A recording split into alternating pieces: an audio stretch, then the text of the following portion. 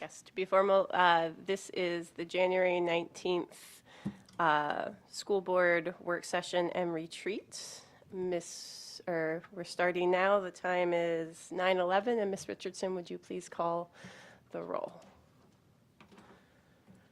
Mr. Burgess, Here. Mrs. Burnett is excused, and Mr. Dorn is expected. Miss Maple, Here.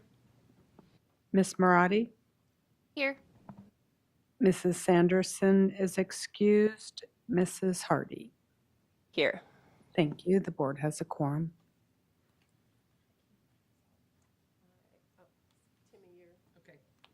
Hi, Brandy just said, Timmy, you're up. So, hi, everybody. I'm super, super excited to be here. And to be honest, quorum doesn't matter because we're not taking any action today, but it's just good to know that we do at least have 4 board members here. For those of you that don't know me very well, I am with AASB, the School Board Association, where I've been for 23, almost 24 years at this point, and excited to be here working with this board again. I remember a long time ago, so I'm thinking like 2006 maybe. At that time, we had an executive director whose name was Carl Rose, and he said to me, Fairbanks isn't a member right now, and they're going to come to our conference, and I need you to do one of your magic sessions and get them back excited to be with us. And I was like, oh, no pressure, like no pressure. And at that time, one of the board members was the TV guy anchor. Bill Burrows. Yes, and he was president. And I did a board president's workshop. And after that, you guys signed back up to be members. So I did whatever Carl needed me to do, I suppose. So I did the session, and some of you may have seen me do this before, on the whole like kind of learning working style and how different personalities come together and why sometimes we have that conflict and how to use it to your benefit versus not, that really scientific brain who wants to ask question after question after question after question, and then the really organized person who wants everything like boom, boom, boom, boom, and just how you can make all these work together well. So, but when Brandy and I met to talk about, and Luke, I'm sorry, I should call you Dr. Luke or something. I like that. Some of the things that we were going to do today, obviously the first and most today and tomorrow. First and most important was kind of trying to finalize the board bylaws. I know you guys did a lot of work with Tiffany and Katie already, and you got a lot of momentum going. But these bylaws, which to me are the most, they're all important, but this is the board's work. This is how you do your work, how you act as a group. I always say when people go, oh, how should we orient our new board members? Well, the first thing they should do is read chapter 9,000. In your case, it used to be 200. That should be, because it should tell you everything about what your role is, what your responsibility is, and how you as a group will move forward. So we're going to dig into those. While we're digging into those, some of the other things Brandy said when she surveyed you that you wanted to talk about were email policies. Well, ironically, that's in the board bylaws under communications. Then there's one on committees, some work on committees. And I had dug into some work from NSBA at the national level. They have a really great book called Becoming a Better Board Member, and they have a whole chapter on committees. So I put it in your workbook. And it's for those of you that want to dig in and read a lot, you can do that. For those of us that just want to talk about, do we have too many standing committees? Timmy says yes. So how do we, maybe make some of our standing committees administrative committees and really just keep the committees that should be board committees being the board work? And so why might you ask? Well, why does it matter? Well, committees get bogged down by Open Meetings Act if they're board committees. And some of yours, to me, when I did my research on what they are really administrative committees because they're actually in place to help move your strategic plan forward. And so if that is the case, then they, in my opinion, this is just my opinion, they probably could easily become administrative committees, not be so bogged down. That is not to say that board members can't be part of them, because they can. You just have to watch the number that are on there. So anyways, we'll get into that, but I put a lot in here about committees for those of you that want to dig in deeper. Talking a little bit about the advisory tribal relationship, how do we add a member if we want to, and what does that look like? Agenda setting. And then in the 9,000s, there is a suggested code of ethics, but out of Anchorage, there is a code of conduct for boards, and I've included that in the packet, and that's why the packet is so big. There's a lot in there. And as I read through the code of conduct from Anchorage, I was like, I'd seen it before, but I was looking at it with a different lens today, and I said, that actually what I felt like is that's the cliff notes for your bylaws. It's sort of like, here's everything your bylaw says in just 70 quick statements. And so do you as Fairbanks want to include something like that? So those are the kind of things I hope we can get through today. So how does that sound? Are you up for the challenge? Okay, so that's just today. Hey, so I joke all the time that I don't own a magic wand that can fix everything, but I like to bring my magic wand and pretend that I can fix everything. But that is part of my job while I'm here, is to kind of be that facilitator that can help us continue to move some things forward, look at things, dig into things, and I'll keep track of the time. I think that I heard loud and clear from Brandy in particular, and Luke said, yeah, of course, but that we need to get this 9,000 thing figured out. Like, that would be the most important thing we do. And I think along with that will be these other things listed today, because they are all kind of part of policy. So I have real confidence we can get through this with no issues. So we probably will not be in the workbook that has the AASB cover today as much, but please, if you have time and you want to read through anything, you can dig through that. What we're going to work with today is what's on the left, which is this side-by-side document. This is these are the 9,000s. Your projected new 9,000s are on the left, and AASB's policies and recommendations are on the right. What I tried to do was, and I tried as much as possible to keep them side by side, so that's why you're going to see some big gaps in places, like, wow, why are there 4 gap spaces here? But as you can see, for example, and Brandy said at first we were going to break up into 2 groups, but with only 4 board members here now, are people comfortable if we just kind of like dig in, just start digging in as a full group right now? Is that okay? Yeah. All right. So I think what I might do is just have you at your tables take a look at this, talk about it, and then we'll talk about it as a bigger group. So let's just take a look at 9,000s. You'll see yours, which there's nothing wrong with it, on the left. And then it's on the back side there. What you'll notice I tried to do, and I can't promise I caught them all, I tried to highlight in yellow on the AASB side what you don't have and that you might want to consider adding to yours. And again, I have no, I have no bet in this game. This is totally your decision. But are the things, so let's just take a stab and work on the 9,000, that one alone right now. Each table, I'll give you about 10 minutes to chat through it. If we need more, we'll go from there. So any questions? All right, thank you.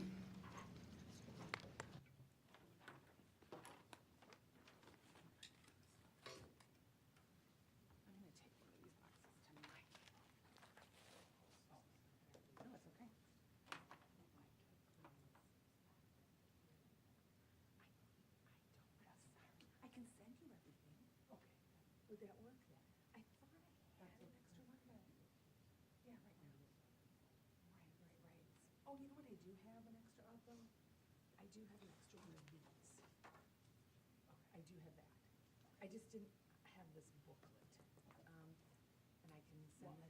Yeah, oh, yeah, yeah. Sorry, and I usually always bring one. I usually always run over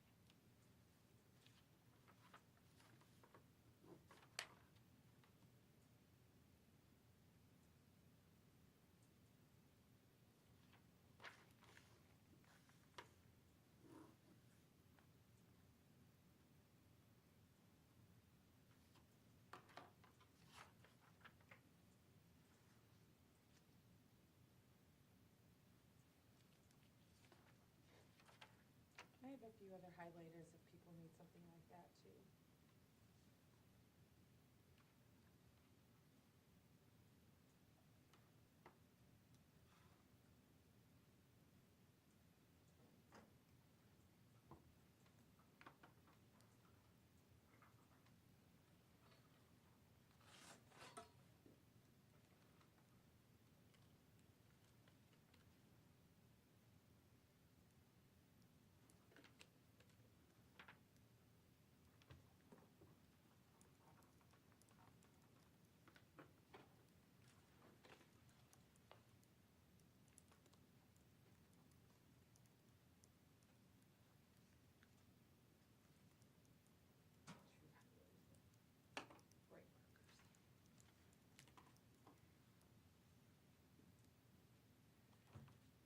Doing okay? Yeah, ready to, I'm ready to. I mean, reading it, I feel like this first, all the way to this last paragraph is our makeup. And then it's this one paragraph of what we do, as opposed to the AASB one is all what we do. Yeah, I'm wondering, so that first step, is that elsewhere? Do we need it right here? Thank you. Ours, right? Brandy, are we talking in small groups and then big groups, or can we just all talk in one I group? think we can all talk too. I'm Yeah, let's just totally talk. fine with it. Yeah, Timmy, I think we're ready, but I'm not Okay. sure. Do you want to talk as a group instead of at tables? Okay, that's, Yeah, so we started off, or Meredith started off. well, are you wanna gonna push your mic? Yeah. Sorry. I'm not good at that, that's why I remembered. I was saying that this, up until the last paragraph of the FNSB one, it is our board makeup, and then the last paragraph is what we do, as opposed to the AASB one, which the whole thing is what we do. And I said, like, is that first part of somewhere else? Because I'm familiar with it, and do you want us to call you Dana or Miss Dillard? Diana's fine. Diana, I'm sorry. I'm dyslexic and I will get it wrong so many times. Diana was like, actually, it's policy 220, so we have the A team over here. Just saying. It's also in here as 9910. Oh, well, maybe the A team's over there too. We're all the 18. I'm thinking. So that's helpful to know that that's already elsewhere, like it's really good information, but I don't know if it needs to be in multiple places. Well, what I mean is that is our policy 220, so it would be either, I think that's why it was chosen to be in this spot, because the person who made that decision was saying they wanted to bring in our 220, so that's current. So the decision, I think, would be to, are you choosing to replace that language with the Article 9000 ASB language, or do you want to incorporate your existing? And that's, I want to remind everybody that that is certainly an option, to leave what you have, but also to say, but it might be a good idea to put powers and duties, governance, executive and judicial in there as well. I mean, that's just what I'm saying, like, you don't have to have either or. You could have a combo, and I just want to make that clear. No, I think that's a really, and thank you for that explanation, because I think combining them is a really good idea, and that sounds like what Meredith said, that, you know, the other ones have titles of powers and duties, this would be the makeup or composition of the board, and having that there. So are we scratching 9910 or 9110 then? No, 9110 is, that's- So you did have it, yeah. yeah. Yeah, so it's in 9000 and 9110 right now. So I think the decision might be to pick one. And school board membership actually kind of makes sense for what that is. I think you're right, Erin. Aaron, as many times as I looked at that, I never even saw that they said the same thing, so. I think it should go away from, Yeah, I think it should go away from 9,000 then. It's already somewhere else. And it matches with AASB. But I like AASB's 90 or 9000. Moving those Yeah. over to our 9000. I like that too. Can we get nitpicky on like little things we wanted to change from ASB? Awesome. Yes. You got that one, Timmy, if you don't want to keep turning on the big mic. That first line under powers and duties, the school board's primary goal is to provide each student with an education of the highest quality, keeping with his or her capacity. That's our mission statement in other words. We could just put our mission statement in there. Right? Provide an equal and equitable opportunity so that all students may succeed and learn in a diverse and changing environment. Or I got close.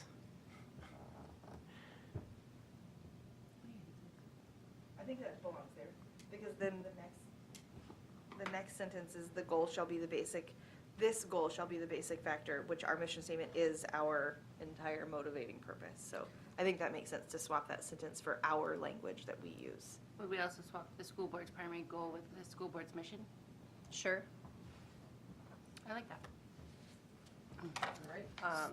And then my one other question, because I feel like it was in the policy group I went through, there was, or maybe it's our policies too, they reference Alaska state statutes or references. Is that in there somewhere and just not included in this?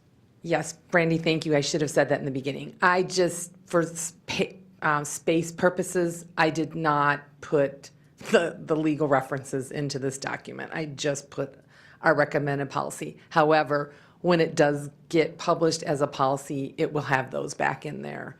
So that was a great clarifying question. Thank you. I just did it for space more than anything.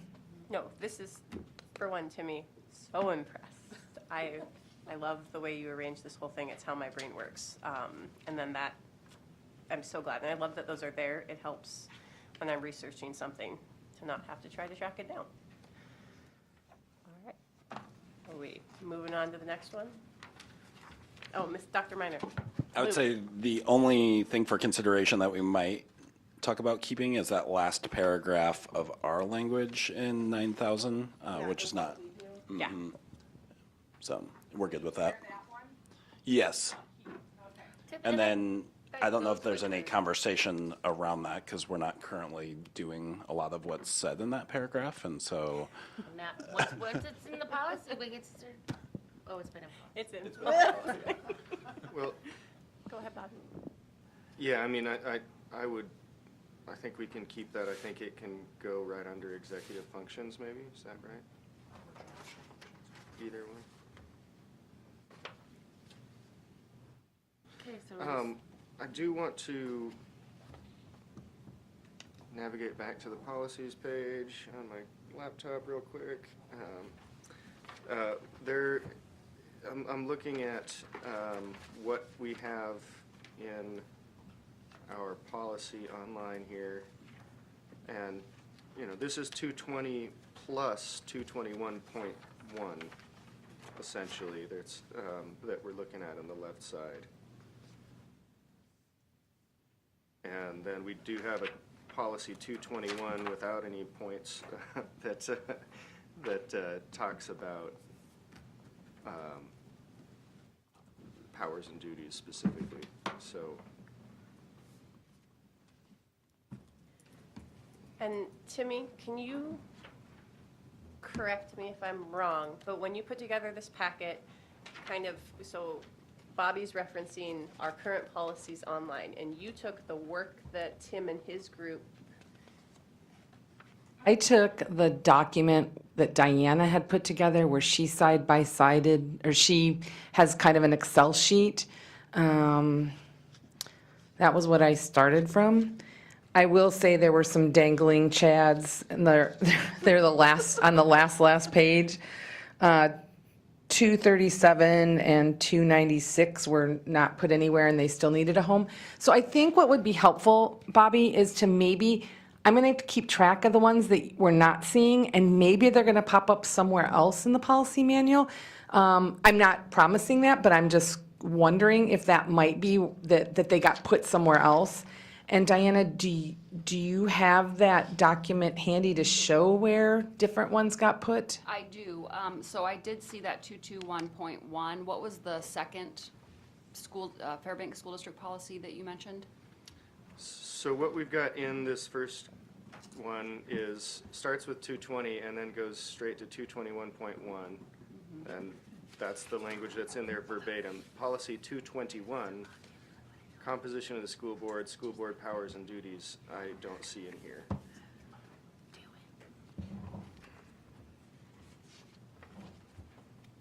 While she's looking for that, can I ask another clarifying question, Timmy? Are you recording the final bit of this?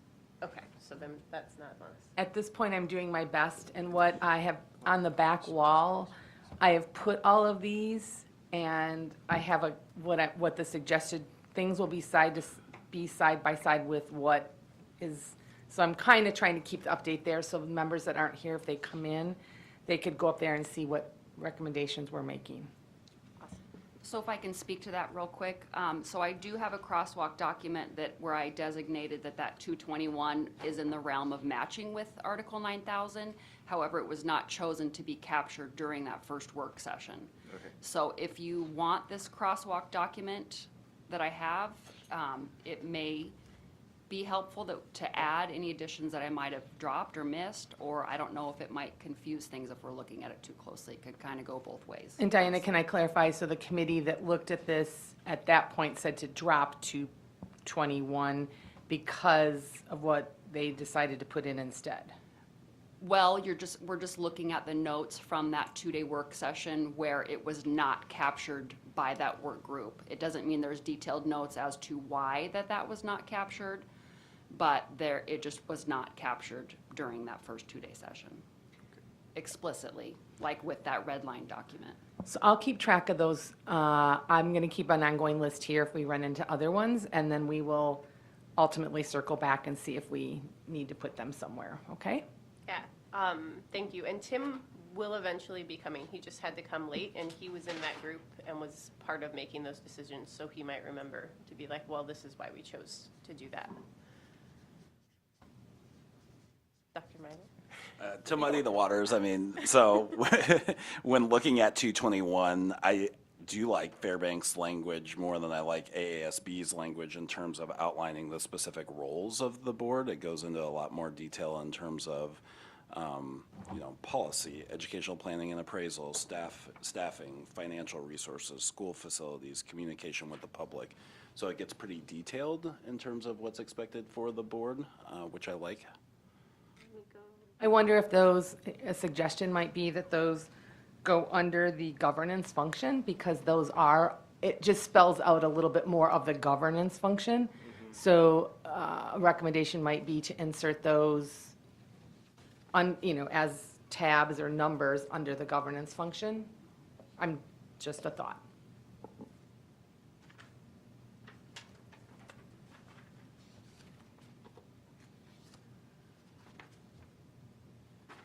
Board members, what are your thoughts? I was still reading, but yeah, and I see now how they kind of mirrored. So we did have somewhere with 221 where we had talked about clearly, the roles of the board. But I'm in favor of rolling them under the governance.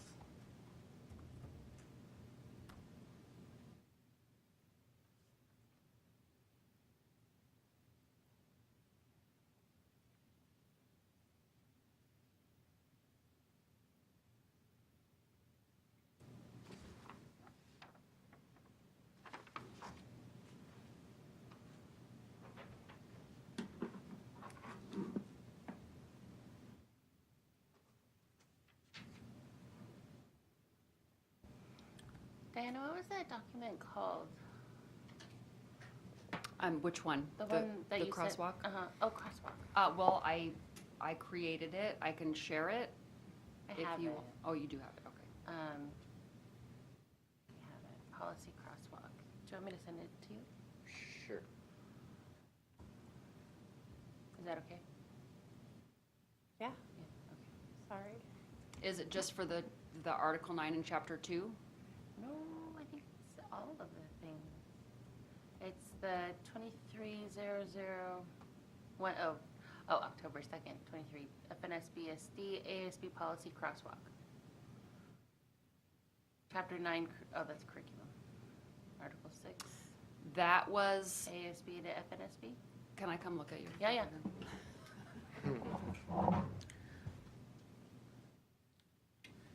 So that was the crosswalk that was actually created by ASB only for the group that I was on. Oh. For that Article 6, because Article 6 covered so many different of our chapters.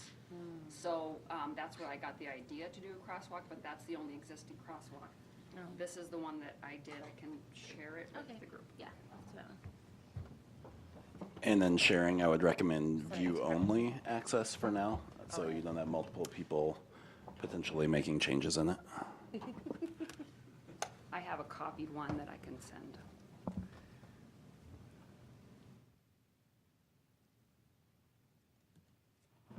It's surely not perfect. It was just done by me, starting with, so.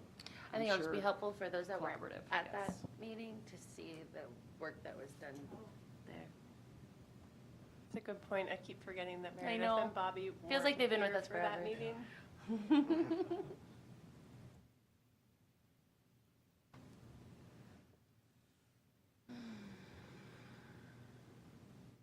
At this pace, we might get done by tomorrow at 2.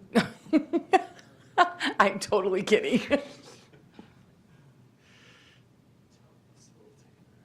I'm totally kidding. I am, though. Bobby, your email is Bobby Burgess. Bobby.Burgess, yep, at k12northstar.org, I guess. More from us on that. Why is it? I'll get from her the 2021. I just Why is didn't it have not that, so I don't have that one. But Email us, sorry. if we think that that would be the way to proceed forward, putting it under governance, it's an easy insert, so, okay? So you can get on Facebook. Interesting. All right. Okay, it sounds like, let me just clarify, we're gonna take out the first, what right now is on the left-hand side, but we're gonna keep the last paragraph that starts with each year, that'll go at the very end. We're going to insert ASBs, but we're going to change it to say the school board's mission, and I'm going to insert Fairbank North Star Borough's mission in there. And then under governance, I'm going to take policy 2021 and insert that as bolded statements under governance. I think the one thing was, instead that last paragraph, we were going to put it under executive functions, not at the very end, but maybe I was wrong. I thought that's what I heard. Each year, the school district administration receives direction from that part. Oh, that's where it should go instead of at the very end? I don't know. That's what somebody said, and so I wrote it down. So I'm clarifying.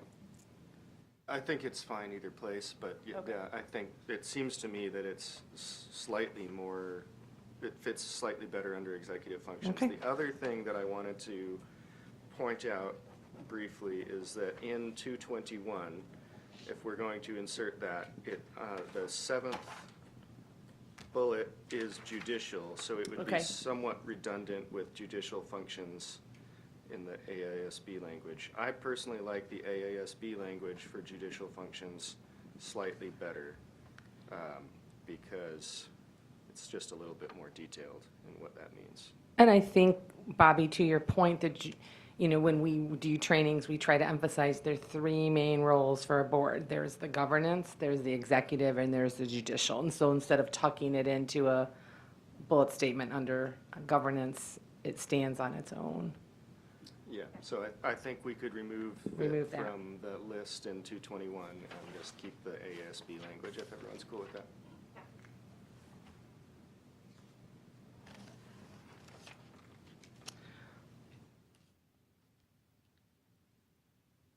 All right. Well, let's move on then to communication to and from the board. And this is where I feel like, just so you all know, there's a lot of pages of this, and there's only a few small editorial differences because, and in some ways, yours is much more explicit in this area, but this kind of came up under the email policy question that was also brought forward, so we may as well spend a little time kind of doing both of this discussion at this point. So give you a few minutes to read through it, and then we can come back. The only differences that I could note that weren't included is just that one highlighted statement. And the rest you'll see is very, very, once you turn the page, it's all similar, so. Can I make one broad request throughout the whole document, and I do this every time, so I apologize. But where it says parents, can we do parents/guardians? For those that don't have parents. Timmy had made a suggestion yesterday of switching anytime we had like parents/guardians to families too, or something. Yeah. I thought about that too, but then I thought, what if like they don't have family? Caregivers. In elementary school, we say you're grown up, but I don't think You're that adult. flies. As long as we're making broad suggestions to, I don't know how often it comes up, but I did notice at least one use of he/her. We could just change that to their. Yep. Didn't we, coming out of that big policy day, give some things that were like, please replace every one of these with this? Yep, we did. Okay. Okay. So I'm And it sure was- just that there will be a few that we can catch. Yeah, I think anytime we do policy, there'll probably be Yeah. hanging out there. Yeah. Yep. Yep.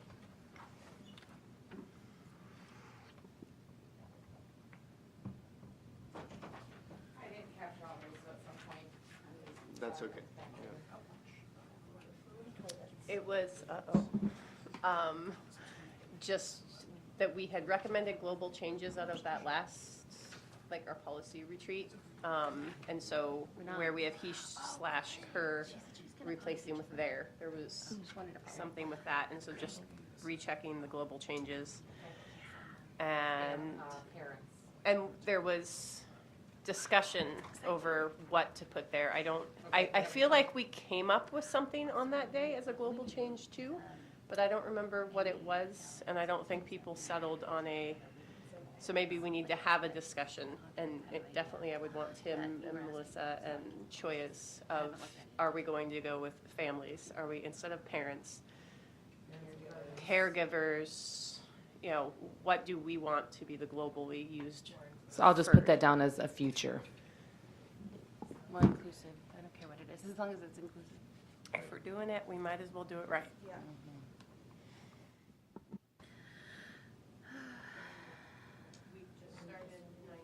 And Timmy said that, Meredith, this might be where the email communication lives. In 9-12? Uh-huh.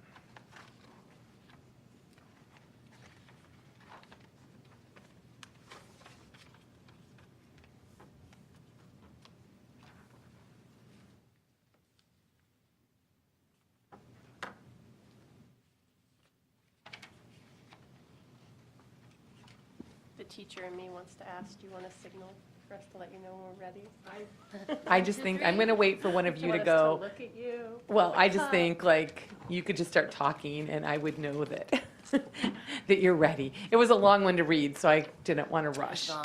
It was Oh, a, no, not at all, it was clarified. yeah, I okay, just finished. go. I'll start us off. I don't particularly love what the previous group did with the big change. I prefer what's in AASB's model policy over the should and the inserted paragraph on that first section. Yours is on the left, ASB's is on the right. See, I goofed. It's okay. I prefer what You we prefer did. what you did, and I do too. I do too. I think yours is more explicit and outlines it a lot more, so that's why I'm clarifying. Thank you. I'm dyslexic. I know, and I know. That's why I hope you don't mind me pointing No, that out. not at all. Okay. Thank you. No, she's really good at accepting feedback. Yeah. No, I just wanted to clarify. So yours is on the left there, and so yours is the better one in this situation. Good work, Tim. I agree. This is superior. Let's do that.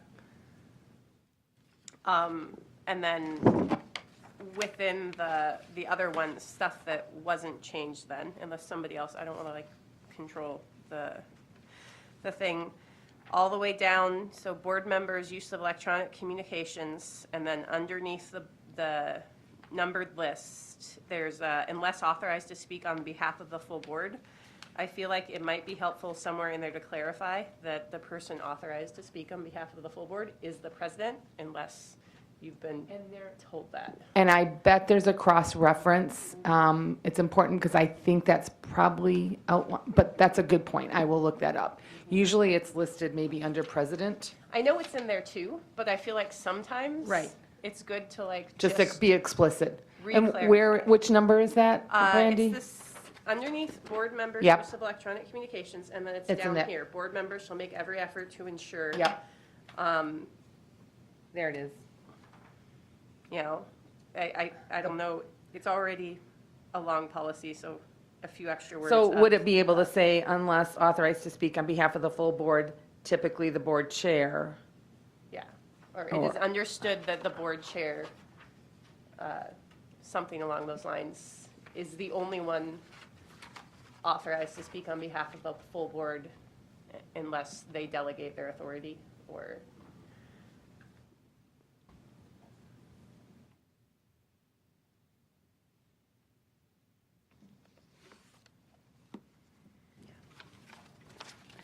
So by making that though, or pointing that out, it kind of is hypocritical to 2 more paragraphs down. Nope. Under board member use of social media, where it says if you use social media to communicate on matters of the district. So Doesn't when would it a board member be communicating on social media on matters of the district? Like for the board?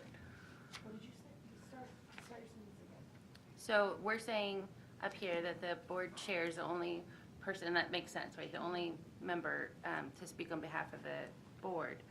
But then under board member use of social media, it gets into like, There's a second part to that sentence. So unless authorized to speak on behalf of the full board, a board member should clarify that the member is speaking as an individual member. so we're saying, okay. I was just adding in the clarification. No, I of- like yours. I'm saying Yeah. that makes me want to look at this part though, then where, under the social media, where it says that a board member can utilize social media to communicate on matters of the district. And that makes me think like they have the authority to talk for the district, and that doesn't sound right to me. Where is that spot? It should be clarified that we are, it's a pass. Board members not a- desiring to utilize social media to communicate on matters of the district must adhere to the rules above. In addition, board members must be cognizant too.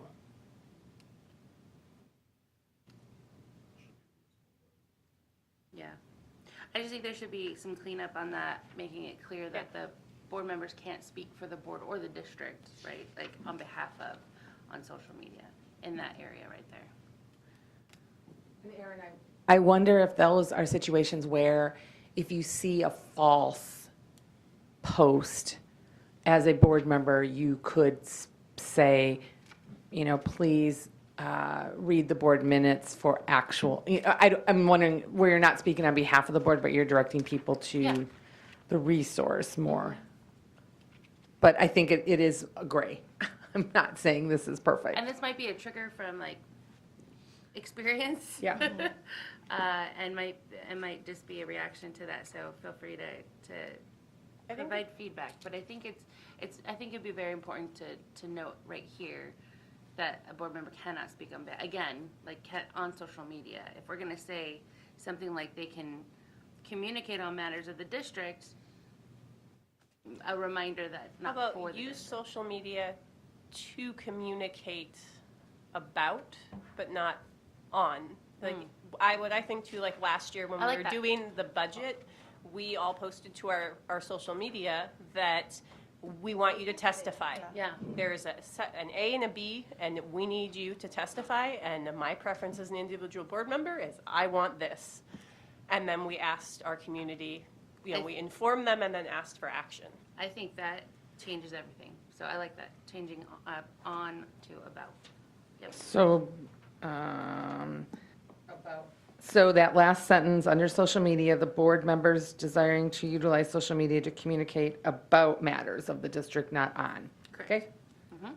And I wrote this sentence, Brandy, and this may not be, we still might have to wordsmith it, but the board chair or appointee by the board chair is, or their appointee is the only authorized member to speak on behalf of the board. Does that sound right? Yeah. Designee, maybe? Designee. Thank you. On the social media thing, something that came up when I was meeting with Jill that I wonder if it belongs in here, is she was mentioning that at some other districts have had issues where too many school board members, where it was an OMA violation for being in a group. Yes, on social media, Yeah. yes, and especially commenting. Yeah, so can we add, Yeah. like, that's something that if she hadn't told me, I wouldn't have ever thought of. A bullet that talks about it. Yeah, in this, because it's things to be cognizant of, so maybe one of them is ensuring that, I don't know how to word it, I'm not gonna try to word it.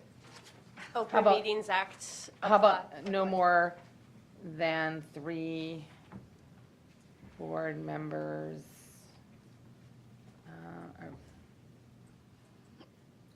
So I think, because I've talked to Jill Dolan about this too, we can all belong to the same Right, group. you can, We you have a can't right- comment. Yeah. You can't have, create a because the serial minute meeting. you start having a serial meeting, yes, so, She also said that even liking posts has been, Yeah. so engaging at all with a post, that no more than 3 members can engage with is it a post ever at all, or just in a group? Anything that could become before the board Yeah. for something that we could take action on. So you and I can like each other's, and all of us, all Private. 4 of us could like your picture Right. of your daughter. Right. But all 4 of us couldn't go on the Fairbanks Facebook group and comment on something about how we feel about the budget. So no more than 3 members can engage on a post about a potential, Agenda item. Agenda item, and it might almost be better to be like, you probably shouldn't engage with posts about district matters, instead of given potential, because the anything could potential, end up being an agenda item. yeah, of District creating matters, I like that. an OMA violation. Like, it's ensure just, no engagement on posts around topics the board may take action. may take action on. That's a really good one, Meredith. Backing up just a bit, the last one was, you talk about the board member sending an electronic communication, so it's after that, board member electronic communications, and then goes to the next page. Concerning the district shall copy the superintendent or designee, who shall store the message consistent with the district's practice of record retention. And now I'm realizing, no, that's still email. Yeah. So my question is there, do we clarify? And I think this is a thing that we want to discuss more robustly because there's different viewpoints. Does that include the president? Because currently this says, okay, the superintendent is going to get CC'd on every email. And should we also include that you need to CC Carm? Because while she sees them all, it's easier for her if we, We would recommend yes, yeah. because they are the keeper of the records. Yeah, no, I mean, like adding that in there, it's not. Oh, and let me see where you are, Brandy. Top of page, no numbers, but, Oh, this one, okay. So add email to.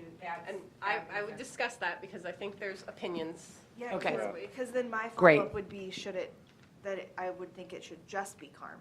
Yeah. That the intention of that should just be for CARM to keep records. And that's where the designee most likely comes in. The superintendent can say because it says superintendent or designee. In your case as a board, your designee is your executive, and you can just fix that. But that's why it says it, because some districts don't have a CARM. And this is just for records retention. It has no other It has purpose. no other reason. Okay, so then that's the question, though. So currently, I don't think that that's been the only function of it. Our current, not in policy, but practice has been that CARM will send, even if it's not CC'd to us, every communication of a board member to myself and Luke. And And- is that to or from? To or everything that Every is sent. single thing. And board members didn't necessarily know that was happening. So that was, I want to have a robust and Thank you open for bringing conversation that up. about this to make sure that we're doing what's right. And I can see pros and cons on both. Now that I am the president, it helps me know what's going on. And I feel like if the board members know that I'm looking at it, I appreciate knowing, oh my gosh, Meredith made it out to Salcha. I haven't made it out to Salcha yet. I need to get on that. I'm really proud of Meredith. And she didn't have to communicate that piece to me. As the president, I feel like you're kind of the coach of the team. And it is vital to know what your team members are thinking and doing. And, that's helpful. And it's all open anyways. I could go to Carmen and say, I want to see every email Meredith has ever sent. And she'll give it to me. But that's one more step. I also see how it could be used in not great ways, perhaps. And my one thing to that is hopeful, I know that that's happened, and I know that I'm optimistic that, you elect your president, you should trust them, and that shouldn't be the reason it's happening. But I don't know that this is where. So there we go. Those are my takes as the president. It is helpful, and there's been other things too and especially for Luke, to hear, sometimes problems are brewing in the background, and we might not know it, but sometimes it helps to be able to have decisive action, or be able to approach the person and be like, hey, I see these emails. Can you loop me in on this? I really think that this is important for me to be a part of this discussion. If you're using it in good faith, it's helpful. But I know that it has hurt people, and so I'm very cognizant of that. So we need it to be in policy, so it's clear, and so everybody's aware what it is and what we're doing. So I have, I guess it's really just one concern, and that is that the public is not necessarily aware. If they're emailing an individual board member, they're not expecting that the superintendent and the president or anyone else will necessarily see that. I think there's a Anything general written to a understanding- board member becomes public they may not know that. I know that Okay. it's public record, but. They we may not can- know it. Things can become part of public record, but still have an open conversation with just one person. Yeah. And my concern is that especially when it comes to district staff, if members of their chain of command are being copied automatically on any communication they send to a board member, I think that's a problem. Yeah. I think that that's not what they're expecting, and that they want to be able to reach their public officials in confidence. And yes, I think there is an understanding that it will technically become part of the public record. That doesn't mean that they expect that that their boss is looking over their shoulder. Right, it means it can Essentially. be sought out, not that it is. Readily available. Right. Well, in speaking on going hand in hand with that, when I met with Jill about a commission, but this came up, and one of the things she was saying was that having that practice eliminates the ability of somebody to bring a concern about a superintendent or a board president to a board member, and that is an issue, like that, exactly what you're saying, that is a potential problem. She also said that the board president being copied opens us up to more potential, and I won't pretend that I could explain it, more potential Open Meetings Act violations. So those were the two things that came up when I was discussing it, was any potential discipline or concerns, then not being, somebody not having a way to, even though they know that anything could be accessed, any request could go to CARM to see that information because it's public, but that would have to be requested and not just readily available. I do, hearing what you're saying, Brandy, what you started with, I think that maybe, like you knowing that I went to SALCHA was really helpful for you. So maybe there being something in onboarding of board members about what information it is expected or helpful to share with different parts of the board, whether it be the superintendent or be the board president. Because like that's information that, like, if in onboarding I knew that if you're gonna go visit a school, you should let X, Y, and Z know so that it's on everybody's radar, and maybe that takes a to-do item off somebody else's list, that could absolutely be information that I intentionally shared. And I see the importance there, that how that was helpful, and it avoided an extra step, but that maybe the extra step is just a reasonable one. Yeah. Yeah. Sorry if I cut you off, Bobby, I don't know if you. No, that's good. Yeah, I mean, I think that,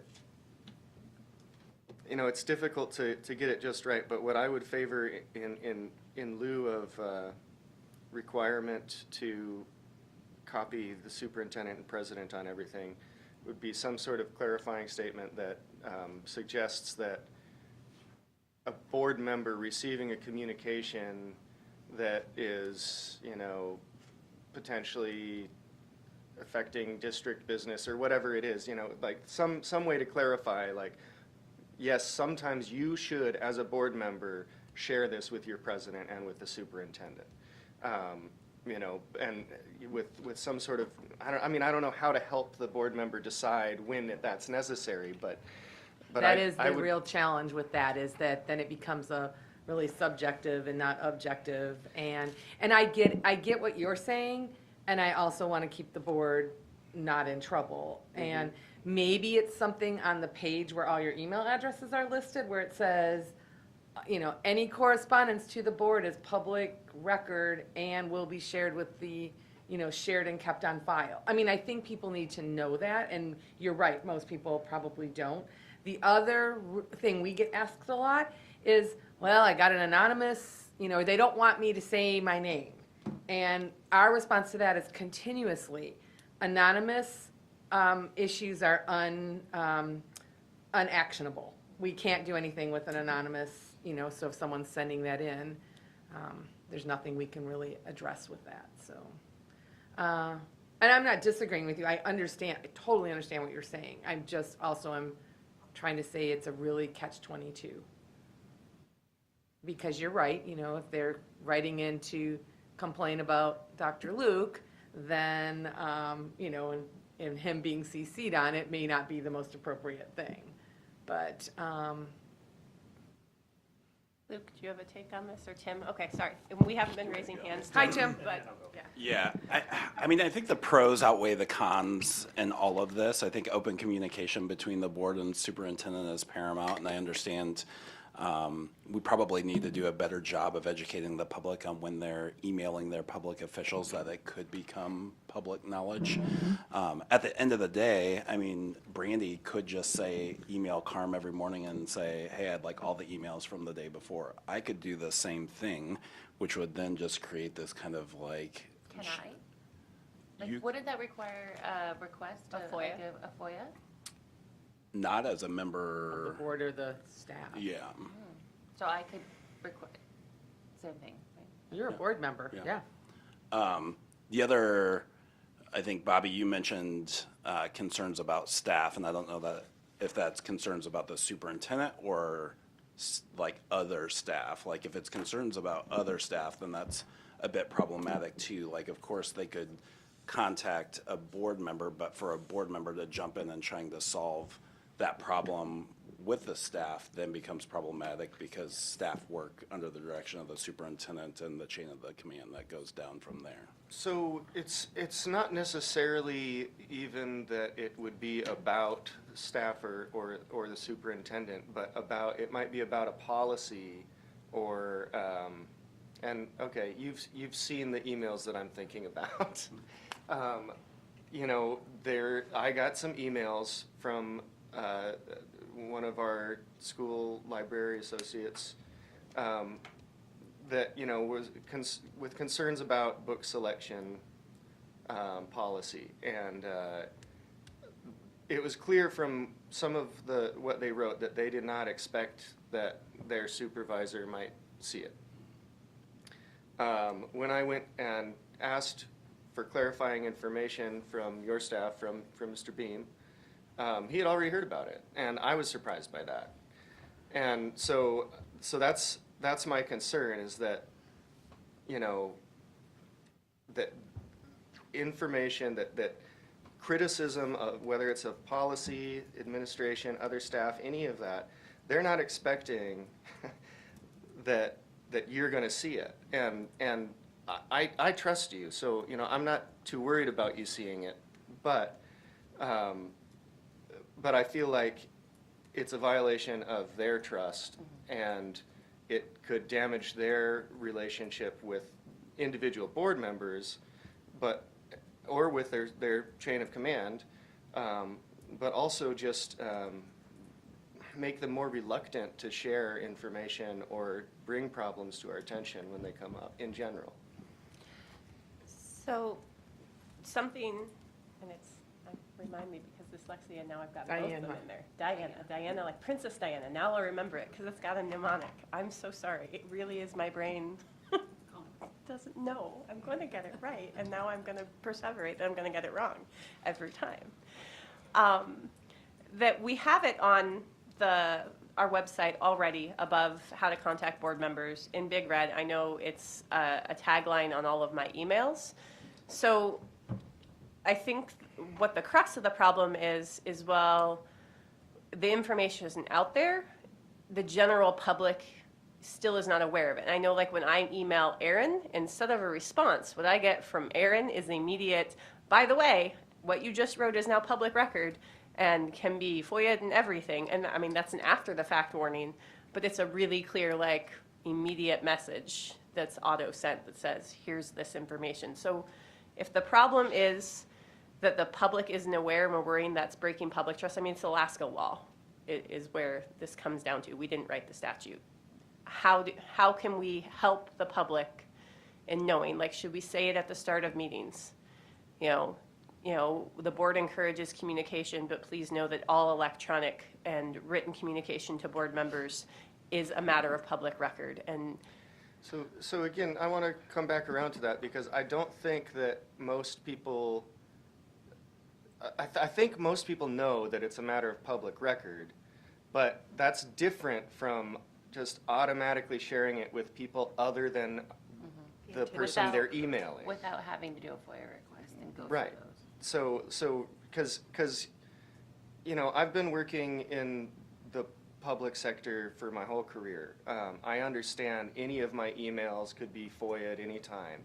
Well, it's a public records request because FOIA is a federal thing, but that's getting into the weeds. But regardless, I know that my any of my communications, internal, external, whatever, could potentially be FOIA. But what I don't expect to happen is for them to automatically be forwarded to my boss no matter what.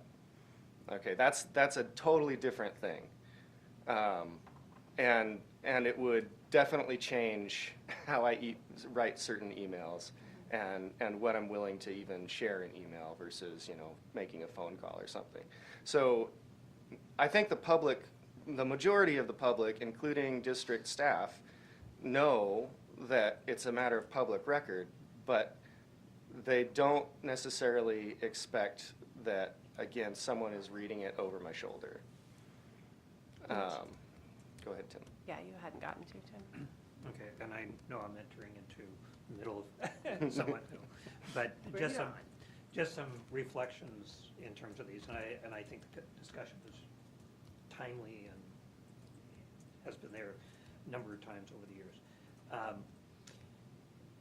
I'll start in terms of copying one piece of, like to superintendent and the president, this generic piece. I think that's really important, and even as I was president and watching presidents, it's good for them to at least have a heads up. Can be complicating if you've exchanged something with a member, knowing that the president is now free, and such, and I think we've addressed that over the years. So those cautions, but just in terms of information, that, because it may affect agenda or conversation, this is a conversation that's going to come up at the board meeting, maybe our comments or whatever, or just knowing that it's there.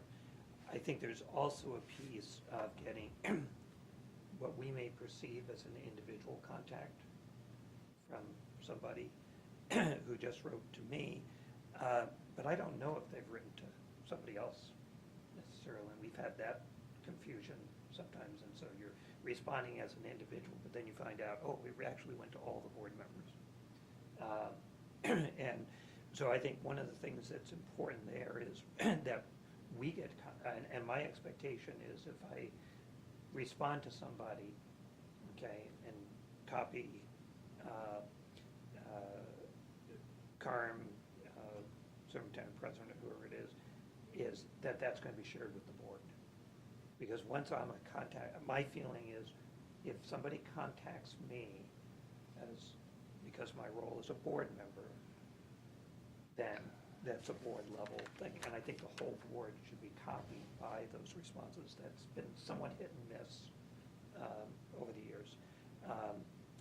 But it's also been something that we've done regularly is Tim got this response, and we've seen one recently that somebody got one, they responded, and then it was shared. It was individual to that person, but shared to the board. And Tim, for the most part, shouldn't the board really, if you've got an individual, shouldn't you be responding, that I'm CCing the board chair as they are the spokesperson of the board? I mean, that should be the only thing, so. Well, or that you're sharing with the board. Yeah, exactly. It's a board. I don't think that's just, those that come to the board level should be shared with the board. Why we get copies of the response from the board president who's officially responding something that's. Do you have on your website a link to email all board members at once? Yeah, it goes to school board. Yeah. Okay, I don't know, I was just asking. So there is an option, but if they choose to, they can individually select each of your emails and send it that way as well. Okay, I just was curious. Yeah, most of the time, and a lot of times it's something that they want to, if someone wants to raise it to the board level, there are aspects of that. I mean, sometimes I'll get a phone, and we've all get a phone call, you get a phone call and you say, well, it's along that anonymous. Well, if you want me to do something, it's not anonymous. Actionable. But I will, sometimes it's just a matter of saying, okay, did you talk to, and this is the process. Right, here's our complaint They just process. didn't know where to start. So I guess right now, what we need to decide, what's recommended by ASB, which says in here, the district shall copy the superintendent and the designee, comes from legal recommendations. We don't just make this up. So lawyers have said that. that should be in there. I am fine with you if you want to change it to read concerning the district shall copy the executive administrative assistant to the board or whatever, but I would be concerned legally if we took that totally out, because that is what the legal counsel I haven't recommends. had a chance to talk. Do you mind if I say something? Sorry. On that note, I have grave concerns about the OMA violation piece of this, and this is from our borough legal response, and it's probably why it's not in yours either, is because, so for example, when I email an ad hoc committee of 3 members, then that also goes to Brandy now as the president. That's an OMA violation right there. Yes, it is. So I don't think we can say in policy that this goes to the president. And if it's not in policy automatically, then if it's not in policy, then it's not to be practiced. That's where I stand on this. And that is from legal guidance. Regardless of all the benefits that it has, I can't be one to say that we should do something that could put us in a potentially OMA violation situation. So it sounds like the first piece needs to be in there because a designee, that's part of open records. And that's And records. all of that. And the president and the superintendent can make their own choice. But then how is it not an OMA violation if I go and say, I want all of Aaron's emails? I don't know. Why isn't that OMA?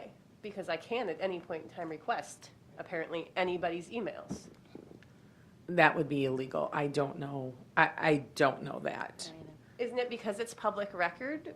I would As long as we're assume, but I'm not communicating with illegal. each other, that's not OMA. Like, I would like to almost consult, like, if I read somebody else's communications, I'm not engaging in that communication. I am observing that communication, and therefore I'm not creating a serial meeting. It's no different than me going on Facebook and watching a situation in the comments. As long as I don't engage, I'm not a part of that meeting. I'm sitting in the audience. Where it says dissemination of information, that's what you're, number 1 under electronic communications.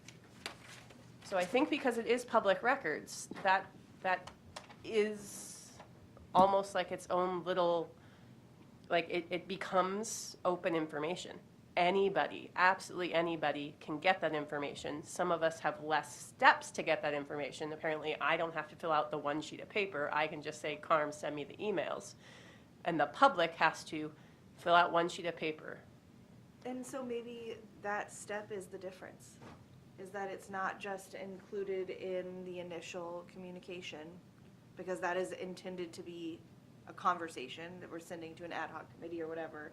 And the other one is an after-the-fact request to review. Like, maybe that is how we distinguish that. and it's, when that happens, then the people that are involved in that communication are notified, whereas in this situation, it's just automatically done. But they wouldn't be notified if I go to Carm every morning, or if I make a standing order and tell Carm, I want you to forward me everyone's emails. I feel like this needs more legal review, especially if Yeah. this is exactly what we said to Jill, and she said, Jill was like, red flag, red flag, red flag, don't do that. yeah, I would love her legal opinion on this. I love hers and still ours, like. I feel let's like, hear yeah, I both feel like we could probably sides. just sit here and suppose all day, but to keep you Yeah. moving forward, I want to bring us back to, do we want to leave it as superintendent or designee, or do we want to make an edit there? Can we flag it to come back to Yes. with legal opinion? Yes, I will flag that. Tim, sorry. Can I make 2 observations?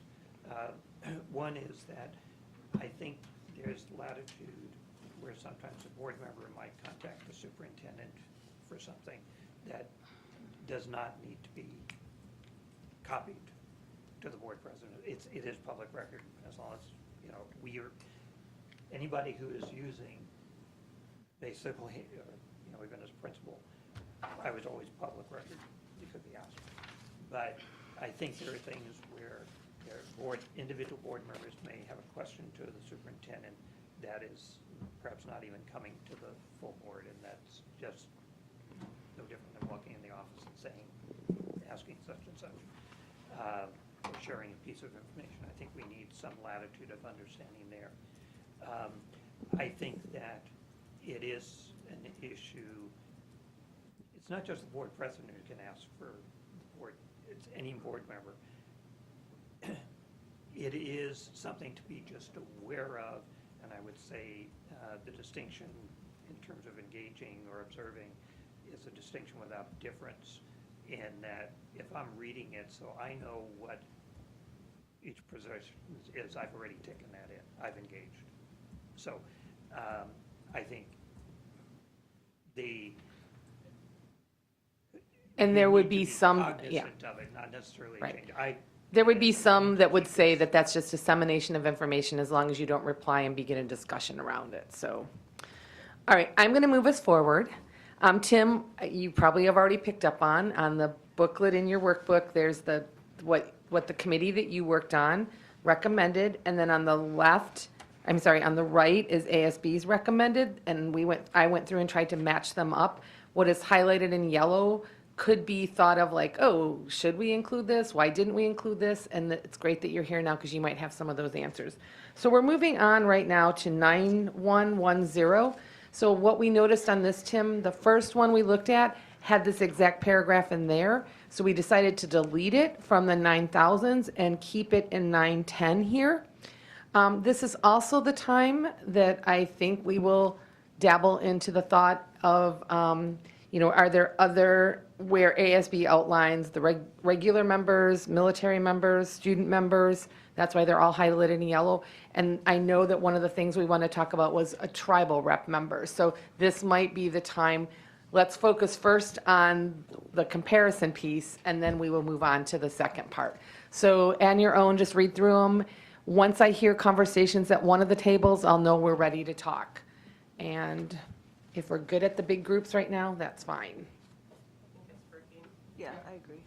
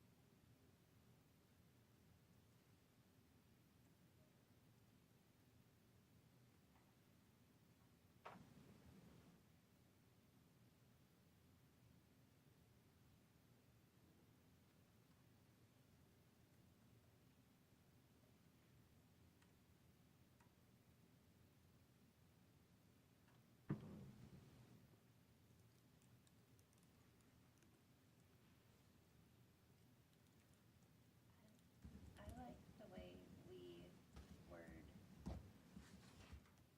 how an advisory member votes, and how it's not counted in determining the disposition of the board matters. The AASB side, I like how they outline the importance of these positions, whereas we don't. but I'm not sure, I prefer the way we explain the voting part of it. It's just more open and respectful. No, not that the ASB's is disrespectful, but Clarifies it. yeah. But I do like how they note the importance of the student school board members. I would love to see more of that in the military one as well.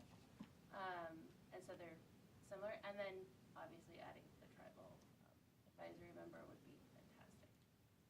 Yeah, All the same wording. I made the same note that I liked the extra info on the importance, especially in the face of what's happened in the Matsu. Yeah. That it being more robust than just, we will have an advisory member, like, we do, and here's why. And maybe it doesn't have to be as robust, but I agree that I like the importance piece Yeah. acknowledged.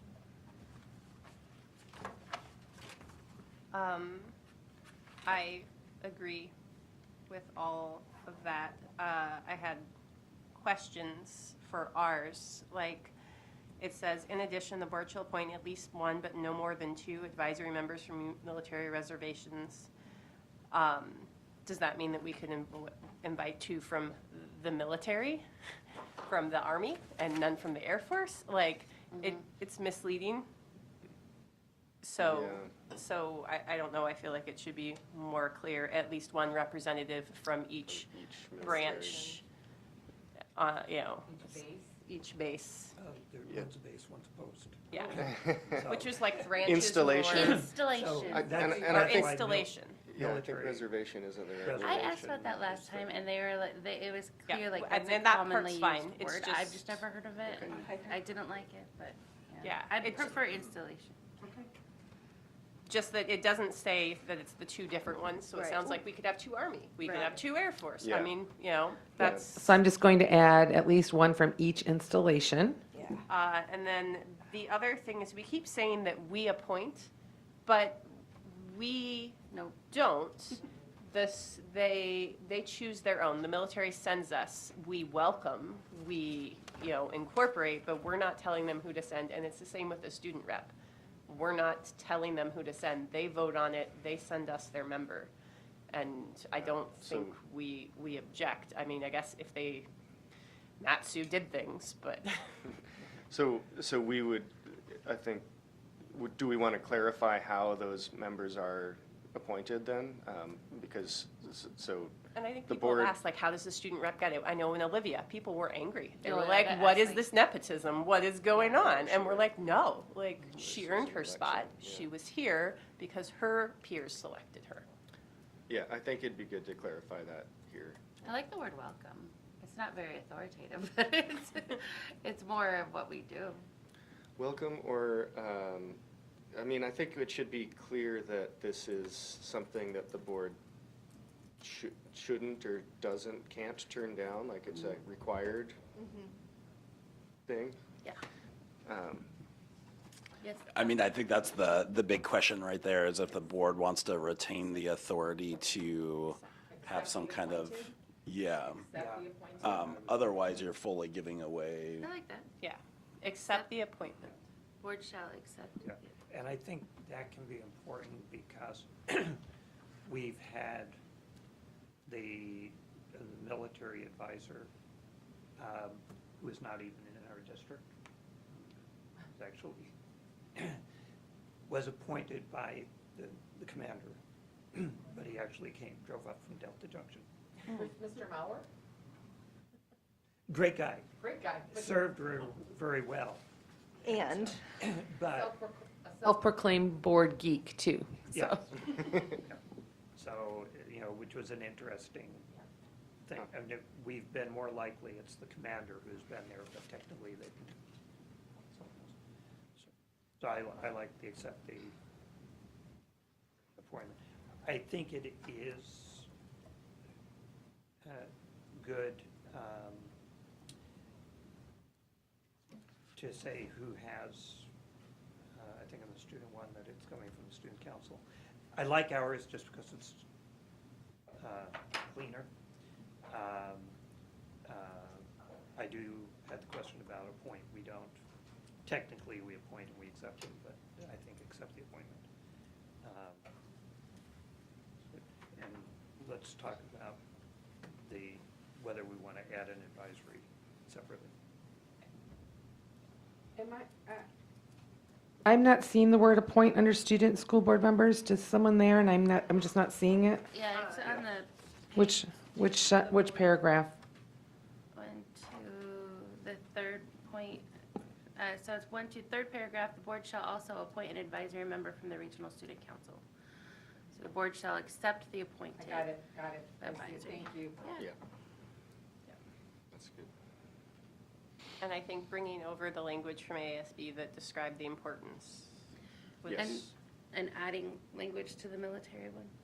Yeah, and adding why we have them here. And I think that's required through like a federal thing, right, somewhere? So possibly even citing that that is there because it's federally asked for, and also that we value Also that we the addition to the board and all of that, so that both reasons are clear. That's why we've kept military reservations, because that's the terminology they use. That's what it was. Oh, okay. Yep. The It does not sound good, but it is used. The other piece that I liked was the very last piece on the student members. Because we kind of described it different ways, but I liked the school board members or student school board members, but it should, like even all advisory members, shall cast a preferential vote on all matters except those in executive session discussion. Preferential vote shall be cast. And I then- think that's a great idea to clarify it by saying all advisory, because then you don't have to spell it out under each one. Yeah. So, Yeah, yeah. Dave's- Yep. I don't know about because this hasn't been our practice, so if we're going to do it, I don't, pros and cons, that they shall cast their votes prior to the official school board vote. it makes no sense to get an advisory vote after the rest of the board has voted. If the board wants to get the opinion of the advisory people, they need to be the first. Okay. so It then makes my head spin. We keep that in there, and then making sure that that is our practice, that our advisory Correct. votes Logical. first. Yes. That puts a lot of pressure on them. But that It has does, but it makes been the most sense. practice. It has. But I feel like, so here's the other thing, though. I feel like sometimes the advisory, we're talking about high-level issues, and they maybe don't understand what we're voting on, and we're sending them to have to, like, so often, they'll be like, oh, they didn't understand that vote.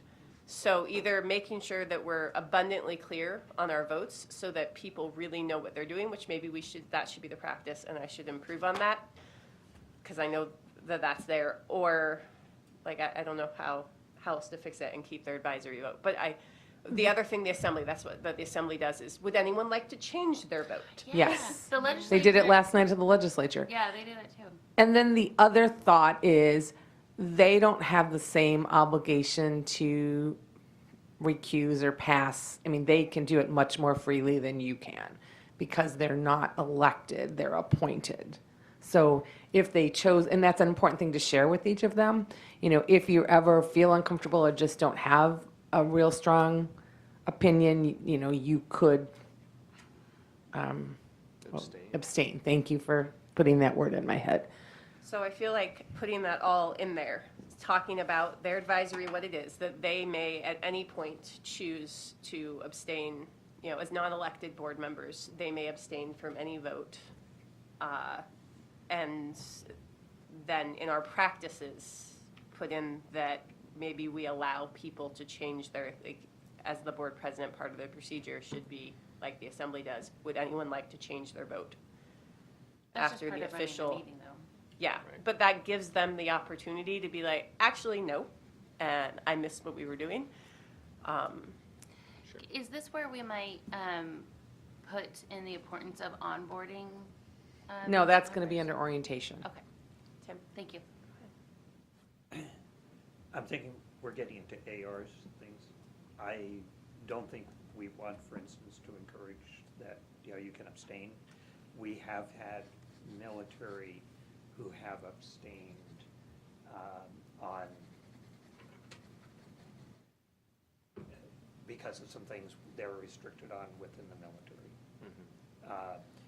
It's been very much the exception. But the value for us is to have their advisory. If we're not going to get their advisory, then it's, and there may be situations where, I might think, oh, they didn't understand that, but I don't know that they didn't understand that, and that's fine, they're advisory. I weigh that out as to whether, what, whether that might, to what extent that may factor into my final decision. So- I'd be very careful about getting too specific. And I put down here to add an AR if necessary. But, so what I'm hearing is that we want to say maybe above what's already on the 9310 from the, or 9110 from the committee. I'm just going to put the title regular members to keep it consistent there. Regular membership, the North Star Borough School District governed by a school board consisting of 7 members. Leave that, then include, before we get into the advisory piece, I'm going to keep that one as the last piece, but I will then insert the military delegate, I'll insert the student board member delegate, and I will change the word appoint to accept the appointment of, and I will, the last statement where it says students, school board members may cast, I'm going to say all advisory members may cast. Okay, Tim? As we've been talking, I'm rethinking the accept the appointment. And I forget, it was something I think you referenced, Timmy, but I would suggest we appoint the recommended, We don't. the recommendation. And the reason is, we really decide who's on the board there in terms of the advisories. So I don't know, could be a distinction without a difference. So you can see a case where you might not accept who the students put forth? More importantly, and this could be what's in policy and what's in regulation. We still have, we give them their legitimacy on the board. That comes from us. And that's where you're accepting the appointment of? Well, I would say we accept the recommendation. If we accept the appointment of we something, we can do also that not appoint- accept the appointment of something. I think it We interprets. appoint the recommended Okay. representative from. But we don't. But again, it may be wordsmithing, but I'm just wondering, I'm more in terms of giving them that authority that actually comes from us to say. But we don't practice it. All right, so do we want to delve into the discussion of the tribal? Okay, I'm going to go back to the wall. I'm going to open this up. I was asked the thoughts on this. Let me just lay about the possibility of having an advisory person from the tribal organization. One other district is also considering this and moving quick and fast on this, and that is Sitka. They're feeling very strongly that that's an important thing in their community. And so Tristan, if any of you know Tristan, he's their board chair. He's working on it probably as we speak. I talked to him last week about it. So it's something that I think other boards are moving towards. They're like, we do a land acknowledgement, we honor the land that we're on, so they feel it's really important there. It's totally your decision. I'm just telling you, you would not be alone in discussing this. I'll take, Tim, do you want to start off, or I'm happy to? So this was something going into this year that I felt really passionate about.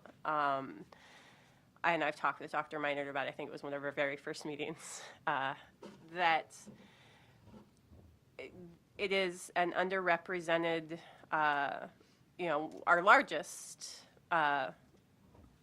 demographic, minority demographic, and yet underrepresented and underserved. Having taught at Hunter and working closely with our Alaska Native community and A&E staff and all of that, I know from that work how important it is to have yourself reflected in all areas of your education.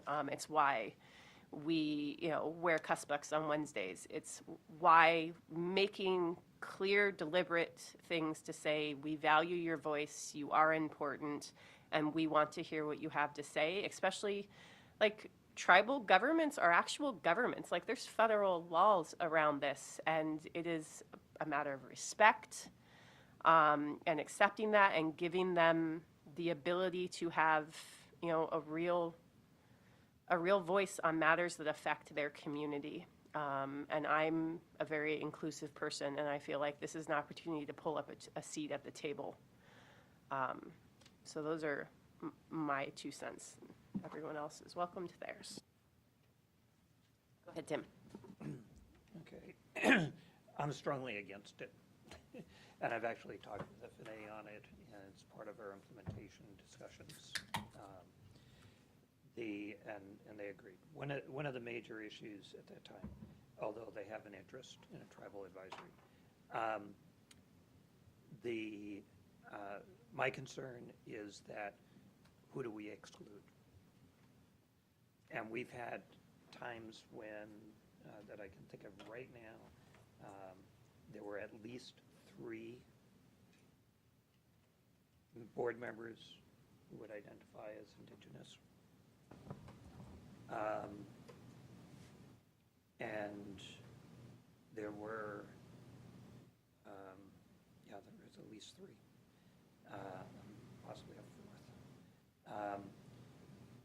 But, if we were to talk broadly about a diversity advisory member, I would be more open to that. My concern is how big do you get the board?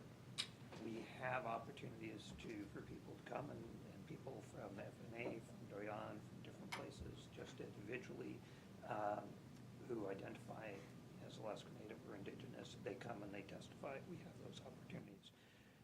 My concern is, who do we exclude? The idea is to have a voice there, but what about when we don't have someone who's from the Black community, Hispanic community, Asian community? At what time do we not have some voices? And so I'm very concerned about setting it up as just one group within our community, because we have very strong groups within our community who represent that. And we have had over history and because we have had a good representation over the years. Not every year, every opportunity, but I think it's important that we look at broader, if we want a diversity piece, to make sure that might be a year-by-year appointment from the board. I would consider that, but in terms of identifying one ethnic group as an advisory member, and again, how large do we get the board? Erin? So in 2021, the Diversity Committee actually wrote a letter of recommendation to do this and provided it to the A&E PAC Parent Advisory Committee, and for their support in asking the board to do this. And I'd love to read some of their justification. So again, this is from the Board Diversity Committee. And it says that the School Board Diversity Committee is writing in support of Alaska Native Education Parent Action Committee, A&E PAC, Resolution 2019-02. The resolution requests one school board member of the Fairbanks North Scarborough School District to be assigned to and regularly attend monthly A&E PAC meetings to better learn about the issues important to Alaska Native community in Fairbanks, and that the school board grant A&E PAC one non-voting representative seat on the FNSBSD school board. The school board already has several advisory representatives, including a student rep and 2 military reps. Today, Alaska Native American Indian students make up 20.7%, now this is back in 2021, or 2,327 students at that time, of our student population within the Fairbanks North Scarborough School District. We must recognize that an Alaska Native representative is needed to support the unique needs of our Alaska Native students. This resolution aligns with the Every Student Succeeds Act and recognizes that the best people to ensure that Fairbanks North Scarborough's educational programs that serve Alaska Native students are of the highest quality and provide for not only the basic elementary and secondary educational needs, but also the unique educational and culturally related academic needs of these children and our Alaska Natives themselves.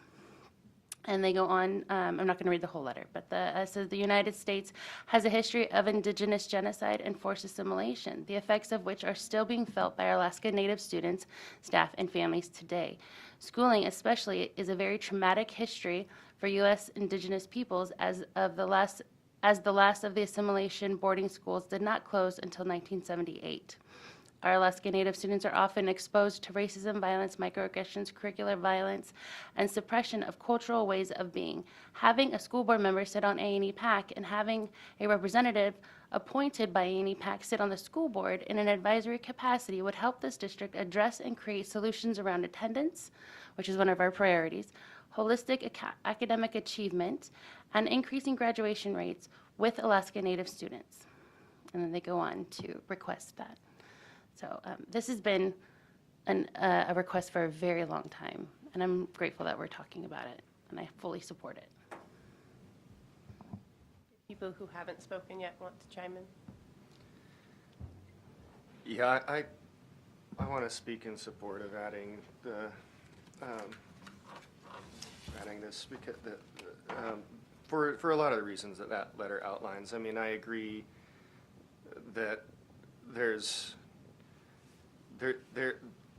I hear what you're saying, Tim, too, about, wanting to be as inclusive as possible and the concern about, a perception of excluding certain ethnic groups if we're including one in particular.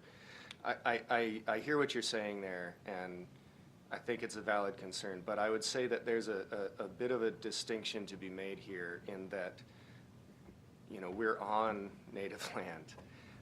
For one, and there is this history of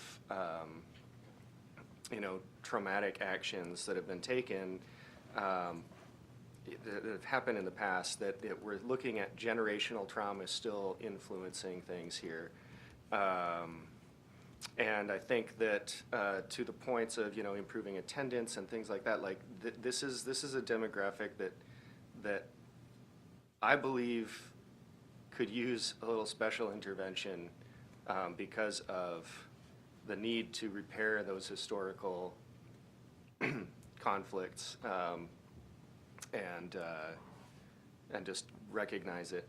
I'm not sure that I'm being very articulate right now, but I think that the reasons that were outlined in that letter are reasonable and significant, and that we have a chance to make a difference by intentionally including a tribal representative.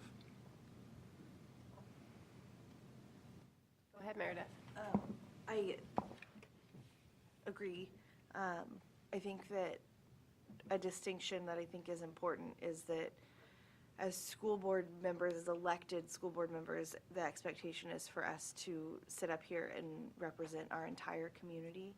And that our personal associations, why you got more colors in there? That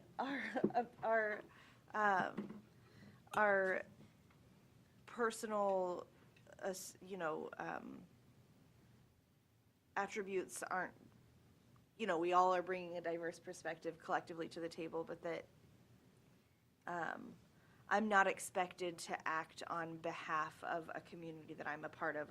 I'm expected to act on behalf of everybody apart from whatever associations I personally have, and that when we're looking to these advisory members, it's a little bit different, that we are looking specifically for an advisory member that reflects, what the consensus on a topic from the military's perspective is, or that talking about having a representative from tribal communities, that is specifically what we're looking for, and that we're looking for it because we fear that there's an absence of it. That when, an example that was brought to me by Melissa Charlie, the deputy director over at FNA, specifically was talking about, she was talking about our policies about retention and advancement, and about how, for a student that doesn't have an active parent involved, where that decision would go to the principal, right? That's that it would be so powerful for them to have a voice where FNA could perhaps step in and participate in those conversations. And whether or not that's something that we do, can do, would do is not my point, but my point is that being able to be a part of a conversation at this level instead of a private meeting with me and Miss Charlie, I think has a lot of power. And that just existing in my head that there's interest doesn't accomplish much. But that it existing, you know, where she could make a statement, or whoever an appointed person is, could make a statement and make something known to the community at large, to the board at large, I think has a lot of power. Even though it's an advisory vote, not a vote that, what's the right word? Not a vote that's actually counted, but that I think that creating an avenue for that is really important. And something that's desired, that we are hearing from a community that there's the need, and I'm glad that we're seeing it in other parts of the community too, or other parts of the state as well, that it's not a vacuum, that it's not just something here in our community that's reactionary, but rather is something we're seeing as a progressive step forward elsewhere. I think that's all I've got for now. Meredith, thank you for that, because that was like a light bulb moment, by the way. Like, I'm almost like thinking, and I hadn't even thought about like the military reps, that they don't owe the whole community anything. They get to speak with a singular voice about an underrepresented group. I don't know why I'm so much, but that was so beautiful. Next. So I think with this, I mean, we're not going to come to a decision today, right? Because this would be an action item. I wanted us to talk about it because it will have an effect on this policy eventually, and there would need to be the need to also then spell that out in here. So it clearly, there's been some momentum, there's been some talk. I think we know thoughts. Tim, I'm going to let you talk one more time, and then I'm moving us on because I know you. We also want to get Luke's Oh, yeah, perspective. I'm sorry. Oh, yeah, we want the But, yeah. superintendent's perspective, of course. Luke, Tim, and then Luke. Okay, in terms of moving on, I would suggest we don't put that in at this point. Well, we can't, because there's no action, that's what I'm No, I know, saying, I yeah. know. Yeah. I wouldn't even bring it forward at this point. Right. Unless, because we've already identified A&E, FNA. Well, what about TCC? If you talk about lands, FNA is not the government agency, they're not a tribal authority. TCC is, where it's, which is a corporation. But we've got a lot of different entities. I think also, at least to be aware that within this community, we do have, and I'm not taking away at all from the conversations about, in terms of Alaska Native and stuff like that, and their experiences within the state, but we also have Black community who has trauma and such. And I do, and I'll keep this short, is I think it is good that we've opened up our committees to an FNA representative as part of our implementation agreement. I don't agree how it was done because it wasn't brought to the board. But, we've tried to make sure that we have these representations. A&E is one of those representations in bringing in. But there are factors when we get to the board level that I would say this is much more complex.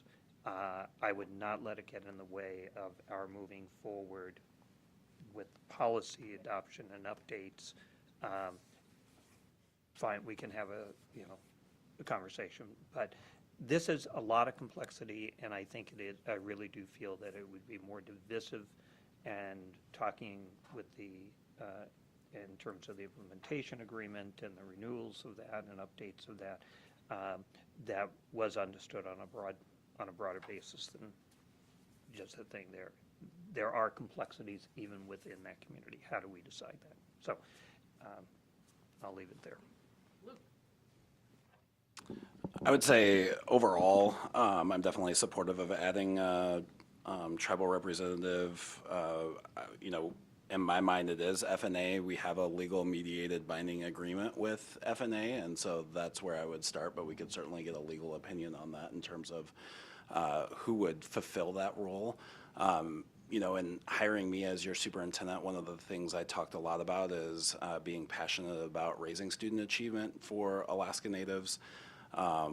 Historically, in this district and districts across the state, Alaska Natives have achieved at a lower rate compared to any other students. They have lower graduation rates within our school district, and so hearing that voice in the room as we're making specific curriculum decisions, decisions on strategic plans, whatever it may be at that board level, I think really elevates that voice and ensures that it's considered. And that helps us target those students and that student group to improve their student achievement, because that's something that I know me and my team are really interested in, and that student group achieving at a higher level and being able to reach those students. And so overall, I would be supportive of it. I'm sure there's a lot of logistics and legalities involved in moving through that process. And it is something that FNA is interested in. Mr. Guinness and I have met a few times. Ms. Charlie and I have met several times over my tenure in the district. My first conversation with Mr. Guinness, he specifically asked this question, like, is this something you see happening in the future? And of course, this is a board decision. This is not a superintendent decision. But overall, I am supportive of it because of the mediated agreement that's in place. There's also a tribal consultation piece for the district that I think in the long run could go a long way in terms of grant opportunities, saying that the board took this actionable step to go one step further in their tribal consultative piece, that we could write grants and put that information into it. So that's my thoughts. And yeah, there's no deliberate, this is just starting the discussion. Like, I had it with Luke, and because of open meetings, it needed to happen in an open meeting. So this is the opportunity for us to start what will be a longer deliberative discussion. Meredith? On that, can I ask what would be the next step in this conversation? I kind of want to lean on Luke for that one. I mean, I think the next step is whatever is coming out of this meeting in terms of policy adoption and the way we go forward would be the next step. I mean, the way that it would happen is a possible policy draft. Well, I would actually think what the next step might be is that it becomes an agenda item for discussion at a public meeting. And at that point, whether you form a committee that comes forward with a recommendation, it sounds like there's already been a recommendation. So it could then, reflecting back on the 2021 proposal, bring it back forward, have a discussion, and then from there, once vote on it as a board. Do we want to do this? Will it move forward? And then you could then add it to the policy and talk about the logistics and how it's going to go. Erin? So for clarification, aren't all of these going through that? Then this is the committee, like this is the. These are all going to go through. I think that one needs a more special eye, though, than just like putting it in here first before you even make a decision as a board if you want one. Okay, so this one specifically, not like all of these No. policies. This is you're correct, Aaron. These are all going to go through your normal way of going through But policy. for some reason, this one needs a specific. I think because it is so new and it is adding something that is significant, and there's also a piece in the matter of inclusivity and wanting things that we are missing, and that is to let our community know that this is something that the board is considering and have them have a full and robust opportunity to email and testify and talk to us, and us to inform them of the reasons why, to have this discussion in front of them again. So this is for some people, like, I knew we were going to have this discussion. A lot of you didn't. And I mean, it was in our agenda, but this was the opener in a legally Open Meetings Act way of starting this ball rolling so that when it shows up on an agenda, nobody is like, where did this come from? Exactly, so we don't Matsu it as we're starting to call things. That's a noun. Can I follow up then on that? Then may I suggest that if an ad hoc committee is created, that someone from the Alaska Native community is part of the ad hoc committee if possible, to help us draft it in a And I'm not even saying that's culturally necessary, responsive you know, way. that, yeah. I'm asking if Yeah. that could be done. The ad hoc committee or having somebody on an ad hoc committee? Or just have someone review it from the Alaska Native community prior to it going. Absolutely, and I will disclose that Luke and I did speak with Melissa Charlie about this prior to adding it, because nothing about us without us. I wanted to directly hear, is this still something that you are wanting? And she was extremely, it's Steve Guinness, right? Wasn't able to attend that meeting, he was going to, but that they had spoken about it. So they're aware that this is something we are considering, that this is, and it is something that they are still actively interested in and are supportive of us pursuing. And I said, so this meeting is just us all discussing. It's open. You could come in and listen to the discussion. It'll also be available online just so the entire public can listen to it. But there will be opportunities for you to present, and we want this to be, they brought it to us and we shelved it. And so now we're picking that ball back up again and saying, hey, we would love for you to come and talk to us again about this. We're receptive. Can you give us an informational report on your perspective of it? I don't want to rush this process. I want to do it right. Tim? And I think as we move forward, I'm fine with that. Don't let it get in the way. I think it should be separate, because this is not just something for the board and the Alaska Native community. This is something for our community. And I think we need to make sure that we have the opportunity with good foreknowledge, maybe a couple of conversations so that other groups within our community who may say, oh, that's a great idea. Yes, and we may see a broad community support for a specific group to have an advisory, as we have for student advisor, for instance.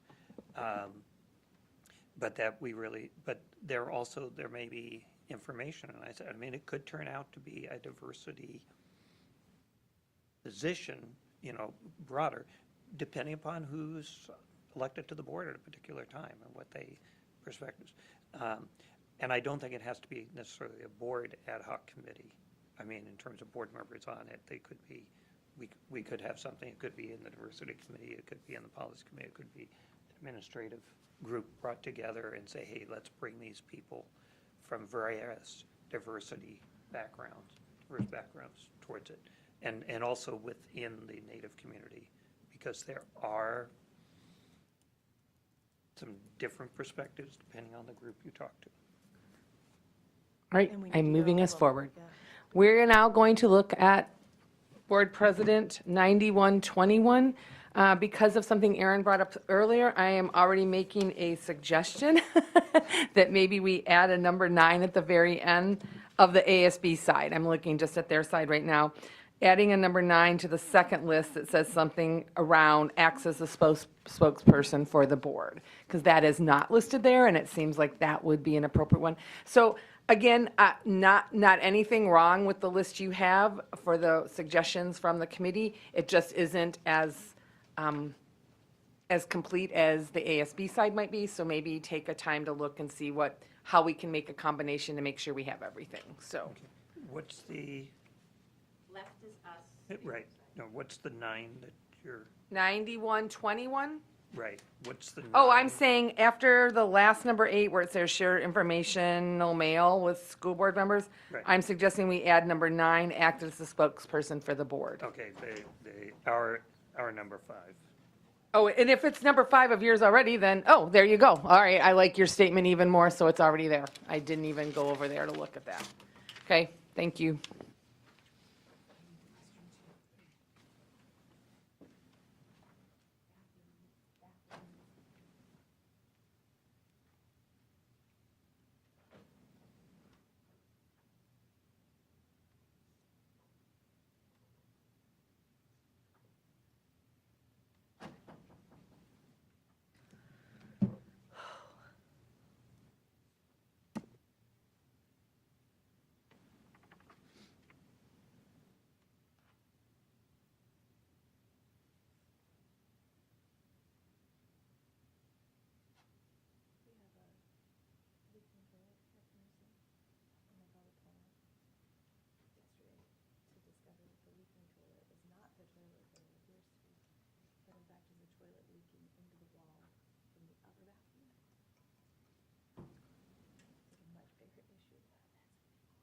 But I called one plumber yesterday and they sent me a $2,700 quote.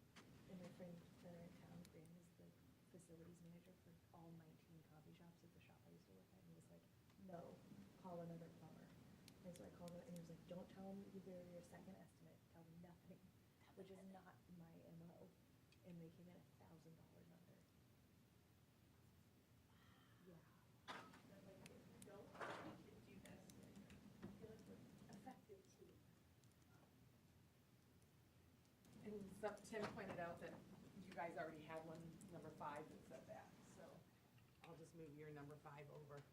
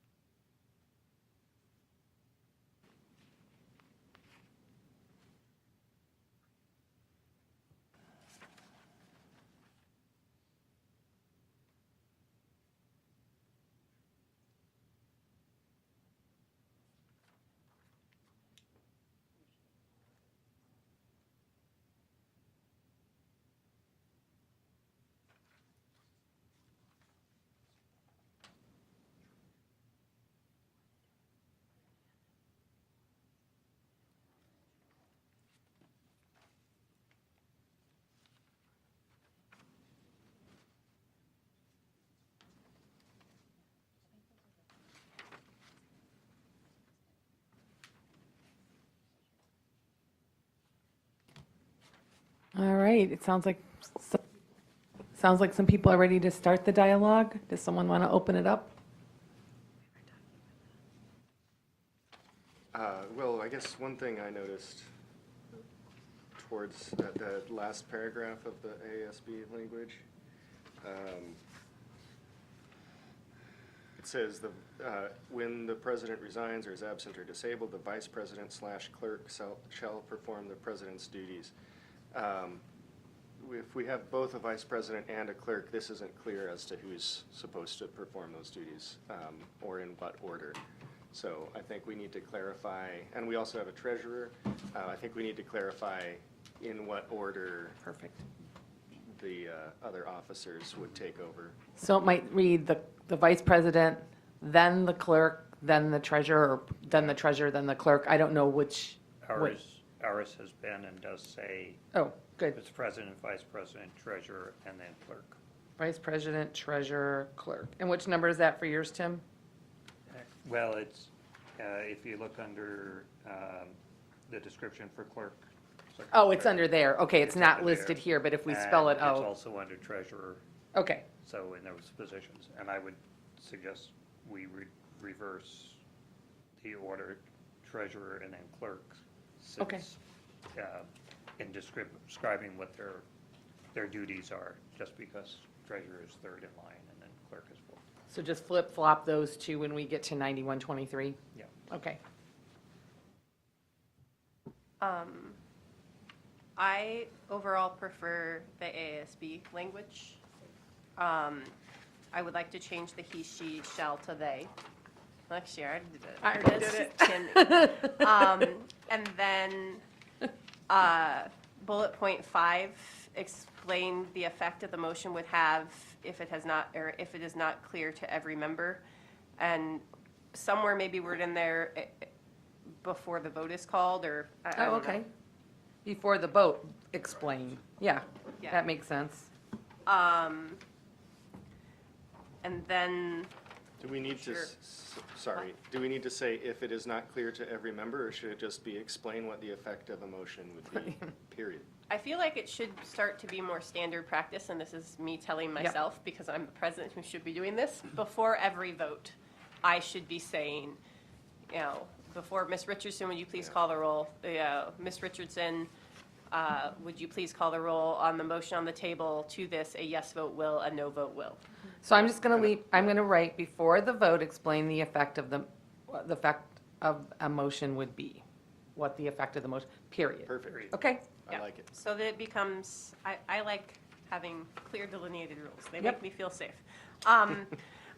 2 things to bring over from ours was the number 5, and then number 6 doesn't appear to be anywhere else either. The facilitate a member's request to review the superintendent's personnel file, if that's Okay. something that they do.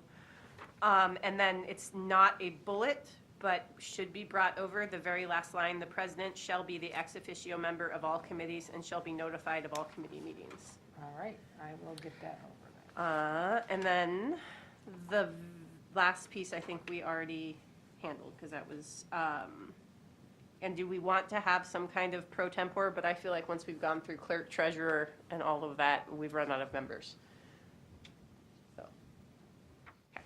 Those All right, are- so the changes I have You wouldn't here have a quorum at that point. is to change he, she to they, to read the statement number 5 and alter it as I already read, to add number 5 and 6 from the Fairbanks list, and then to add the last comment from theirs, which reads, the president shall be the ex officio member. And then in the last paragraph, to delineate that the vice president, then the treasurer, then the clerk are who runs the meetings. Did I capture everything? Tim? Oh, Tim and then Aaron. And the first list of numerical numbers, I would suggest 5 be moved to 8, before, to number 7, just because that's the order. You're going to keep this, 6 is you're keeping the discussion on task. You're ruling on any parliamentary procedure within that. Then you're announcing what the effect of the vote is. Then you're saying this was the vote, and it's for members and public, so I agree, taking members off that. Okay, Yeah, Um, I like I can shift that. Down in the second grouping, number 4, call such meetings, the school board, as they may deem necessary, giving notice as prescribed by law, and saying, and board policy, because we have some different timelines that we've specified. Okay. Good catch. And I'll put the board policy number in there once we get to that board policy. And to clarify that, that last paragraph, we don't really need, or, I mean, I'm thinking, the part about the pro tem, president pro tem, we're striking that, right, from the AASB side. Yeah, because we include treasurer, and then once you get past us, there's not a quorum. Right. Much of a board left. Okay. Yeah. Aaron? Is there much of a difference between our number 1, fix the agenda, and AASB's consult with the superintendent on the preparation of the agenda? I see them as one and the same, so What it if depends on what wording you We like. did fix the agenda within, or with consultation of the superintendent, and then it combines both.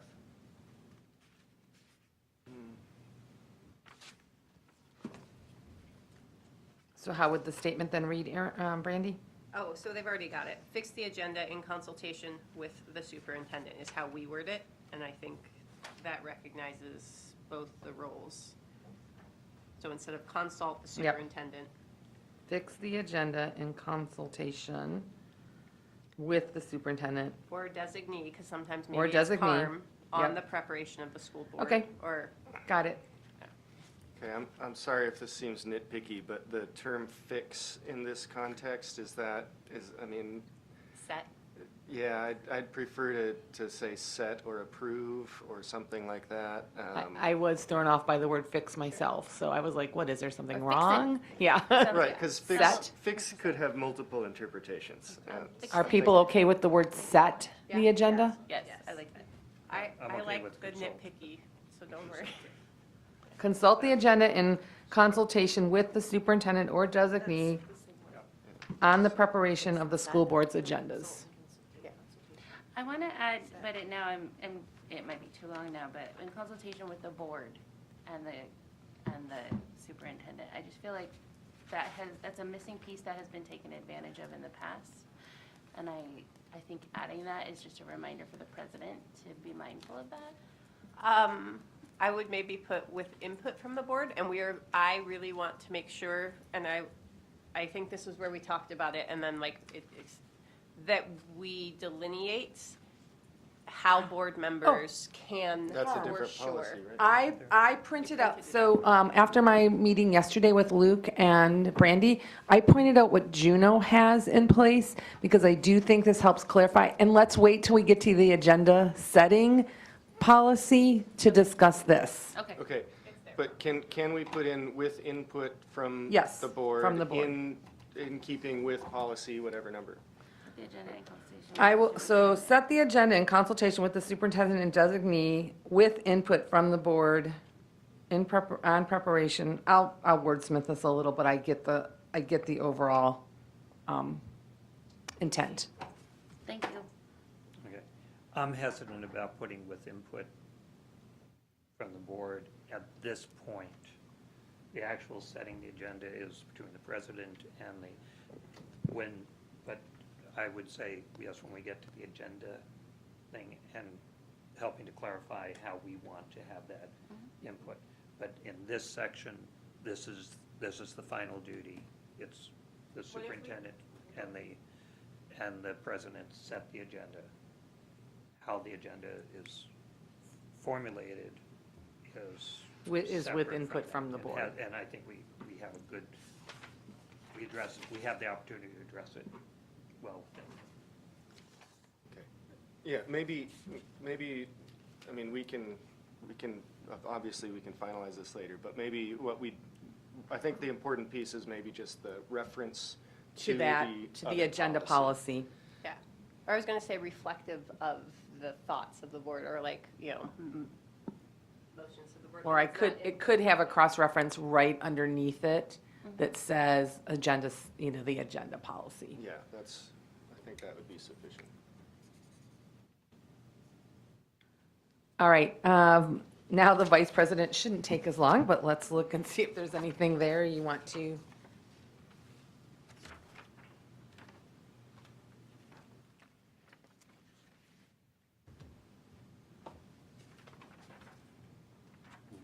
My question in there was sign the minutes of the school board meetings following their approval. We don't. Not a practice. But it's not a practice, and it's not really a signing our minutes or It's interesting recorded because and in stuff like other organizations, that's the clerks or the secretaries. Do- you know, we don't have anybody sign our minutes. Right. They're the minutes of the minutes, and Right, we've right. accepted them when we come to the board, so we approve them by the board. They don't need a signing. Yep. Your Strike official through. file minutes don't have a signature of the board chair? Oh, okay, a lot of districts do. For their official, on-record board minutes, once they've been adopted by the board, most districts have a signature where the president signs that. We might want to ask Harm, I don't know if maybe there's a signature, because my signature is on a lot of things I don't sign. It's like auto put on there, and I'm like, oh, here we go, I signed contracts, and but the board took an action, we voted, and so therefore it was implied. So maybe it is on there, and we're just not seeing the final version of it. Because I mean, when you go to the minute archives and the website, there's no signature. There's nothing there. Yeah, so then we can take that off, Take which one off then? the signing, the thing. Which is number 3, okay? But I do like switching it to this format that lists. So we would have 1 through 6 minus 3. Anything else on that one?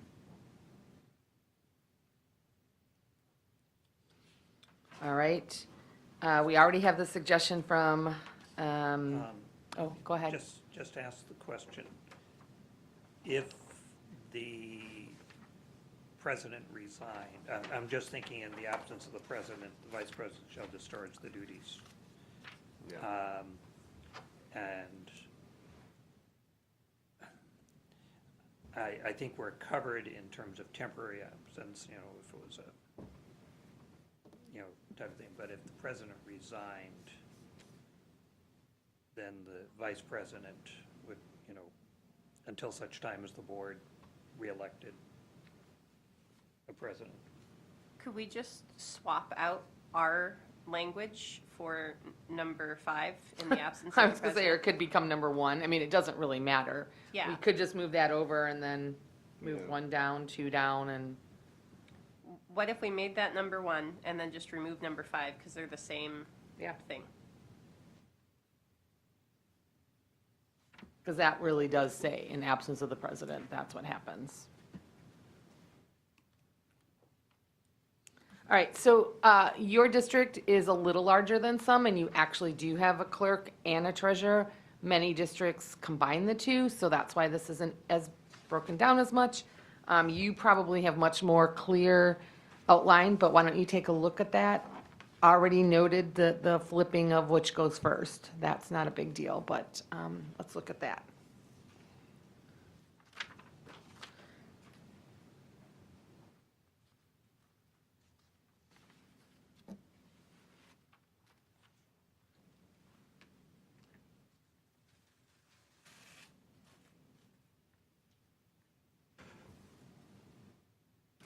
It's interesting because it says like the clerk does this, is supposed to do this, but delegates it to the executive assistant. So basically, the clerk does nothing. Except in the absence of the president. Caught that too, yeah. Vice president, treasurer, the clerk shall discharge. It also says I'm the custodian of the monies for the last 6 years, but nope, that's delegated to the employee. I know, right? I like our wording for the clerk, in that it's really much more reflective of our practice, since we do have an executive assistant who really takes care of those things. Though I recognize that and I like the idea that the clerk's responsibility is to ensure that that record is kept. Would the board like me to suggest we put it in the same format as the board chair and the board vice chair, where there's some bulleted statements versus the paragraph? Yes, please. That, Okay, just the functionality of that, yeah, but I like our. the wording. wording and I the hear you, bullets I and agree the with you. bullets that- Because we don't, the clerk doesn't go ahead and review purchase Right. orders. I mean. No, and I agree, yeah, was certainly setting that stage. Anything around the treasurer then? It says that the treasurer is the representative for district and borough audit committee meetings, and I'm curious why, or if they could also be listed as participating at budget committee meetings, that it seems like an appropriate. I think that's a fantastic idea. I've suggested it before. I think that as the treasurer, having an ear in that, but, and also I show up at every budget meeting anyways. So it's still an open thing, but I just can't engage as well, so.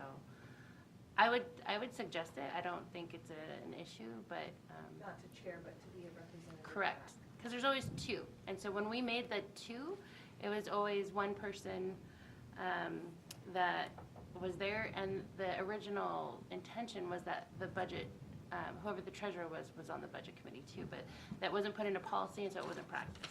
So should we put it in the policy that the second is always the treasurer? If not, or that the treasurer is always, go ahead, Tim. Okay, I would suggest not. And because of, I guess I take the premise that the value of board members changing committees, you learn from each one.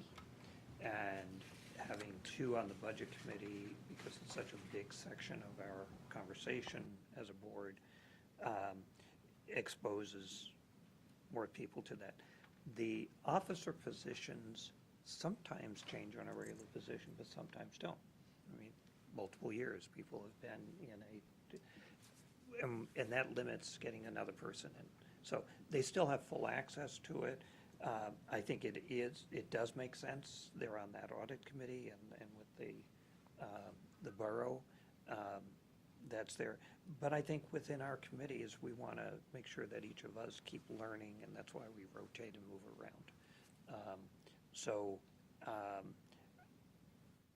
There's certainly nothing that says that the treasurer could not be on the budget committee, but it gives us better flexibility as a board. Can't we have both? Can we have it both ways? That we are changing up and having different people appointed, and that the treasurer consistently is a representative at, but not chairing or co-chairing? Yes, we okay. I was just going to tell her the mic thing. I'll just say that, yes, we could do that. I am recommending that we don't. I think it's, So why? Why? okay, for the reason I just said. I didn't understand. Okay. Because I think that there's a real advantage to each board member serving on various committees. The treasurer, as a selected position by the board, is an officer position. And I think that it is valuable for us, that person might wind up by the board president's decision that, oh yeah, that person should be there. But I would not put it as policy that is there. Okay, if I'm treasurer for umpteen years, it might be better. I still have full access to that, but it's better to get other board members' perspectives and learning curves within that. So I think I agree and think that it's an additional duty of the treasurer, that I would still expect the treasurer to do other things and participate in other committees, chair a different separate committee, but have an additional expectation to be making sure they're staying fully abreast of everything happening at a budget committee. Could I? Aaron? Well, Aaron, and then, Sorry, I'm not. no, we're all, it's I don't informal. think I think what we're discussing, it sounds like, is it a pie or is it not a pie? I think by adding the treasurer does not eliminate another board member from accessing a seat at the board budget committee. So it would just be adding the budget, or adding the treasurer as a seat on the committee. There's already two, so it would be adding a third? Is that what we're saying? That's what I was. Yeah. I think the difference between, the clarification is, would the treasurer be able to participate? Because you currently listen in on all the meetings, Right, but but I you're can't not ask questions. recognized as someone participating. So we're saying, are we giving the treasurer the ability, maybe either as a full committee member or more like Mr. DeGraw or others who, I think that's the crux Yeah. of the issue. So clarifying, like they're a representative there, not just an audience member. Okay, so I think a couple things. One, adding another board member, I think, becomes problematic, and we're making it more heavily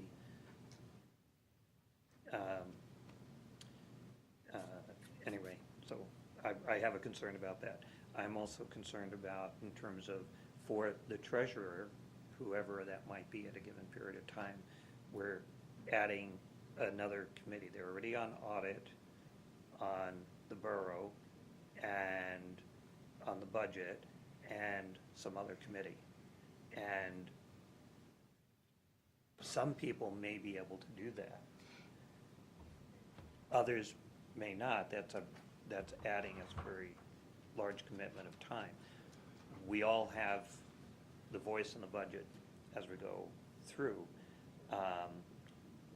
I'm just saying it begins to tie our hands, and looking beyond this board or any individuals in the long term, I think it's better to keep that flexibility. We've have had the treasurer, not just as a member, as chair. We've had the treasurer not on it at all.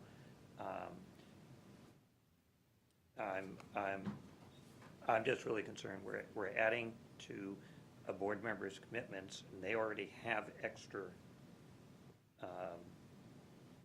commitment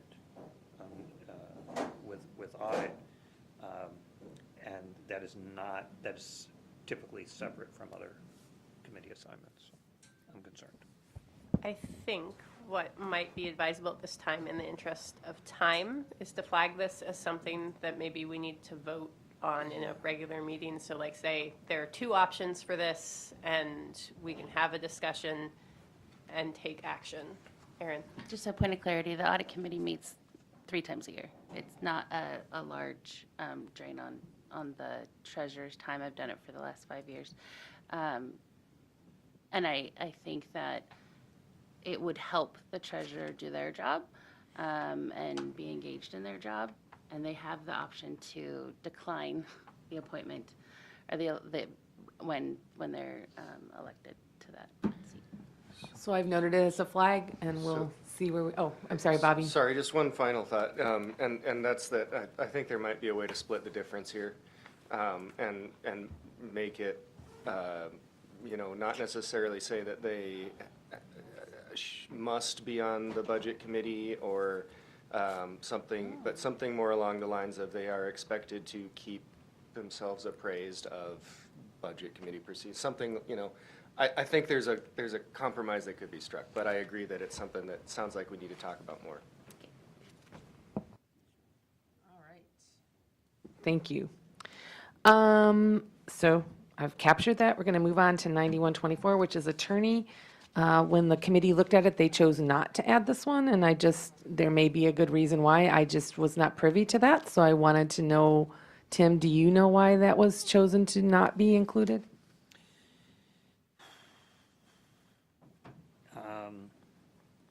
And no pressure. It was months ago.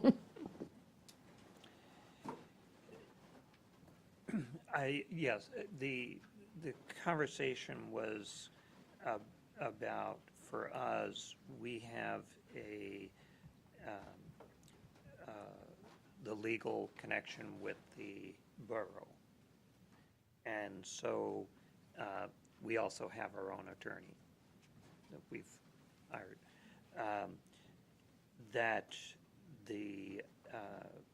So in terms of the AASB, wording, it did not deal with the borough. And I understand that. I just didn't understand why there was no suggestion. Right. So we left that open for For this. Okay, this perfect. Okay. conversation, because That makes we sense have- then. Because there are implications with the borough that we did not fully, And I totally Have that understand that now. Okay. So now we can talk. So that was my suggestion, was to do it, to incorporate the AASB one and add a sentence about using our borough attorney as available. That, because she is not available to us at our, right, she's too busy. But that we are allowed to consult her, should we like to, and should she have time to respond, right? Yeah, so this was timely because I met with Jill Dolan again yesterday just to see where we were at in capacity with the borough. And so I think the express statement of using outside counsel is good. That says that we can go ahead and do that as a school district. I don't know that we need to say that we can use borough because we're one and the same of the borough, and it's in state law that basically we have access to that within the discretion of, their capacity and working with them on that. So I think this just takes it a step further in saying that, we already know we have that realized capability because of state statute. We could also seek outside counsel if we need it. Maybe there's a reason here to just include a short statement just for clarity in policy, because, if I just read this on my own, I might not know that I have access to a borough attorney. So I think we could add just a clause at the very beginning, in addition to the borough attorney, the use of the borough attorney, the school board may, and then on. Erin, did you still? Yeah, I just want to throw support on that because in the past, the private attorney option has been taken advantage of at a very costly expense to the district. And to put it in policy that there is another more cost-effective option, should they be available and appropriate, I think that in addition to the school board may sentence at the beginning is appropriate. I like the idea of, in addition to borough attorney, it's not only access. There are some responsibilities that we have to use the borough attorney. There are things we do.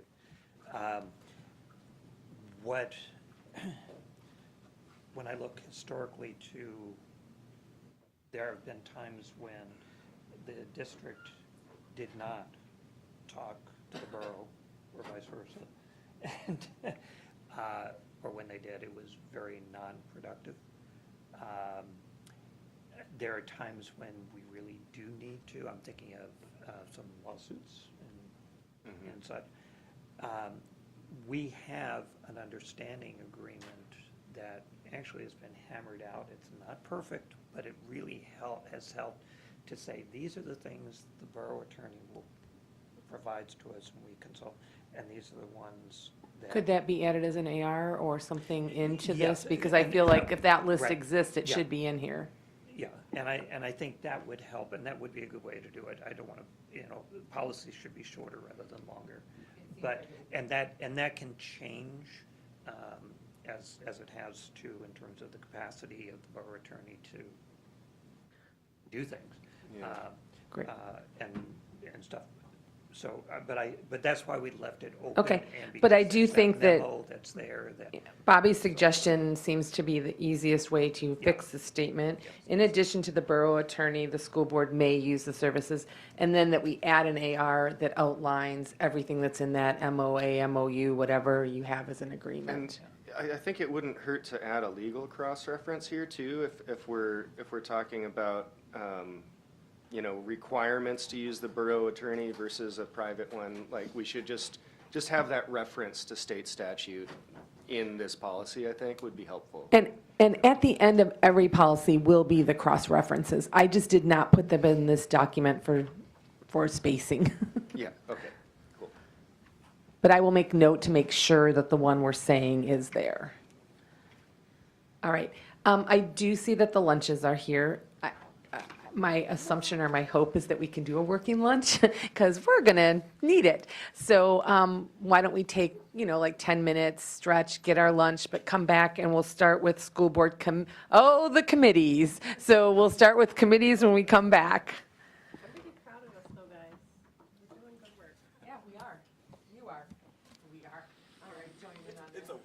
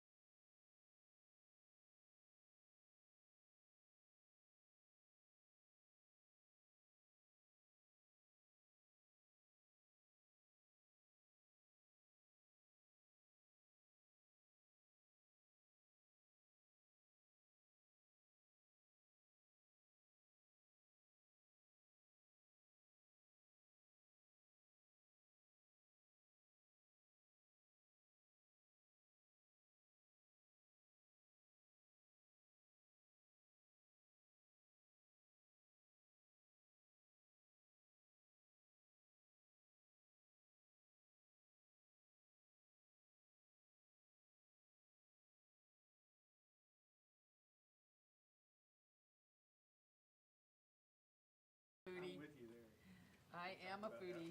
You know, we went, I will wait. We went to Belize, my husband and I went to Belize in December, and usually I come back all excited about, like, oh, we ate nothing. There's nothing in Belize that I was like, oh my God, I'm gonna crave this. I mean, it wasn't bad, but there was just nothing That's shocking. yeah.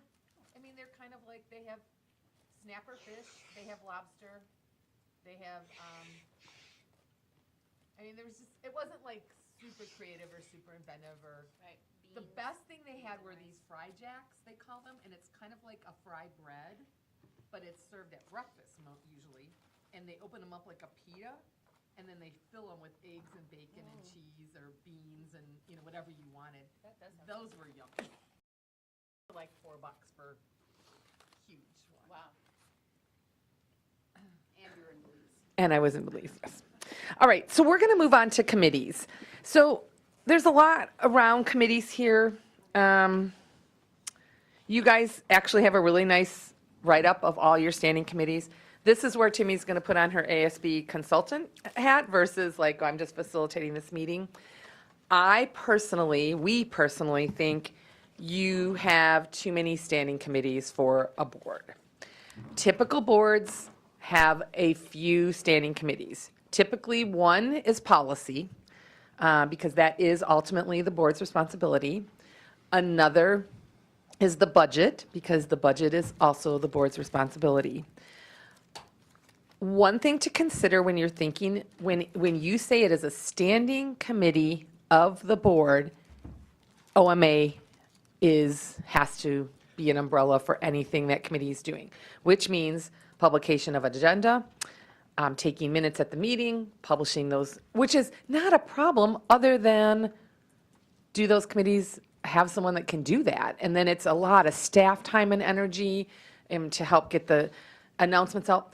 But even more so, some of your committees really, to me, are more administrative committees. They're more the superintendent's responsibility. I pulled down your strategic plan, and I looked at that. Several of your committees really align with the work of the strategic plan, which ultimately, moving the strategic plan forward is the administration's responsibility. You've said, here are the goal areas that we want to focus on. You make this work. So I'm just going to say off the top of my head, the first three that I think should become administrative and not be part of the board would be your DEI, your curriculum, and you call it parent engagement, I would call it family engagement, or whatever term we're going to land on. Right away, those three come to mind. So I'm just saying that out loud before you all begin your discussion. And real quick, Tim told me that he just wanted to say two things about legal before we moved on, so I told him that was okay. Go ahead. I didn't know that, I'm sorry. Nope, I didn't communicate it, so. Sorry, Brandy. So I'm not advocating that this necessarily needs to be in policy, but we may want to consider it. But I think awareness. Two things with the legal, because we have borough and private that I've watched come up, even before I was on the board, but also since I've been on the board. The board president, in my opinion, the reality is the board president sometimes needs to get legal advice. And I think that should be clearly understood. Linked to that is that as a board member, other than as president, I don't think board members should be calling for legal advice. If I've got a concern as a member, I can go through the president. There are other avenues to make, maybe even at a board meeting, I have this legal concern and blah, blah, blah, depending on not getting into confidentialities and some other things are free. But I think I've watched where it needs to be clearly understood the board president is mainly, because that costs us money. Do you call it chair or president? You call it president? I'm sorry? You call it board president or not board chair? President, yeah. Okay. But I think we need to be cautious because I have watched and heard from presidents who said, well, you know, so-and-so's going after legal advice or something like this. There's a balance within that. I mean, if we have a real concern, we should, but when we go to legal, whether it's borough or private, to our district attorney, it costs. And I think And I would that's agree, something I'm we not should at disagreeing least with you, look Tim. I'm saying the only time I've ever seen a board member other than the chair need to reach out to legal was when the issue was with the board chair. And therein, the board vice chair had to reach out. So it was the one time in my 24 years where I saw that come up. Right, and that's why I'm not sure in policy what we, you know, where we do, because I think that's an important consideration that sometimes, you know, or the perception is that. So are you But- suggesting that we add a statement such as the board president is the only board member that can contact legal counsel? I have to think about that wording, but I'm, whether it's in, I think there's some clarity around that. Or the board chair is typically the board member that reaches out for legal consultation or something like that? Yeah, you know, it should be go through the board chair, board president.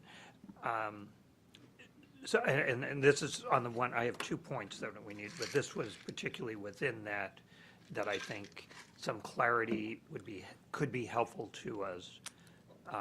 And I've watched it in a variety of situations, people who are no longer on the board, et cetera, so.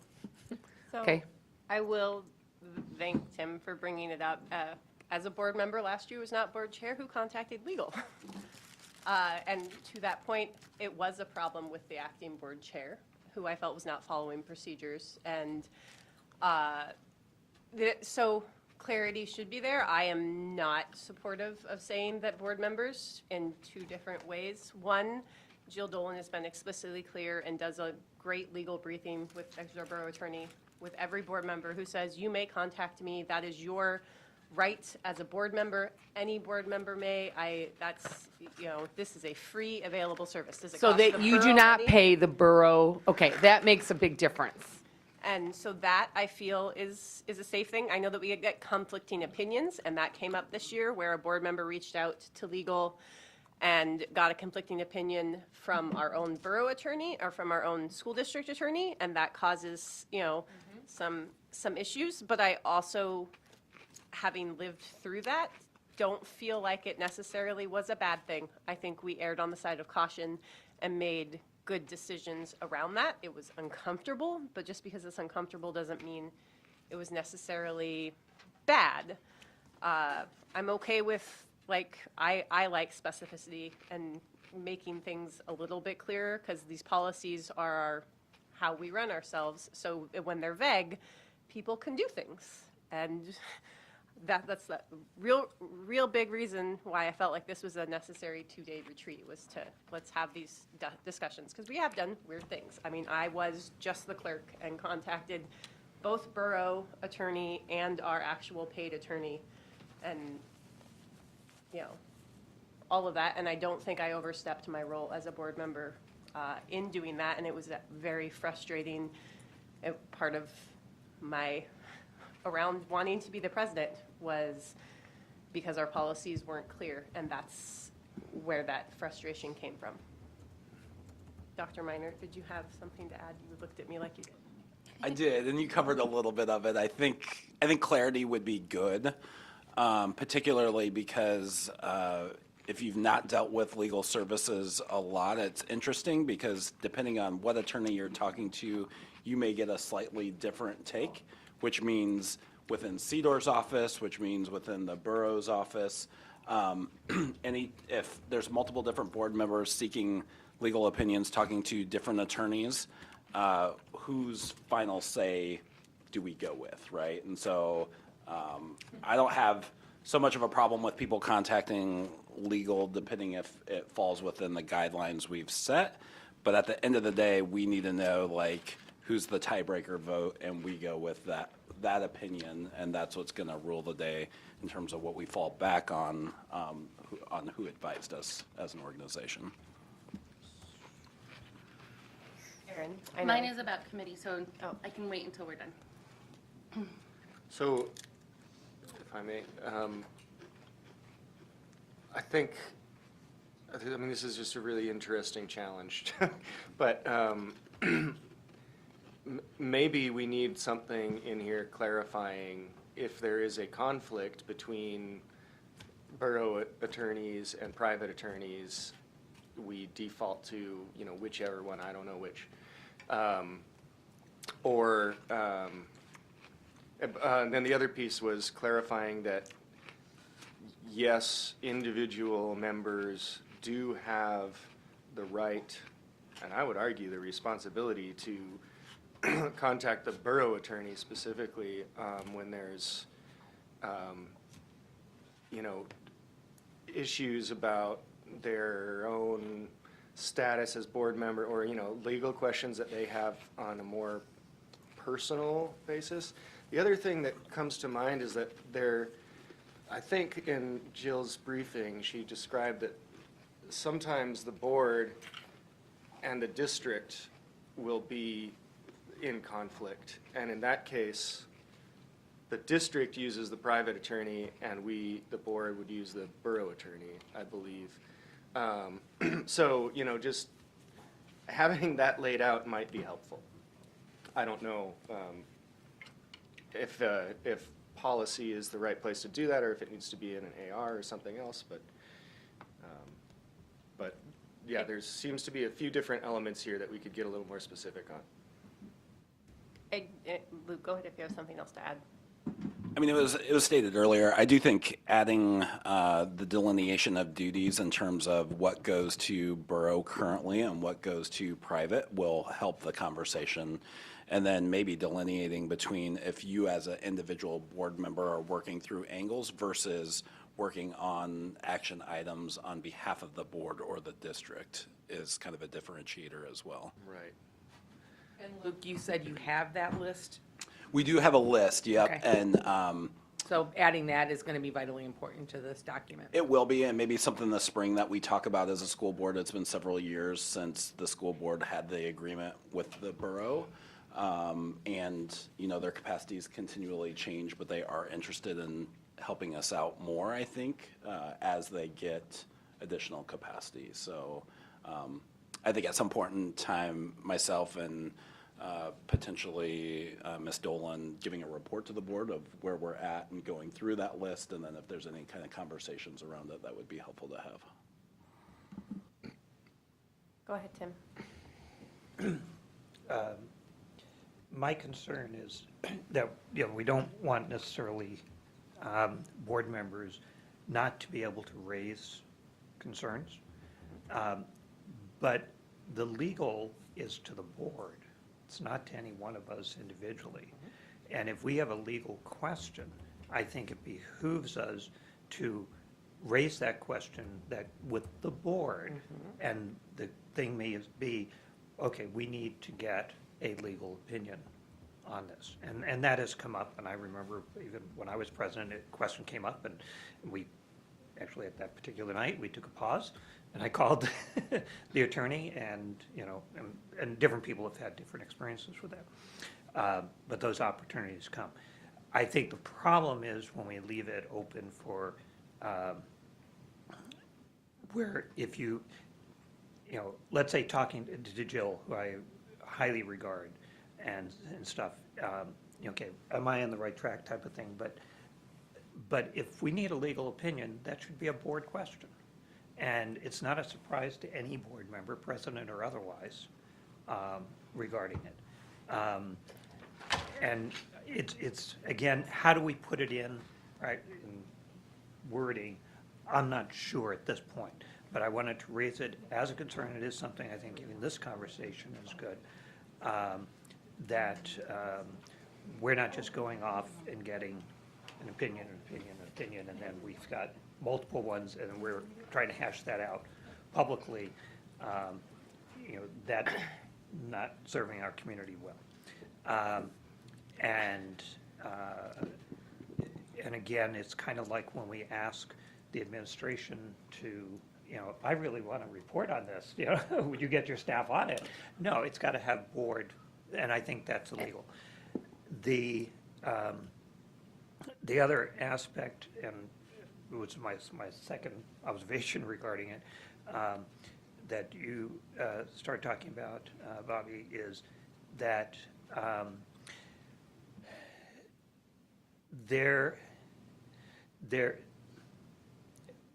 right now, we're working pretty well together as a board. The private attorney serves both the board and the administration. I've watched boards that have not, and superintendents that have not been on the same track on that, and who was the primary decision, where the superintendent may still need to have an attorney, access to an attorney. That could be different from the board. So, again, I'm not sure that needs to go in here, but I'm just raising it. Right. as- And my only cautionary is I have worked, I've seen board members abuse it if it's not outlined properly. I saw a district that ended up with a $70,000 extra bill because the board chair, without direction from the board and without direction from anyone else, I called constantly, and it was, and I finally just said to Cedar, like, you could have said to this board chair, hey, I felt a little, so this is the statement I have. It may not be proper. I'm going to put it in something like this in there so that you guys can come back to this. But individual board members may contact the borough attorney as needed. The board president is the primary contact with the private attorney. Just something, you may have to say with the support of the board. I guess, we could add that or something. But just to kind of delineate that it is the board chair that is the primary contact. Of the board attorney, Because you guys have it outlined here. consensus or action, like when we have a consensus or we take an action. With board consensus or action. And then the last part is the caveat, and I think like when I was going through it last year, I, looking it up, that the only other time that is when the problem is with the board chair or president. And feeling like they're not following the policies. Okay. But Okay. that's like in those extenuating circumstances, I know it was written somewhere else, when the problem is the chair. And just for clarity with Cedor's office, how that currently operates, if a member that is not the chair contacts Cedor's office, that they'll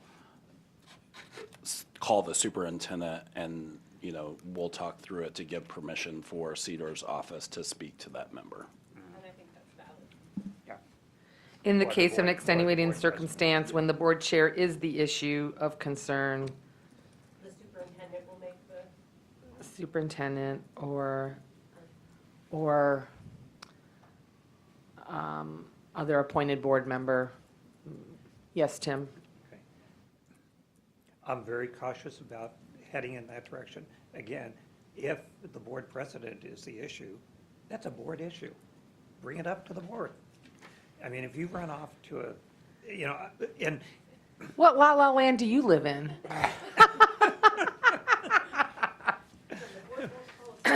I'm just putting, these are not going to be exact. It's just something for you to circle back and consider and think about. As we sleep on this, some other terms may come up. I hear your cautionary. I'm not saying this is perfect. I'm just saying I'm going to put it on and move us forward because we have to move forward. Okay, so committees. Carm did print out and put on your folders a floating document that is a Juno policy that I found last night because it was brought up. Oh, wait, that's for agenda setting. Forget it, it's not yet. I'm sorry, let's get back to, I just realized that it's for agenda setting. Sorry. I'm going to hit the after lunch crash in a minute. Why don't you guys talk about committees at this point? Randy, can I say something? yes, please. So, on March 29th, 2022, the board ad hoc committee on committees met and presented a recommendation to the board. Are we interested in hearing that recommendation again, since most people weren't here at that time? The first thing that they recommended was that charters be developed, but that they did not do and I was on the committee. It was myself, Ms. Anderson, and Ms. Smith.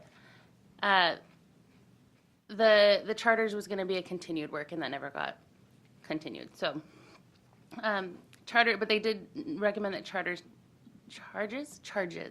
need to be created, which are like the descriptions. They recommended that all committees reduce the number of people on their committees based off the recommendation from AASB to 10 members. Some of them have upwards to 16. 10 still seems high, but that would include the school board chair. So these aren't all voting members, but the committee chair, which is a school board member, an admin or exempt member, teachers, support staff, principals, exempt staff. They recommended that the exempt staff actually be combined with the administrative non-voting exempt member. It also included parents, but it combined parents and community members to clear up that confusion that happens a lot on committees. Students, tribal consultation members. So that was the makeup. They provided specific numbers for each one that we don't have to really go into, but basically it was to reduce the number of members in each committee across all committees. The other recommendations that they made was for the audit committee to be removed as a committee and changed to a function of the treasurer, because it's not even a board committee, it's the boroughs committee. They recommended that the legislative committee be changed to a committee of the whole. This would be every board member on that committee. They recommended that the policy committee, to keep it, but needs to change to address a schedule similar to the curriculum committee. So policies be put on a timeline, similar to how our curriculum schedule is timelined. For the budget committee, they recommended that it be kept, but to change it to a title similar to Anchorage's finance committee.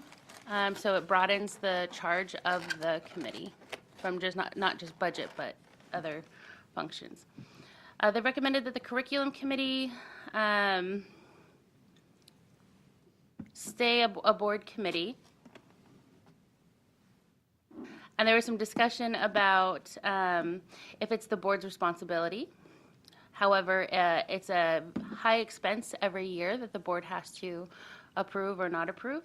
And so the curriculum committee, it was recommended to keep it as a board committee due to the priority and expenses that it creates. The parent engagement committee, it was recommended to change the title to communication and engagement committee to be aligned with the strategic plan goal of the same name. The diversity committee, it was recommended to keep it due to its alignment with the strategic plan, but to change the title to an indigenous word for either opportunity, justice, diversity, equity, or inclusion. They made recommendations to the application process to include more questions. They made recommendations to change the appointment timeline. The recommendation was that the board only accept applications in the month of October. The board chair appoints the committee chairs, and after the board reorganization, the committee chairs select community members and board chairs appointment, and the board chair appoints committee chairs. Committee chair appointments added to the board consent agenda at the next available regular board meeting. Holy moly. Whoa. Nope, it's still going.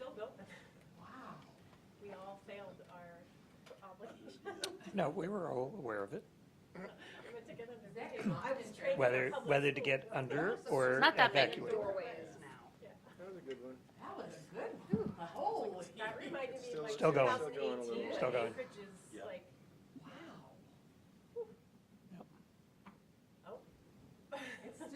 Still going. Jasmine Sorry, everyone, we just experienced a quake. My daughter's calling like immediately. Here it comes.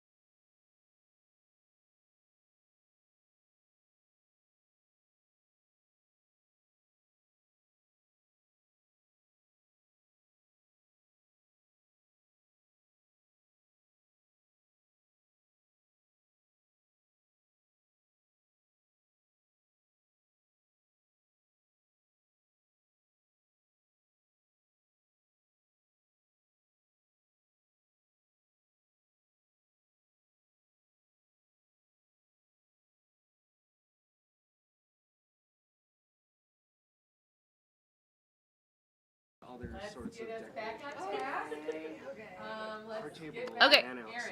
Sorry. So they wanted changes to the appointment timeline. And then if applicants are not appointed, the applications will be held for future appointments. So they just wanted to align the timelines so that they're consistent every year. And have the committee chair facilitate the applications. Change all policy and admin regulation language to replace, when appropriate, board chair with committee chair. So in the current language, which I was just reading through here, I think it'll be fine. There's only one spot I think I found that's a little confusing. But in the prior policies, and this was back when we were, had different policies, but they would say board committee chair, and it would get really confusing. Recommend committee chair provide committee reports at every regular board meeting. We did that. Recommend that the committees be allowed to be held virtually per the committee chair's discretion. I believe we do that. And then the work that needs to be done is to clarify how community and parent guardian seats are appointed. Currently, we're not following the policy of the committee chair decision. Instead, we're going chronologically. And there was a lot of discussion about that, but it's not in policy. It needs to be. And it's in AR. It's not in AR. We're not following the AR, and it's not in policy at all. So those were the recommendations. And unfortunately, or fortunately, I don't know, it is to keep all of the committees except for audit committee for the reasons I said earlier. So. Oh, to not get rid of. Yeah. I think all of those are really valuable. Like, your group did good work. Thank you. The three of you. Bobby, go ahead. Can we You want a copy? get a copy? Yeah. I'm gonna send it to Carmen. Okay. Tim? So Aaron, when was it? I didn't catch the date. March 29th, 2022. That was just done. So that committee did not make recommendations to make some of them administrative. None. They did say get rid of the audit committee and make it a function of the treasurer. That one. But the reasons were for the same exact reason that you say it should be admins. And I think, speaking to that, like, I was a community member when that was proposed and became a board action to move the diversity committee and all of that. And there was a sense of fear of what would happen to the work of that committee and all of that. And I don't think that we are still in that climate. And there's a lot of trust and goodwill. And so I think we can approach that conversation again through a different lens of, would this be hurtful or helpful? What are the pros and cons? And have a less charged discussion around if those things could move. I also, I hear the OMA argument, but I have served as chair of the Parent Engagement Committee and the Diversity Committee twice now, and I've never had an OMA issue. So, It's not that there's an issue, it's more just the the staff timing and things that it takes from it. Again, it just, to us, it seems as if the board has too many committees that could technically become administrative committees. But you don't have to follow anything we say. I'm just stating that that is a lot for your board. Can you explain to me the difference? The difference would be mostly because the makeup can be the same, everything can be the same. But if you say, Luke, we would like you to, the curriculum committee should technically be an administrative committee because technically it is the job of the administration to bring forth committee recommendations to the board. Board members can be part of that, but specifically, number one, the workload goes on him, not on the board. And number two, if it is a committee of the administration, it does not have to go through every Open Meeting Act requirement. The directive of the committee is probably the same. It just takes the onus away from the board being responsible. I know Tim has been waiting, and then we'll go. Oh, okay, never mind. He's going deep. And mine's quick. I think the big benefit of transitioning some to administrative led is the quorum piece of it. The curriculum committee specifically, our admin for that committee spends an exorbitant amount of time ensuring that there's going to be a quorum, and that meeting oftentimes gets canceled or moved. And so if there's not that quorum requirement, I do feel like at times some of the committees could meet more regularly and consistently, because it's just like, this meeting's date is set. If you can be there, great. If not, we're going to continue to hold them consistently. We're not going to continue to try to shake dates out and try to find a quorum, which has been somewhat problematic in the past for some of the committees. So, a couple of things right off the top is maybe make a note, and we can come back to it at some point, but that ARs for chapter 2, 9, whatever it's going to be, 9,000. But for the board governance policies, ARs should come back to the board for review.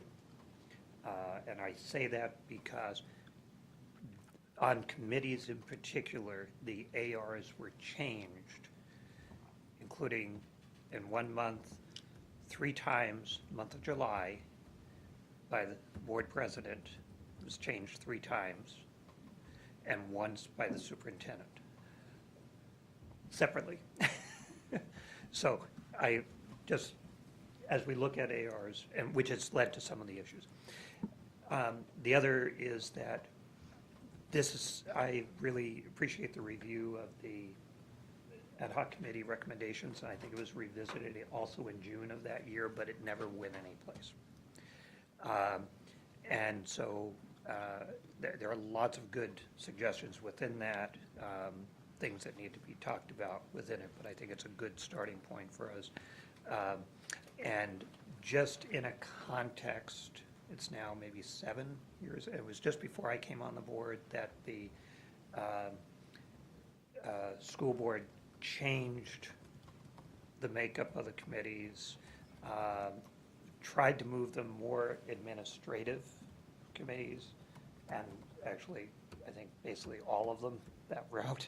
And then it's been a push and pull, where do they fit, and we kind of have some mix.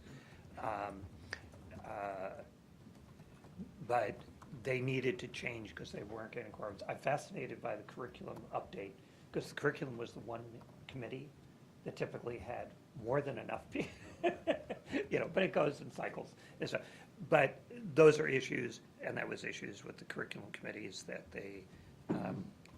each board member assigned a member to the committee. And they had real problems in getting quorums or even anybody to come.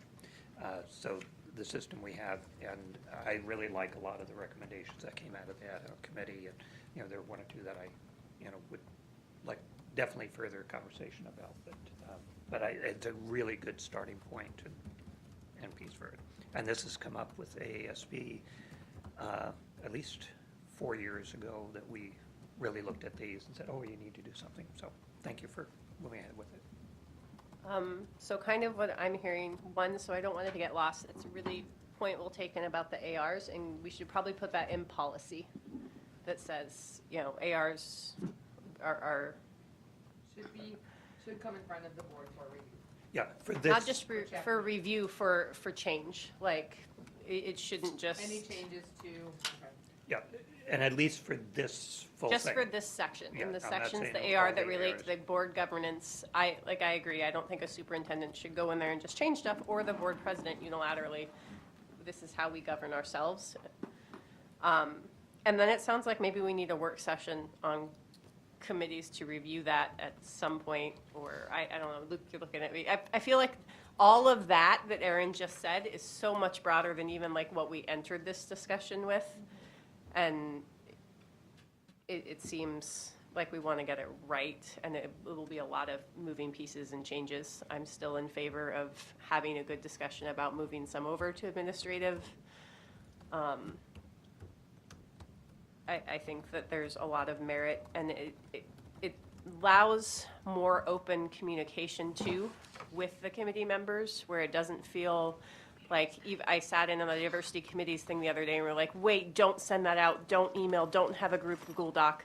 Where if it was a committee of the administration, that wouldn't have been an issue at all. They could have collaboratively worked, and their work is a collaborative effort, and we're stymied by these procedural rules of it being a government committee instead of a real community committee. I think that there's Go ahead. I think that whatever path forward, I think the most important piece is just really clear public-facing communication of what you just said. Because I could see somebody jumping to the conclusion that moving it from a board committee to a administrative committee is a downgrade, when in fact it's to make it more useful. And especially if that were to happen to the diversity committee, I would imagine that there would be some uphill communication battles that would need to be, So what I addressed. hear is saying, and what I'm gonna put in the recommendations, is that we create an ad hoc committee to talk about committees. Again, Okay. Again. We're gonna work that review, a work session. all the things and then they turn it into a board action. But Work otherwise, session. we're gonna get so bogged down, like we could spend 2 hours doing committees. I know. Yes, Tim. So a suggestion is that we would take a look at the policy statements. But we do a work session on the ARs, because I think that's where the primary issues are, with perhaps the exception, of the legislative committee, which is specified who's going to be on that, as opposed, which could be in the AR, which really should be there. Hold a work session to review the committee's recommendation on committees and potential ARs. Right, but I think we should look at just the policy here, because most of it is good policy. It's how we're implementing it is the real issue. Okay, sounds good. So now we're just wordsmithing the general, what's gonna move forward as part of the packet. Does that make sense, guys? Yes. Could you start the policy by saying standing school board committees are determined by the board, and then all of the work on actual committees could be done in AR and changed as things change? I like that idea. Flexibility is nice.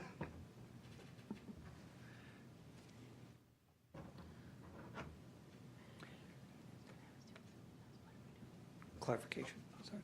Are you suggesting not naming what the committees are? In the policy in order to move the policy forward? Okay, I would think in the policy, we want to say what the committees are, their individual purposes and stuff like this, I think is in the AR. But I'm thinking policy needs to be a little bit more specific, not as specific as we have it, but part of my concern is we've been trying to grapple with this for, as I said, at least 4 years. And we haven't done anything to them, except That's why I'm like, we need them behind. a work session. Yeah, Erin. So just to clarify, we're now discussing what's in front of us, not big changes that we'll have a work session about. So if we're talking about what's in front of us and keeping that, I do have a few comments. I wonder if, under the legislative committee one, if we need to wait for the work session to discuss that becoming a committee of the whole. Because I am in favor of that. And then the 1, 2, 3, 4, 5, the fifth paragraph states that the superintendent will solicit volunteer membership for all of the seats, but our current AR states that the committee chair will solicit for community and parent seats. So there's a big change in that piece right there, and I'd love the superintendent's perspective on that. And then the 1, 2, 3, 4, 5, sixth paragraph, it's the first sentence, still on the same page. It states that following each committee meeting, the board chair of each committee. Again, that's confusing language, and if we're just doing this piece right here, if we could change that to the committee chair of each committee.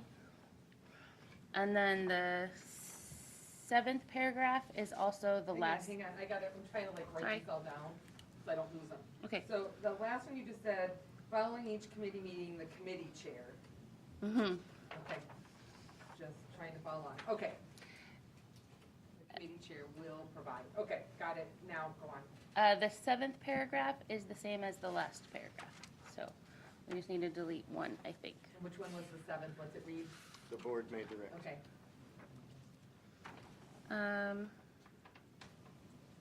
So those are all my comments for this piece, if we're gonna do So a. Aaron, you're saying that one, the board may direct administration to appoint an ad hoc advisory committee? It's identical to the final paragraph. Oh, to I'm the not saying final anything's one. wrong with I it, I'm see, just saying I it's in see. there I twice. when you said the last one, I was thinking of what we just. Oh, the made previous, change to. nope. Sorry.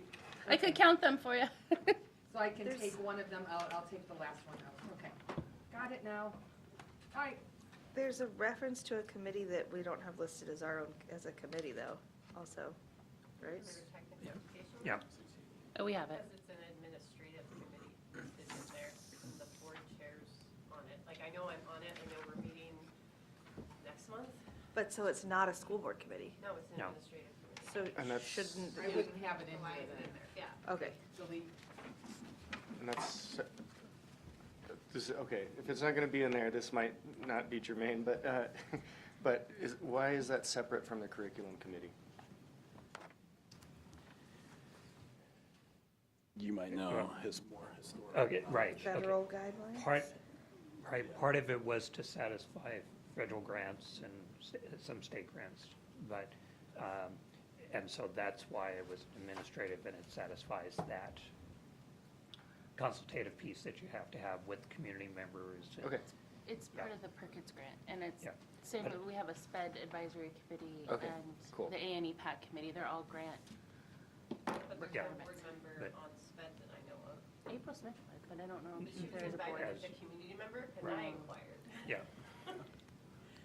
Yeah. Okay. No, it's. Thanks, it's- But that's the reason why CTE is there. I would agree that it doesn't, it's not a standing committee of the board, but, and there might be something in the guidelines that a board member could be, needs to be included Sure. within that, but that's the construct, it's administrative, not, okay, that, yeah, just was curious, thank you. Those are great questions. yeah. And the one thing that I'm noticing, it should be another. One thing I've noticed that should be another broad is where it says global changes. One of our global changes should be either board is going to be capitalized everywhere or non-capitalized, because that's what's slowing me up as I'm sitting here. So I would suggest it be capitalized. Is everyone okay with that? All right, Yes. thank you. Meredith? I wanted to go back to Diana's suggestion about simplifying the language in this one to talk about the committees, the standing committees, which is more in line with what the AASB one is. That it doesn't lay them all out. It says, here's how they'll function when they exist. and, you know, that her point was to move the policy forward, and that if we were to take that direction, it could allow us to make a policy that we know that we can operate within and that's helpful, and then have this conversation of the specific committees exist outside of the policy, which, looking to the future, seems like a really reasonable path forward, because these will change. I mean, it'll change. And like it says over in the AASB one, when its charges or duties have been completed, the committee shall be dissolved. That there are situations where we have a committee that is really important for the time, and that at a time in the future it might not be. So I don't think that it would necessarily limit anything we can do, but could make the policy it could make the policy just have a longer life and need less editing in the future. Yeah. Just thought. I agree with Meredith that like the policies are supposed to be like more broad in general, and then we've already stated that we want to have ARs from this chapter come always before the board for review. So it's pretty safe to move the nuts and bolts to AR. So could we just replace ASB's first paragraph with your first paragraph? No, put AASB's into yours, yeah. Remove yours and put ours there.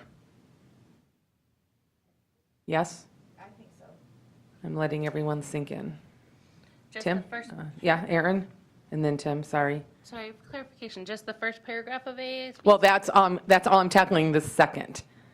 And then we could go on to others too. I just want to make sure I'm taking baby bites. That's what that is my suggestion. So replacing the first paragraph in ours currently with the first paragraph of AASB's, Correct. not listing the actual committees. Correct. Tim? Okay, my question is, Of the whole, yeah. with Diana's, suggestion is, I like the broader piece, but I would think in policy it would be important to say what committees, some specifics on them. And I think after you have your meeting on committee report out and suggestions, then you could say, if you wanted to, you could add the standing committees, but they also could be in an AR.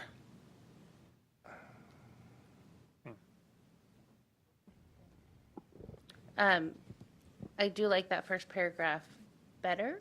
However, the part where it says the membership of these committees is limited to less than a majority of the school board, that would eliminate our ability to turn the legislative committee into a committee of the whole, or have any committee of the whole. Yeah. So if that's something that the board wants to do, then we might need to reword that sentence in that paragraph. Except for. With the exception of the legislative committee, which will be a committee of the whole. I mean, that sentence could just come out. And It would accomplish the same thing without that sentence. that's true. And to Tim's previous point, I do think that it would be okay for us to establish some standing committees that we expect to always be there in policy, and then also say something about, and other committees may be established as necessary, something like that. If you look at Board Policy 9130.1, which is your next one, is speaking to just that, Bobby. It's your ad hoc committees. And so I think that addresses that, which we don't necessarily have a recommendation on, but yours is great.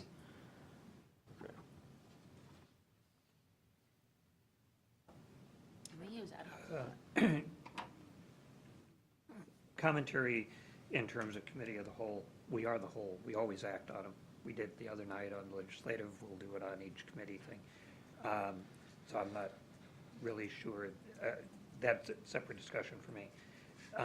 But the last paragraph under the ASB side, committees shall act in an advisory capacity, et cetera, and no committee action will be binding. I think that's a really good. I agree, Tim. point. So the bottom of the fourth paragraph on ASB side, is one that we really feel strongly about. Would there be any objection to adding that? No, I like it. Okay. I like that. Excuse me. My niece always blames that on sodas. Well, mom number 2. All right, so basically, we're going to add ASB's number 1 minus the sentence on the committee as a whole. We're going to add the final paragraph. Then we're going to delete the first one on the Fairbanks side. The one right below the Open Meetings Act, the superintendent will solicit volunteers. There's a concern there because some say that the chair will, so there needs some clarification on that one. The current AR says that. The current AR says that, so I'll make sure that when you talk about your ARs, you look at that specific. The last sentence, following each committee meeting, the committee chair, I'm going to say. And then we're going to delete on the last page there, we're going to delete the standing committee on career. We're going to delete the one on career technical education. We're going to leave the one in about board president shall assign elected board members to serve as non-voting members on committee. But then we're going to delete the next one on careers. And then because the last one is already mentioned above, we're going to delete it from that. Am I correct? I think that the board president shall assign an elected board member who will serve as a non-voting member of the committee was specific for the CTE. Oh, okay, so that can be deleted? Also in the, it's the second paragraph in the very. Above. Yeah. Okay, Diana? I think starting at that sentence, the standing committee, that goes into a whole new policy of Fairbanks. It's the 236.2, because the recommendation at the last meeting was to have those 2 policies put into this one ASB. So starting at that sentence, the standing administrative committee is career and technical education. That whole section is policy 236.2, which is about advisory committees, which will end up in. Somewhere else. Yes. Okay, I'm going to add that to go somewhere That's else. the new reference number. It's 1,230, however we say it, 1,230. For ASB is their advisory committee and citizen advisory committee policy. But I'm adding to the list that 236.2 needs somewhere to land. Okay. Are we removing them, that the membership of these committees is limited to less than a majority of the whole? Yeah. Did you catch that to me? That's in the first paragraph of the AASB one? Yeah, I took that out. Oh, Yep, good. yep. Sorry, I missed that. No, it's all right. Okay. I don't mind taking that out. I don't think it really changes anything, but I'm uncomfortable if it implies that we're going to committees of the whole. So, right now, as long as that's just an open question, that's fine. I don't. One other thing that I think might help a little bit, the second to last paragraph that starts with following each committee meeting, I would like to change that, because rather than providing a report right after, within a few days after the committee meeting, I mean, well, it's not specific, right? Following each committee meeting could mean a year after the committee meeting, but I think the intent is that the report will come in a timely fashion. But what I'd like to say is that rather than having it say following each committee meeting, just to have it as a standard report at each regular board meeting. Yeah. So I'm not going to be, worrying about emailing some report to everybody right afterwards. I just bring it up at the next regular board meeting instead.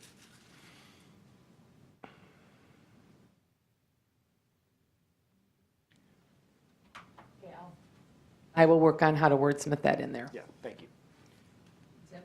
Just a clarification, when we talk about the committee chair or the board chair,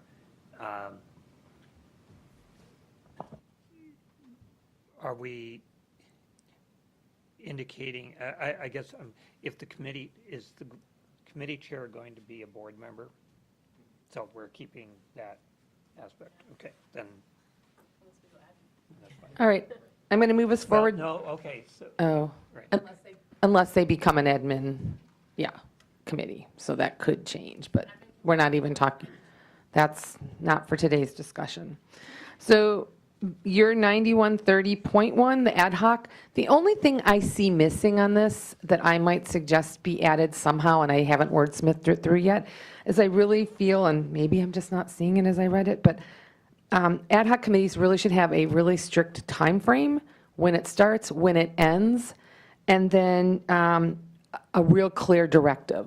The directive of this committee will be to blah, blah, blah, blah, and the time frame is, the report is due by blah, blah, blah. So I feel that those two statements are vitally important for an ad hoc committee.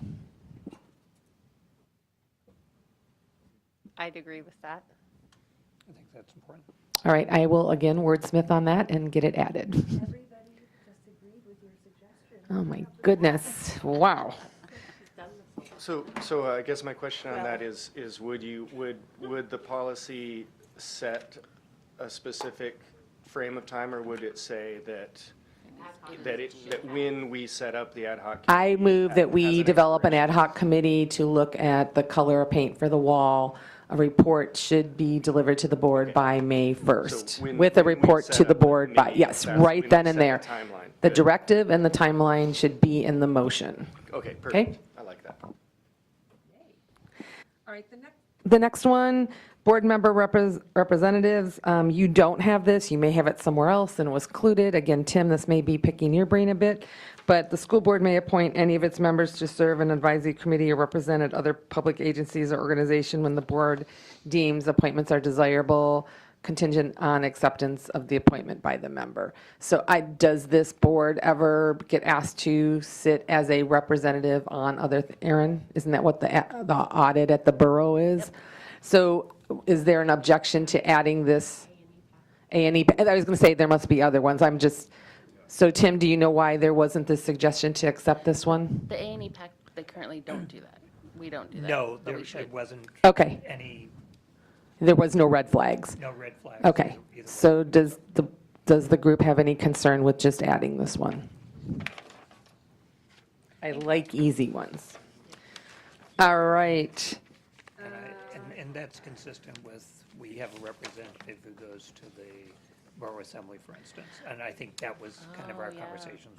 I'm going to let you dig into this. There's a lot that is exactly the same as ASB's on the first page, on the second page, on the third page. There are little changes on the obligation of members, which is the it's on the third page. That would be the only place that you have a little more than we have, and I don't think there's any problem with that. I just wanted to point it out. So if you want to take a look through that one while I go up to the board and fix these.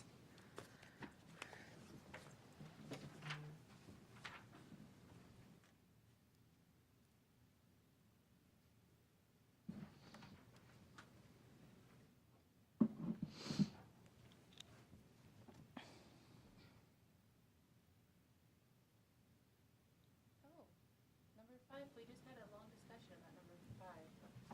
Haven't gotten there yet. Yeah,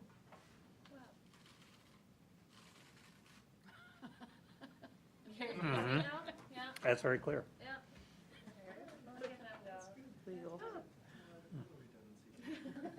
I'm about to say, I was pointed to a policy at some point when I went through the whole thing.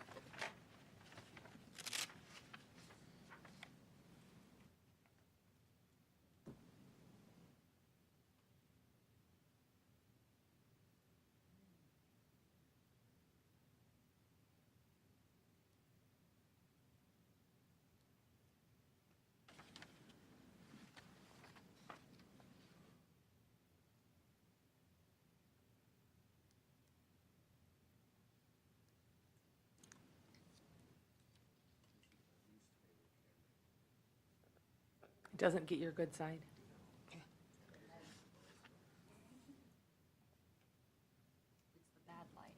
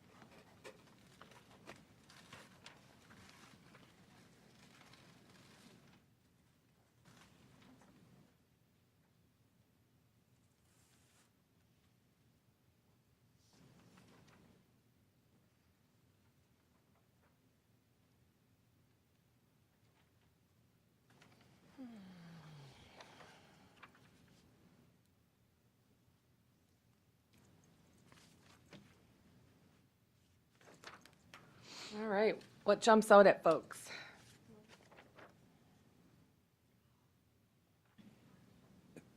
Can we talk about abstention? Under the obligations of members. Yes. Separate from recusal. Right? Okay. That, and I'm just putting it, I mean, yes, it should be for compelling reasons, whatever, but what constitutes compelling, some idea of what that understanding is. And going along with recusal, that there's, you know, the expectation is we are going to vote. And there's a certain public responsibility to indicate why we may vote one way or the other. You know, the public has some interest in that, but that we will vote. The situation where if abstain, how does that play in a majority vote? Is that considered a negative, or, you know, it's a question I have. And in terms of somebody may have a compelling reason in their mind, they say, you know, as we do in recusals, the board president makes the kind of determination subject to the whole board, saying that's, well, yeah, that makes sense, so, yeah, recuse yourself, you can abstain. So I'm just trying to figure out how that works out in, if it should come up. It seldom does. It has a couple of times, but not very often. Go ahead, Erin. Yeah, I've been told that we're not allowed to abstain. So it's interesting that it's in AASB's policy. Yeah, that's been my basic understanding. Yeah, yeah.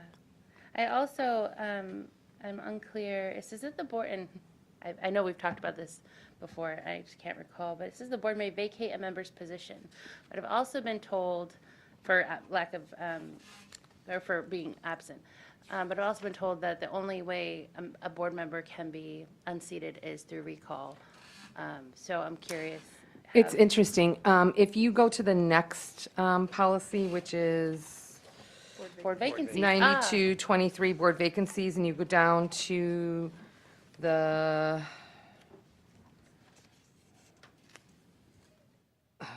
if you go right down under number 5, the board may declare vacancy of a school board no, it's the next one. 3 consecutive unexcused absences from regular board meetings shall be sufficient cause for the school board to declare the board seat vacant. Under, on theirs, not there it is, yeah, sorry. Yeah, I'm just, wasn't sure if that's completely legal. This was done by legal counsel, so, Well, this is on our side, so you're saying on your side it says that too? yeah. So it was Oh, I vetted see. legally. Oh. And this is where the subjectiveness comes into it, though. What is considered excused and unexcused, right? I mean, if Brandy wanted to be, like, I'm not going to give excuse for anything, then Choya, with a family emergency, she would just say, no, no, no, you know. And of course, when someone is, you just would not want it to become like, oh, well, we do not like board members so-and-so, so we're always going to give them unexcused. But then you have to be consistent with what you excuse and unexcused. Maybe that's the best way to say it. And are there extenuating circumstances? And, can they attend virtually if they can't attend in person? And were those opportunities given to them? So all of that needs to be taken into, but legally, 3 unexcused consecutive, which is where a lot of, what's interesting, I just have to say, over lunch, I saw an email from someone that was Lori Weed, who was presenting to somebody and said, what do they, like, can board members be removed that just stop showing up? And so I sent her this policy, that's why it was on top of my head. I was like, yes, actually they can, if they, sometimes it happens if, it might not happen as much in Fairbanks, but in rural Alaska, people are out and about and traveling and gone and gone and gone. Do you guys remember the big issue in Anchorage maybe 8 or 10 years ago? The first time Pat Higgins was on the board and he was gone for a year down living in the Marshall Islands or somewhere. And there was a lot of but he attended every meeting virtually, but he attended it. And so it would have been different if he just stopped showing up. So there is that there. I do believe it's there for the right reason. I do believe if someone has checked out and stopped coming, the board should have the ability to say that seat is vacant. Yeah. Bobby? So I just noticed a little difference between the two sides. And on our existing policy, it talks about how meetings are defined for the purpose of this policy. And it includes meeting of the whole, work sessions, special meetings, hearings, and regular meetings. On the AASB side, it simply says regular meetings. 3 consecutive regular meetings. And I'm also questioning if the 10 meeting rule, 10 meetings missed total is something that needs to be legally vetted still. I remember that being an issue with a previous board and a member attending virtually, and they even tried, there was some legal shenanigans to possibly try to remove a problematic board member here in Fairbanks, and that came into play about why 10 meetings, and, yeah. Tim? Okay. Depending upon where you want to deal with this. If we take that section, which AASB has suggested not be included, and move. We just don't have it in our, Okay, well, yeah. okay. I'm not saying Well, we my don't point- suggest it's included. I would say that come down to 9223, the board vacancies, talk about that. I think it's appropriate to remove that from the board member 9200. But let's talk about it, and I can give you the background for that specific thing. And where is that in this sheet? It's under obligation of members, the second paragraph. So you're- Okay, you're thank you. saying Just And- move it, not. Just- Well, right well, now. For right now, and talk about it in the context of vacancies, and then I'll give you some history to that. Yeah, I agree. So I have other edits within that one from past things that have happened. So there's the school visits by board members. This is under limit of board member authority, and it's 1, 2, 3rd paragraph. Are encouraged by principals and should receive a courtesy call in advance of the visit. Board members, as with all visitors, must check in at the front office. And board members who visit schools of their own volition have no more authority than any other citizen. And I know that there was some stuff that happened in our recent past around that, so just making sure that that's as robust as we want it. And like, usually it's not a call, so, you know, if we're being nitpicky about language, just contact or notify. I think all of us have been doing it mostly via email and just, you know, So coordinating. just And maybe a then the other receive piece- notification. Yeah, the other piece that Carm has told me about is we're supposed to communicate with her our comings and goings, and so that we are clear that she knows that we're making these arrangements if we're accepting the invitation or going somewhere, so she knows the full board's calendar. And I would, while we're on that area, I would change must check in with the school office to must follow district and school visitor protocols. And you just published really good ones, Dr. Minard, about all visitors that should kind of apply with the safety, and that would address a lot of the issues we had. Like, don't harass our staff. Erin, So must follow district protocols. when visiting. District visitor, Protocols. district and school visitor protocols, I would say. Make it specific. In that section, would it be helpful to also add to inform the superintendent or their delegate? Because then it would go, you could delegate it to Carm, but then at least you would know when we're visiting other schools. I know that was important to Dr. Gaborik. So I don't know if it's something that's on your radar. Yeah, I mean, I think it would be really nice to know, especially if I felt like I had the ability to attend with you, or if I could send a staff member that could also attend. It's nice to know. So could I potentially, that statement read, principals, superintendent, or designee should receive notification in advance? I'm going But if I that's, might suggest, we have an executive assistant. Let's, and that has worked well, and then the executive assistant makes sure whomever, the superintendent for sure, sometimes the appropriate assistant superintendent with an elementary or a secondary school, know.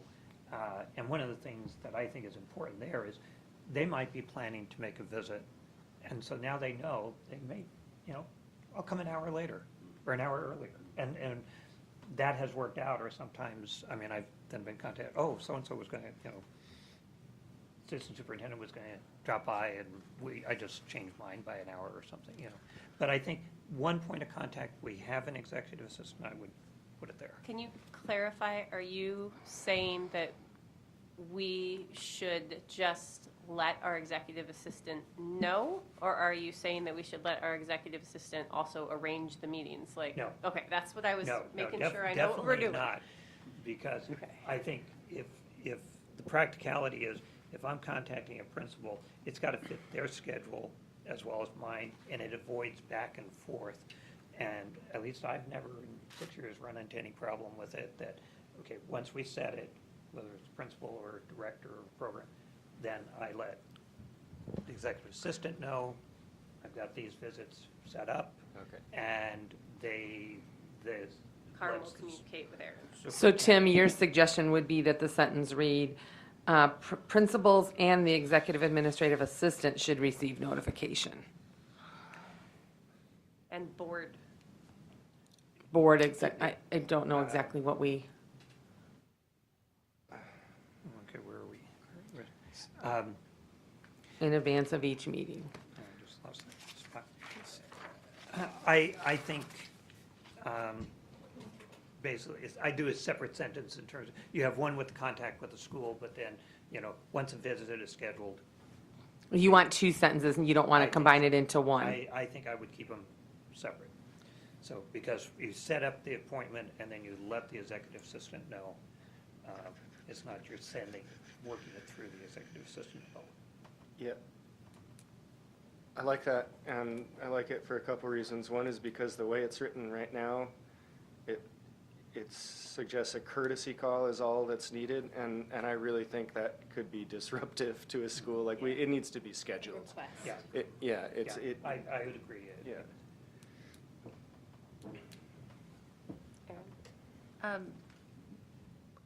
so I'm assuming that we are accepting everything that we have on our side for 9,200 with some changes.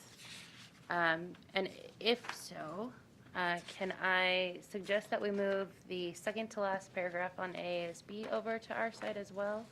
It states that board members should not subordinate the education of children and youth to any partisan principle, group interest, or the member's own personal interest. I find that incredibly important. Yep. I flagged that one to move over to, and then I had two other edits. Oh, sorry. Yep. No worries, because we were jumping around, we hadn't gotten there yet. On bullet point 5, above obligation of members, that one that we talked about.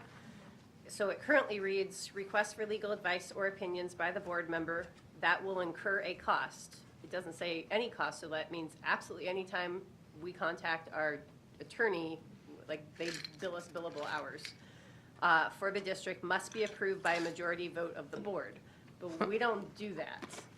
Like, we're not voting every single time somebody wants to call the attorney. So we need to make that. Or put this down as a cross-reference to the school law one. Because that's exactly what you just said under school attorney you wanted to do. But the president could always, so like I can pick up the phone, Yes, I see, okay, yep, but this is saying anytime. yep, We need to have an actual vote. you're right. On that note, though, because of the example that you brought up earlier, Timmy, we might want to put in a caveat there that if costs will exceed a certain amount, or we could do it by time or something, that the president needs to go to the board for the vote. Does that, I don't know if that's too cumbersome, or, Go ahead, and then Tim. I just think it could clarify that it's other than the board president. That if one of us is wanting to get information or get legal advice, that it needs to go before the board for a vote. But if it's the board president, they are entrusted to act at their discretion in that. yeah, but then what if the board president is going to the attorney on a daily basis and asking them to research stuff that, you know, I mean, and then they incur $70,000? In that case, I would hope that Luke would bring it to the attention of the vice chair, and the vice chair then would be held. This was an unfunctional board, so it was, you know, there was nobody really that could stop this board chair. I mean, that's I kind of like Meredith's suggestion there, requests for legal advice or opinions by a board member other than the board chair, Board president. board president, sorry. yeah, I like that too. I just want to also be cautious if we have a rogue president, you know. No. Fairbanks is so big and so much oversight Yeah. that the chance of it happening here is less likely. Like, there are some member boards that like meet once or twice a year, like there's 4 times. Yep. There's, That's, it's a different scenario. Yeah, and I like that suggestion of, other than the chair, because, the president, because practicality is sometimes, you know there's a question even from board members, or there's a question that, and the president might want to get that opinion ahead of time, and we've had those situations over the years, so that you're ready to, you know, so you don't get bogged down at a board meeting then all of a sudden, that, you know, so I think the president should have that opportunity. I agree. All right, other edits on this section? And if I understand this, the AASB is basically the same, except for really that paragraph. Yeah, yeah. So, And the one that you didn't have that Aaron suggested we move over, so. All right, board vacancies, and let's not forget that big paragraph from above. okay. Just to sorry, clarify, so Tim. we've taken out that majority vote. If it's if the non-present, right, okay, good, thank you. All right, Tim, do you want to start by talking to the paragraph that's under obligations of members? Yeah, and just a clarifying question, we are taking that paragraph out of Correct. policy 9200 and putting it into 9223. Maybe, but that's what we're Okay, going to got it, discuss got it, yep. Yeah, but the gist of what would be there. So the beginning of this was the month before I got on the board. I started my term. The board changed it to the 10 meetings because they had gone through a year and a half where multiple times they did not have a quorum. And, you know, it was one of those situations where sometimes, I mean, there was illness, there was something, and so there was flexibility with that, understanding of that, but then there were other times then where we just, I'm not going to make tonight's meeting, you know? And so it's like a student who's gone for activities, really can't afford to be sick, or vice versa, you know? So they debated it because they would arrive thinking they were going to have a quorum, and they had no quorum. And it had been multiple things. So that's the onus of trying to say, should we have some guideline? And that's where the 10 came up with. They debated the number, they decided 10, and they took it on the basis, it was basically about 10% of the meetings that they had that year was kind of in the conversation, but they just decided 10. The 3 is, yes, there's law regarding that, but the 10 was what they arrived at as a reasonable amount, you know, and it doesn't mean a vacancy will be declared. They will look at that, they'll say those types of things. So Tim, can I ask, that was vetted legally? Yes. Okay. To my understanding, I wasn't on the board then, but if I pick up from the conversation, yes, and it was actually a lawyer who also proposed it. Okay, good. There. But I believe they got that would be a reasonable amount that you could hold someone. The board has declared vacancies prior to that issue, where one board member just stopped coming, they really weren't interested, never, you know, so there have been actions taken by that, but they had no real guidelines, so this is what they put in as a guideline for that. And the expectation was you are letting that person know, and et cetera. It came to the fore again during when the board was meeting remotely, and questions of being on or not being on, and that's a whole other thing that we need to talk about when we get to the telephonic pieces.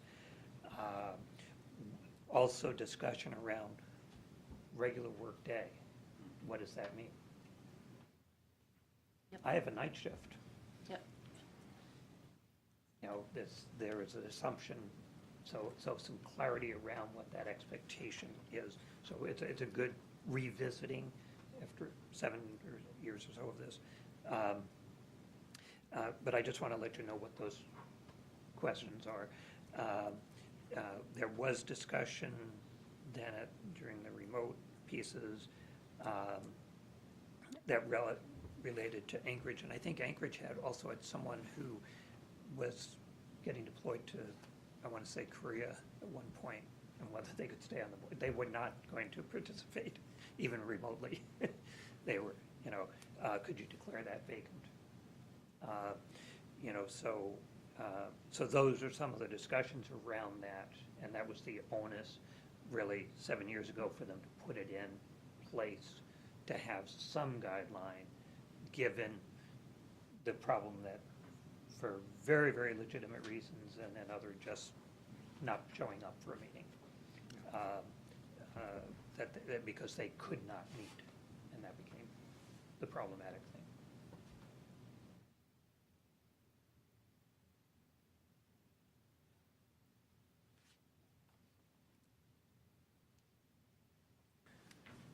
Thoughts? I wanted something beyond just unexcused, that even with excuse, if you can't come, you know, if that interferes with board operation.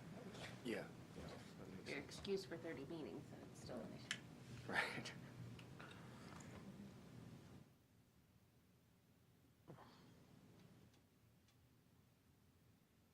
What are thoughts on that one, board?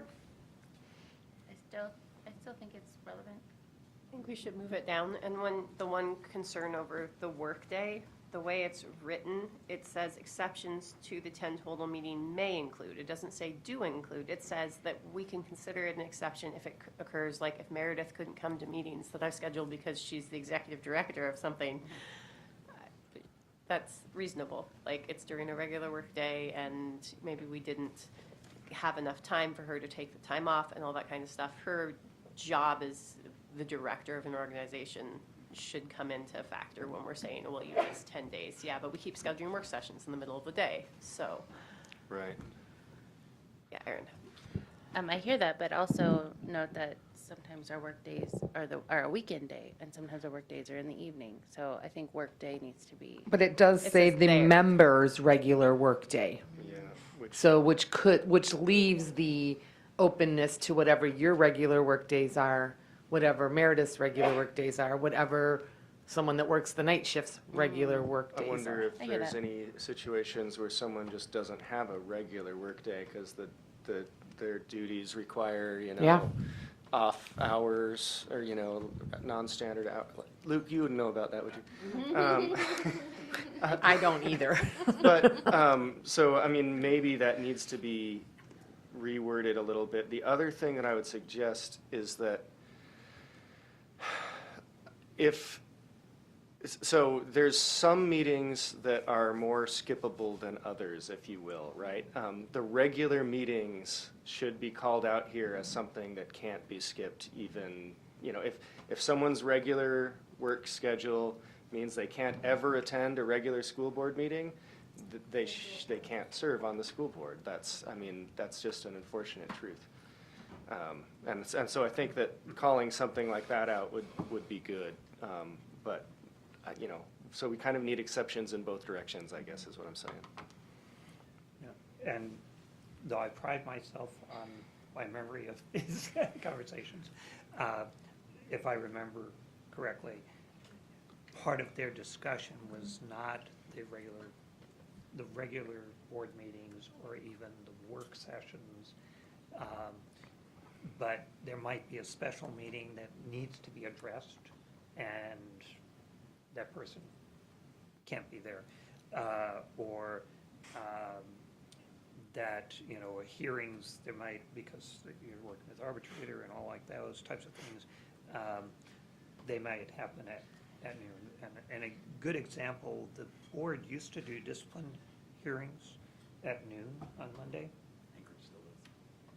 And that worked for those, at the time, those boards, people could make it at noon. And it was limited to the 1 hour. And then but then subsequently, at some point, that didn't work for the board and they moved it. Would it be something around, yay, look who's here, yay, Melissa. Would it be something maybe where board action occurs? Because maybe that's the point you're getting at. Even if it's a special meeting where there needs to be, board vote will be taken, not just discussions, not just a work session like this. What about like members shall make every attempt to attend meetings in which board action will be taken? Okay. I'd like to build off Bobby's first section in terms of making it an exception. Consideration may include meetings scheduled during members' regular board meeting.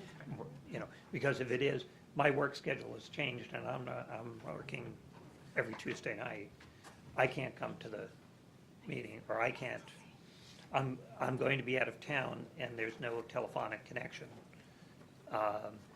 for 6 months. And that was one of the things that also came up. Well, this is my work, and I may not have internet connection or other communication, which was reality during that time. But it should just be the factor, and recognizing that sometimes feels, but when you run for the board, it's like you say, when you run for the board, right. And I don't think it's just board action, because a lot of times, it's work session, it's that conversation that, right, to be prepared, so.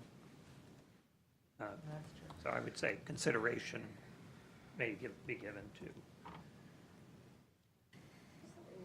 I like that. I like that you changed exceptions to considerations to the 10 meeting total may include. Like, that's good. It means that we're going to consider these as exceptions.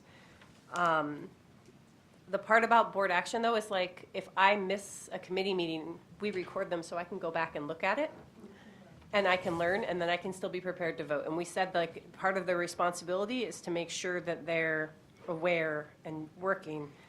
I still like the idea of adding something in there that members shall make every reasonable attempt to attend all meetings where board action will be taken, saying that that's what we focus on. If we know there's going to be a vote, we really want you at that meeting, and it might not be great. You might not get to attend your son's game. And you knew this meeting was happening, and you're by running for the board, you need to make these meetings a priority in your life. And yes, you still are going to have some excused absences. Prime example, today, even though it's not a meeting where action's taken, like, that is completely reasonable. And, you know, Ms. Anderson, completely reasonable. Those are acceptable, but prioritizing other, you know, smaller life events that you want to see, you know, no, that's not as reasonable. You knew there was a meeting, and unfortunately, it does mean that you're going to miss out on some things in order to serve the board. I often remind board members, it is a new part-time job for you.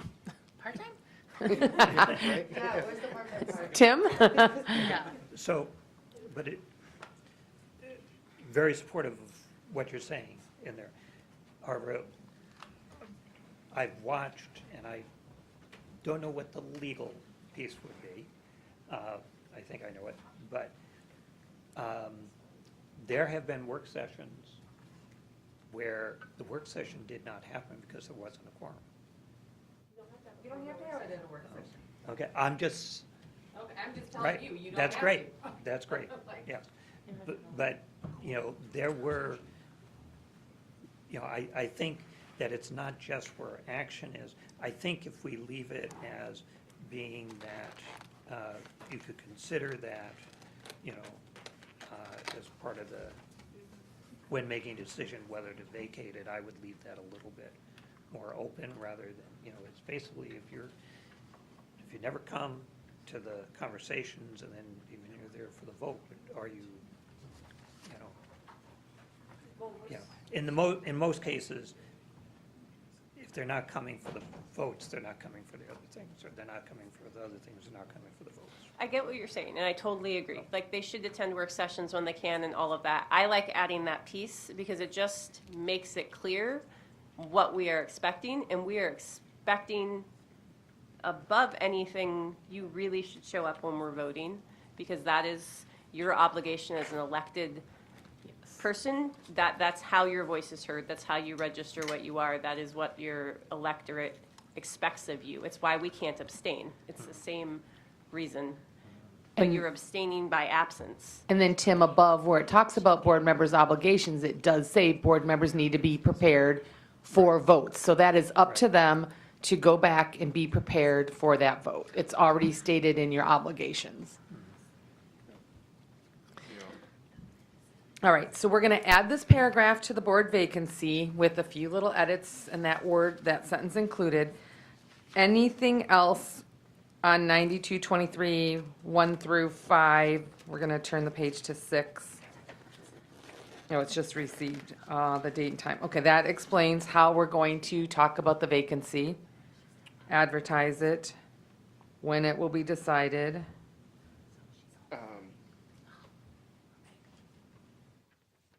Bobby?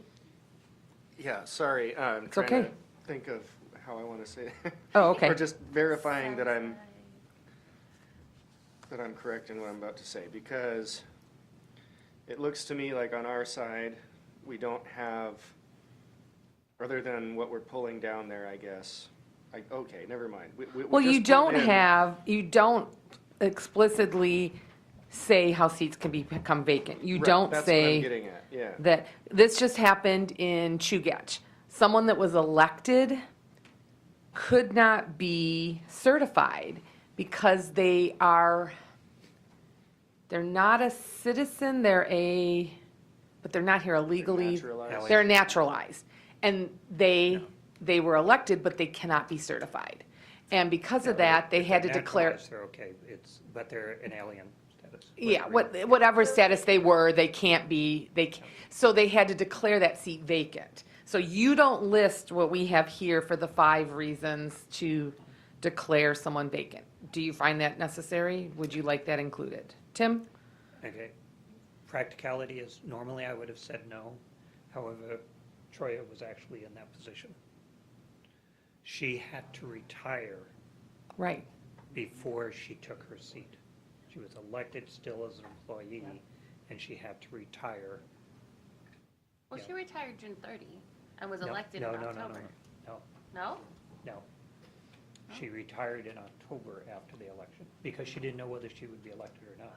Interesting. It's the other way around. If someone on the board wants a position in the district, you have to resign for the board before you can even apply for that position.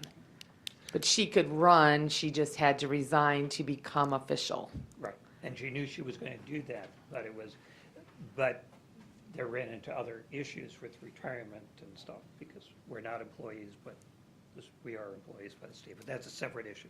But it's just why I would say it's probably worth having it. Including those.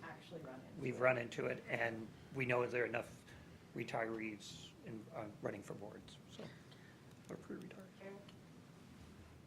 Agreed. My question is on number 5. Is that 2 different things, or is it like if they are outside of boundaries, it still requires a 2/3 vote? Is your question whether the 2/3 vote applies to everything or just number 5? Yeah. Right, because that's the other thing that I'm not seeing really anywhere in here is what is the protocol for removal and or for declaring a seat vacant. So we can set out, these are how you can determine that a seat can be vacated, but how do we declare the vacancy? Do we vote on that with a 2/3 majority? I have a question from the board that I can't answer, so I'm putting Did you you on. phone a friend? Who's your friend that you My phoned? phone friend is Tiffany, because she's Oh. Tiffany. So Tiffany, we're talking about board vacancies here, and our, just a minute. So 90 Bobby, to can you 23. repeat yours really loud for her? So Aaron was actually saying that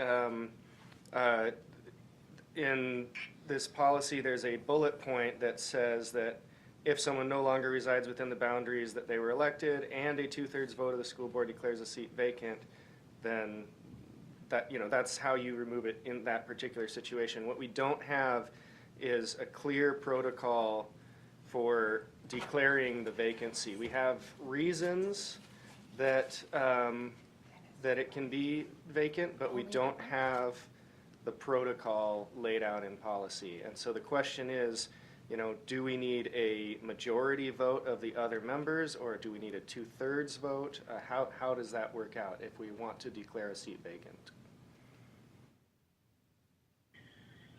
I would say whatever the board decides on for your bylaws is what you need. So if the board decides, like, this is where your ability to customize your policies comes in. And if I would assume that you would want a fairly high threshold to remove a board member, so maybe a 2/3, which is probably why we have that in that 5th bullet, no longer resides within the boundaries which he or she was elected to represent, and 2/3 vote of the school board. But for the other, Like the top one, I know, Tiffany, I know the one that if they're not, they can't be certified, like the board can't have any, they don't have anything to do with that one. That's law. So, yeah.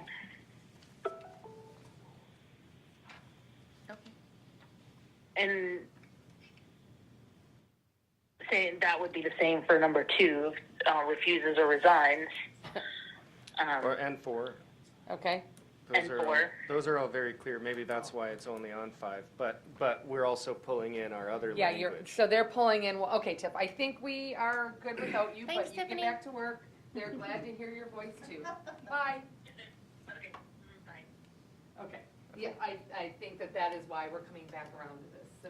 Tiff? Okay, I think 5 may be a little bit different for us Okay, because we're governed by borough law, okay, and I believe it says you must be a resident of the borough. okay, So I don't have it right in front of me, but to run for office, you have to be, so yours could basically say no longer rise within the boundaries of the borough, period. right. Okay. Because, yeah, and that's the boundary that we have. There are some boroughs even that do by regions within the borough, Okay, others, but. but I think- can, think I'll we're just add covered, that, we'll just have that really short and but simple it's- there. Yeah. Okay. Yes, Melissa? I'm sorry, I know I'm just kind of jumping in here. Of course. I'm just, for clarification purposes for myself, this whole 2/3 vote thing, doesn't a recall have to happen for a board member to be declared vacant from No. the seat? We were just talking about, Oh, yeah, okay. no, it's fine. Legally, you can remove for certain reasons. Okay, Yep, I mean, yes, recall is more when, almost more when the board is fine with someone, maybe, but the community isn't. So the community can recall, but the Okay. board, because you are a legally, think about at the legislature, how they can't necessarily remove, well, ultimately they could, but they can take power away. So think about like what happened to Representative Eastman before, right? Like he was stripped of a lot of things. They didn't necessarily take him away, but they made it uncomfortable. And so in your situation, and that's where what we were talking about right when you came in, if you go up flip the book backwards to obligations of board members, could someone help her find that? Yeah, I Where got it it right says here. the board vacate member positions, we're gonna move that down here to board vacancies. Okay. Because apparently that was vetted legally several years ago. Tim, how many years ago? It would be 7 years. 7 years ago, so, okay. Brandy? Just to be really clear, we can remove members because they're not showing up to do their job. We can't remove members because they're showing up and causing problems. We can That's the difference. tell them to be, Yep. remove their ability to speak, cannot remove their ability to vote. But we can do that, but like, if they show up, we can't move them. But if they're not doing their job they were elected for, then eventually we can. You have that because it is impeding the work of the entire board. right, got it. All right.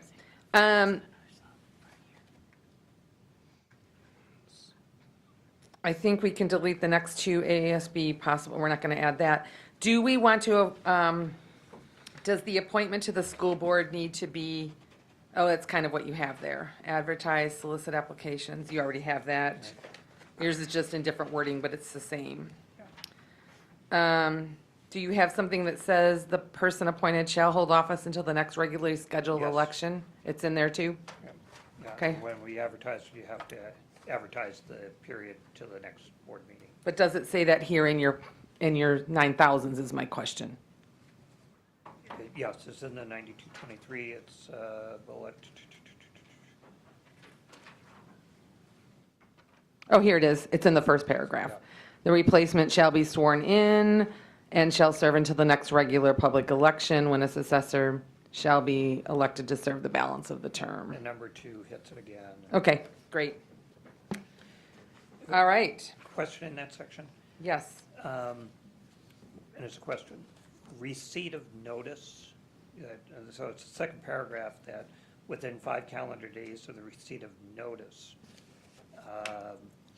shall be advertised. My question is it the receipt of notice or when the board accepts the, Well, it could be both. It could be Well, receipt it of could notice or be, but it- declaration of, and but- well, this, yeah. So I would say it would be receipt of notice or declaring seat vacant or, declaration of vacancy. It's both of those, right? So right? So I send in my notice of resignation. Yeah. You're going to leave the board. You give it in. I'm gonna They have leave the 5 board. calendar days to add. Okay. Yeah. And that's 2 days after the board just met. It's not meeting for another 2 weeks. But they can't, it's not received by the board until they, till they meet and accept it. Okay, so that's when the notice is. Right, right. Oh, okay, so that's the clarification. So I would suggest that maybe of the receipt of notice by the board might be that clarification. It's not just, I'd let Brandy know that I'm moving. And she has to have this. But the board has advertised. to, I mean, has the to board receive- has to be aware it's the body, it's not a person. Right. Just go through this. Oh.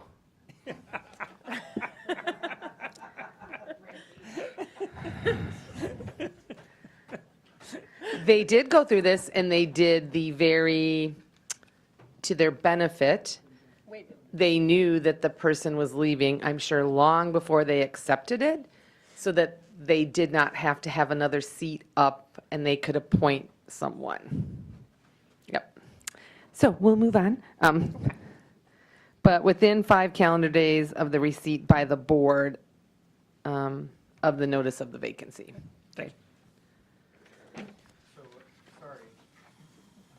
So just coming back to the piece that we're moving down, the board may vacate a member's position, et cetera, on the 10 days and the 3 days consecutive, 10 meetings total, 3 consecutive meetings. We still, so that's the piece where I think that we don't make it clear how the board is vacating the position. And so I think that we need to, we have these other, from the AASB policy, we have the 5 legal reasons that someone can be removed. But then there's this policy language of 3 consecutive meetings or 10 meetings missed total. And we don't explain how the board is going to declare that vacancy. Is that the board president's duty? Is that a vote? Do we need to put that policy, that procedure in this policy? For me, the question came up. The expectation is, and the way I read it, it's very clearly, it's the board may vacate it. The president may not vacate a position. But it has to be the board, Yeah. and that's why it says very specifically, the board Okay. may vacate. what if we changed it through board action? That, The board may vacate. yeah, but what action? I mean, is it, because, It's always a vote when you say board action. but does that just mean simple majority, or do we want it to be a simple majority, or do we want it to be a higher threshold? I would just think simple, the way all other votes are. Okay, and so if that's the case, then we don't necessarily need to clarify anything else. It would just be standard procedure that action means majority vote. Yeah, through board action, board, The board may vacate. Okay, That sounds like a really good And- point. And I know when they were putting this together, part of that conversation was too, that there needs to be a good case that resonates with the majority the of the whole board. board, yeah, You know, okay. that it's not just one person and be a gender Right. item, exactly, Yep. yeah. And so, And then it would be noticed so the public could testify. Right. Yeah, okay, good. I like it. That's good. All right, I'm moving us on to board bylaw 92 if I could, it also makes sure that the person who is being vacated is aware of it. is aware and can make their case. You know.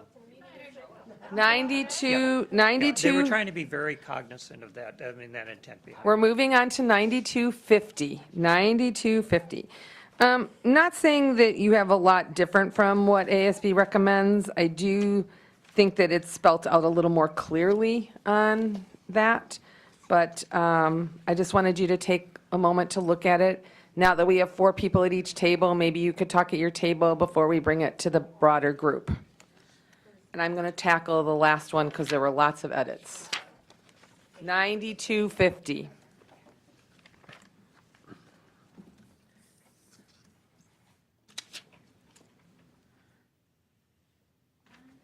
I don't mind ours. We do say, though, that the amount of the monthly stipend will be determined at the annual budget process. I don't know that we consider it during our budgeting process every year. I think the last time it was raised was like I mean, but it could. approving the budget is approving that amount. And then is it time for an increase, what?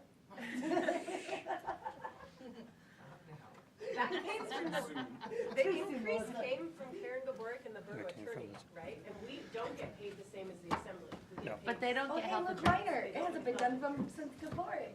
And we don't get anything like Anchorage does. No. Like, we're one of the, I don't know, does ASB know how much different boards? get Yes, paid or we don't? you guys know it too, because any of you have access to our surveys that we do every other year. I could pull it up if I can find it. You need colors? Where do we rank? I got Like, colors. currently, we're $800 a month or $1,000 for the What you president. want? Oh, you want orange? It's really hard to, okay, this is one of those Alaska things. I would say half our districts get nothing except a stipend, $50 a month for gas.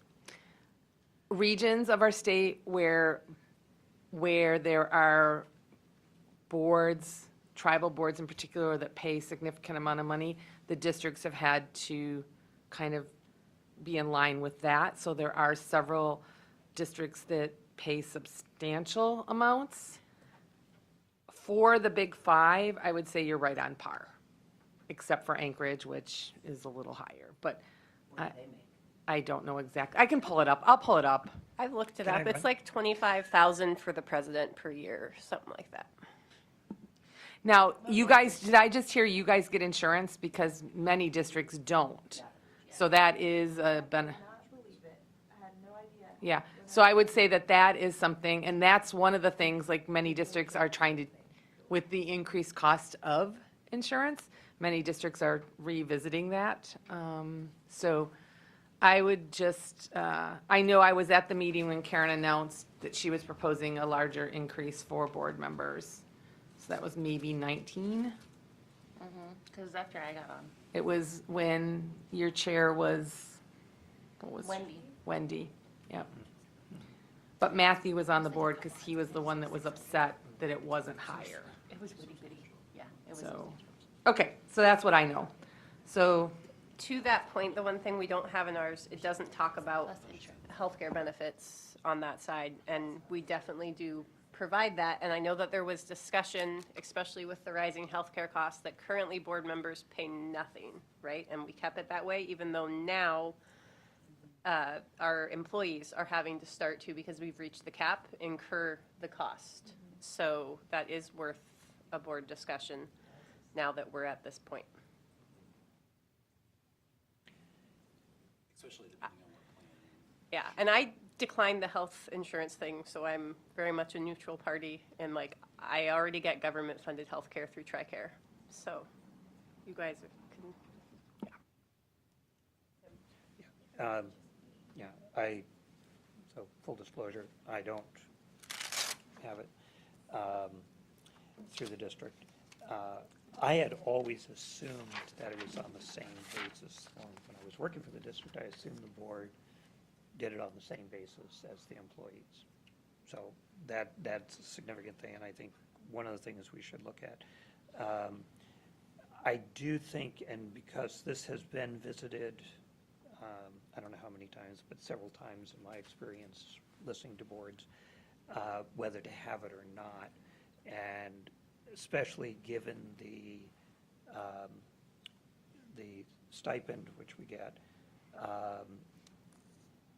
their conversation was around keeping it, I think at the same, when the assembly did away with their health benefit, the school board decided to keep it because they wanted to keep that door open for especially parents who might not otherwise be able to afford to do it. So it was a way of including the opportunity for more people to do.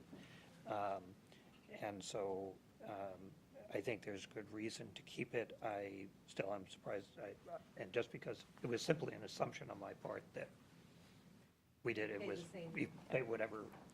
It only changed just this year because we hit the hard cap, correct? And the thing is, Well, the employees have paid for decades toward, yes, they have paid for insurance, towards insurance. But depending on your plan, but we historically had a plan that was always free. And board members One of the options. are still able to have that plan, and currently employees are not able to be on that plan, was my understanding of what happened with negotiating agreements and the hard cap. And So I'm just going to say, because it's a non-issue for me personally, but I think it is good to have some reciprocity, similarity. Melissa is also on, and Aaron. The one thing that I would add in here is that it might be worth putting in just the recognition that board members have, can opt out. And we've had board members who have opted out of the stipend, or have taken a lower one, or opted out of, and that might be worth putting in, so. It says in there, unless a member chooses to decline the stipend. So that one, the stipend, I think, is there. I think we could add it to the per diem. And I know, like, we've already, that's our practice. Like, Melissa and I both declined the per diem for our upcoming trip to Juneau. And then if we add in the health, I think we need to definitely add in the health and welfare benefits.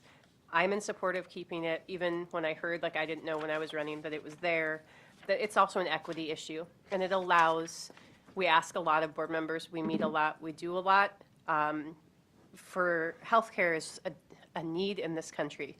And if this is one more place we can provide people healthcare, then I think that that is worthy of it. So even though I don't partake in it, I support that. I do also think that equity issue, though, of that currently board members have a different deal than the negotiating agreements of our employees, that we should switch it to what ASB says, which is school board members may participate in the health and welfare benefits programs provided for district employees. And then option 2, board members who elect to participate shall pay the full cost of coverage as set as an employer, equal to, however, the same as employees. Yeah, Employee, yeah. Employee contribution. and that can be removed from their stipend or something. You know, I don't know if we need that language even, but, yeah.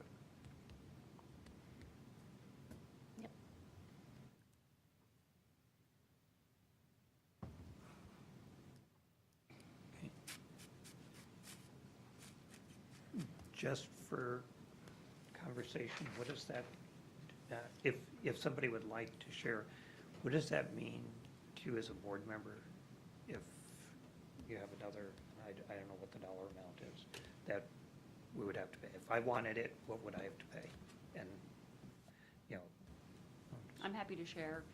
On my plan, so I've always had a plan that was zero cost. And I switched plans this year because of the change of one of the plans that added a cost, but my cost is like $20 a pay period. So, I mean, it's a high deductible and that's all the same plan, but the cost on the plan that I'm on is still pretty minimal, and that's for a family. For a family, $20? Wouldn't make it prohibitive if you're taking this and you needed health insurance, you had to pay the premium, pay your portion. Per pay period, so that's I twice would a still month, I would opt in. think, right? Again, it's a high deductible, but those are the plans that are offered, That are yeah. available. The optics, too, of saying that board members, even though we approve employee contracts and negotiate their health insurance and all of those things, and yet we're not going to have to pay like we expect our employees to pay who are also on limited means, like, that doesn't seem equitable. I concur. So What we're saying is that we'd like to add a statement in here I think it's already there. So moving over health and welfare benefits. From us, And then okay. taking option 2, using Bobby's language, so the school board members who elect to participate shall pay the full, Bobby and Diana's, it was you used the word. Employee contribution? Yeah, the full costs equivalent to the employee contribution, or however. Which means we have to take action, we have to change that to match our new policy. Yes, we would, but it would Those of be, us that I have would say, insurance right now we'll would make have it to change active of the next open enrollment period. Yeah, I just want to make sure that's. This won't be adopted much until then. Yeah. Yeah, right. But the school board member who elects to participate shall pay the full deductible. Or the, full- no, the, The- no, it's not the deductible, we share the Employee same- contribution. The same contribution as an employee. Okay, the same, So not, you have to And they cross have out a full cost of choice of coverage Got it. plans, and then depending on which one you and replace it with as normal employee. an employee. Now, there is another plan that went up quite a bit, that's quite a bit more expensive, It's but lower deductible. Yeah, 2 other plans, 2 other plans. but But I think the members that are on those right now are not paying anything, so But- they got a different deal than employees. that's correct. The school board is the only group that's not currently paying premiums. I mean, we did only have 2 out of the 3 choices because of that, I believe. Yeah, so for members that just came on, you only have 2 choices. There's some members that have been with the district for a long time that are still on what's called Plan A, which has substantially higher premiums. Okay.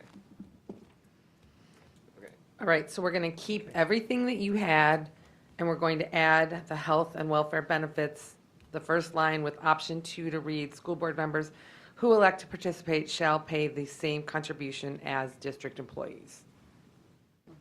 Yeah, and I don't know if we need this or not, but we could say this amount can be taken from the stipend. I think that's a procedural thing. Yeah, that's more an Okay, AR. That's fine, that's Yeah. good, yeah. That's something to share with board members as an option. Tim? Yeah, All that's right. the only way that Tim? makes sense, yeah. Okay. Just as we move forward, I believe in that equity piece. I just, it would impact our budget going forward, so in a sense, the budget we approve this spring will reflect this.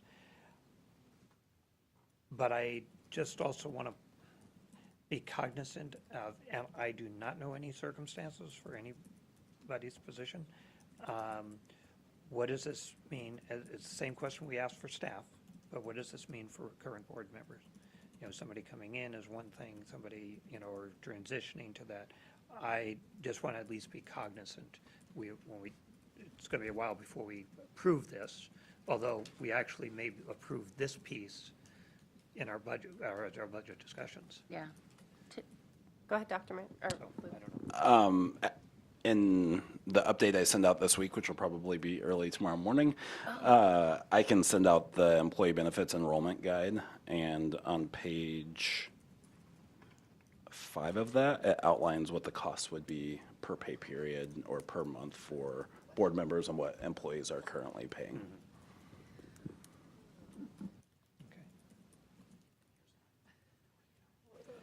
All right.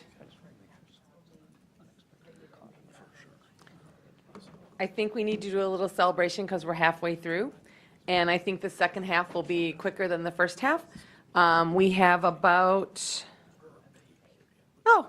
let's take a 5-minute break, let people stretch for a few minutes. We'll come back and start with 9260. Whereas you see, I think yours is better than ours. Okay. And Melissa, I was going to show you up here. Yeah. Because I've tried to put all of the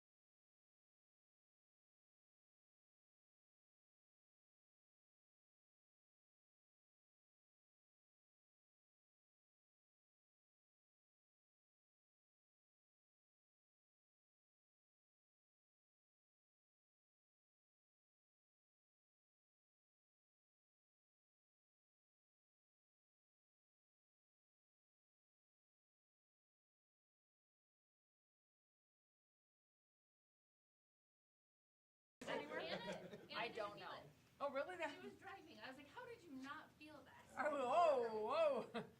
True, My things friend happen Wendy there. said the same thing. She didn't feel it. No? Yeah. Dave, well, you heard Dave. So on your own, just for a minute, make sure you read through your 9260, you're happy with it, and if there's any issues, we can move on, so.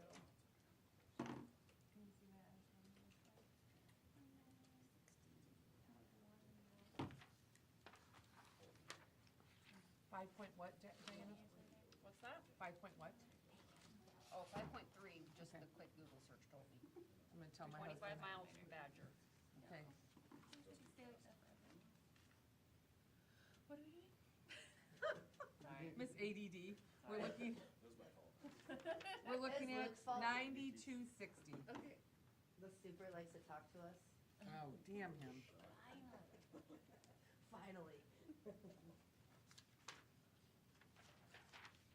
Oh. I think that's very legally, it's in the Yeah, it's indemnification of. yeah. And actually, our discussion was, we've already had this vetted, so say with her. Yeah. I'm just saying, I just want people to look at it. One of But, those easy ones? Yeah. What does the That was blue just highlight mean? the That means you guys have a good one. Good Oh, job. does it? Mhm. Is that a little A? That's the only blue one. Timmy, no, there's more. What, it is the first blue, though. You read some other one. It didn't mean that it wasn't good, because Timmy was very defensive of this. Everything was good, she liked our policies. I'm speaking for her, but these were ones where she thought they were particularly excellent and A that plus. kudos, Yeah. Fairbanks. So let's look at 9270, conflict of interest. And this could bring back what Bobby was asked, was it Bobby or Tim? Someone asked earlier about, maybe it was Tim, they were talking about conflict of interest when we talked about abstaining, blah, blah, blah, blah. So, yeah, so that's this one, let's take a look at it.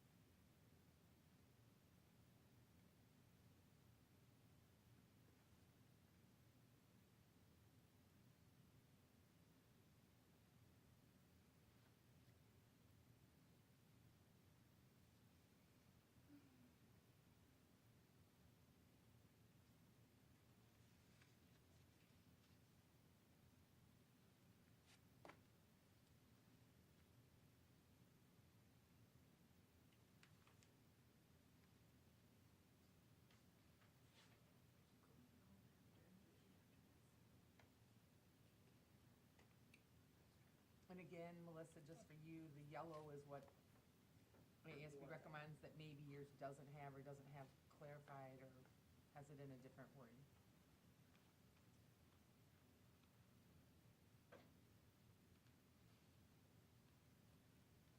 I like AASB's. It's just worded much better. But it says that they must vote on the issue, but like earlier it says that they could abstain. We removed that part though. Okay, We didn't add that you could abstain. good, thank you. It also says that the board decides if there's a conflict, but isn't it the board president? And then the board can appeal or challenge the chair? Most of the time, it's a board decision, not the board chair. I mean, at least I don't know if there's law on this one, to be honest. I've seen it go both ways, but I've seen most put it out to the board, saying, do we feel that this, Diane Gubatayo was a good example in Ketchikan. She had 2 daughters teaching in the district. Neither lived with her, neither were in her home, but she always declared conflict of interest because she was a mother. And the board said, Diane, we want you to vote because it's truly not we don't consider it a conflict of interest because you're not. But she declared it. I believe the practice that we've been practicing is that the person with the conflict declares the conflict, and then the board chair deems it, yes, a conflict or not a conflict, and then if there's a disagreement, then any board member can challenge. Okay, that would be fine then. Yep, same concept. Do we need to reword it, or is it still a board decision, theoretically? The way, Because the board can challenge. the way I've heard it given by legal presentations, not only in this state but in other things, is the ultimate decision is the board's, but the presiding officer makes the initial call. And then more like you with, you know, although I've also seen, and I want to say I've seen this at the assembly as well, seen a situation where the presiding officer, chair, or president wants to get a broader view and has asked for that, but in practice, the president has made the call. If it needs broader, then it's done. I believe that's consistent with Robert's rules. Yeah. Yeah. Correct, Bobby, it is Robert's rules. Will we default to that always? Other than needing consideration? The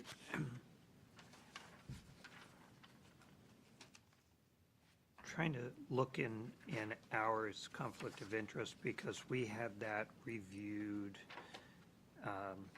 relatively recently, within the last couple of years. And well, it might be 4 years. 21. Was it 21? Yeah, okay. And we had John Cedar go through that and work with the board in terms of that conflict of interest. So.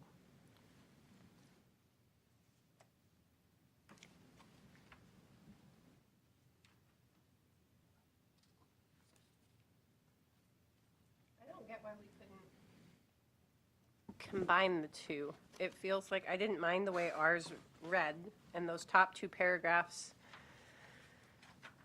I mean, don't go in there, and the decision-making piece that was left out seems pretty good about why you might abstain and still have Robert's rules, but I don't know, am I missing something? Why we wouldn't want to combine?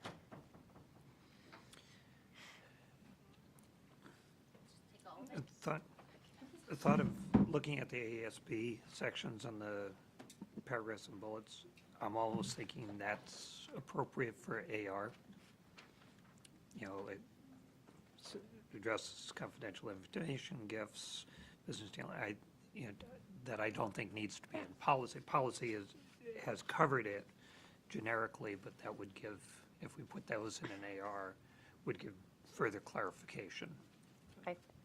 I agree with that, but we can move it over, and we're already saying something Melissa might, doesn't know. We said ARs from this chapter need to come before the board because they govern us, and so there really are ARs. Right. Not the administrations. So yeah, I would think that would be fine to move that piece over into AR. Perfect. That's an easy one. I'm just tossing this up because I always think it's an interesting one. If you come to ASB conference and you win the iPad at the end of the conference, do you give that iPad to the district or do you keep it? It's just one of those interesting ones that I feel like falls under this sometimes. And I'm not asking, I don't even know the right answer. I'm just saying, like, it's one of those things to ponder, right? Like, oh, did I win that because I was being paid to be at a conference for my students, and so then should we? Or did I earn it because I attended every session and they drew my name out of the hat? Like, I don't know. I don't know. I just am throwing it out there as a It's not a gift. Yeah, It's not, and there's no strings attached. Right. Nobody is it's expecting good. anybody to have. Yeah, Yeah. it's just one of those I Who like gets to, the mileage? I like to have some fun discussing, so, which, yes.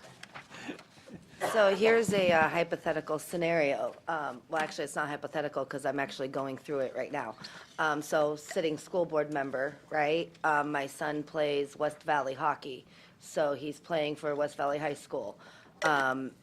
And I have been told that it's a conflict of interest for me to help fundraise for the hockey team because I'm a sitting school board member. No, not that I'm aware of. Raise that money. Yeah. But I well, do no, s- it's- Yeah, it looked like it was, the way it was proposed, well, are you sure this isn't a conflict of interest since you're a sitting school board It is member? And not. this is raising money for the district? That's exactly how it was worded to me. I would just be clear, and when you say it, you don't say when you're going to somebody, Yeah. hey, I'm a school board member. Right, and I don't, yeah. Then you The- have a mom hat on. That also made me think about, you got your ASAA passes, right? You know, that's a nice, and I remember my husband and I walked into a basketball game with ours last year. Where did you get these? I'm like, from ASAA? How did you get these? Because of my job, you know, like, but, you know, they were just like, because I'm sure they're thinking, wow, I'm losing $20 here because they're not paying to attend this game. So, but it is a nice little perk, isn't it? Nice little perk. A nice little thank you is really what it is. It's a thank Goes you under for all you do for remuneration, ASA. Reimbursement and other benefits. Yep, it is. So, all right, so let's look at Board Bylaw 9271. Tim, any history on why this might not have been included or suggested from the committee when they looked at this?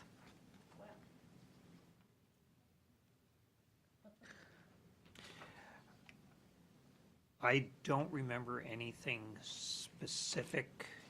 I thought we, go back to notes, I'm almost inclined that we might have thought, okay, we don't have one, fine, these, Okay, that wasn't what it might looked be. like on the I- document? yeah, I'd have to So go. that's okay. It's not a big, notes. I don't so I remember guess off then my question is, if you have no recollection or no memory of that, is there any reason, let's look through them, you guys look through them and see what your thoughts are on if we could or should include this at all.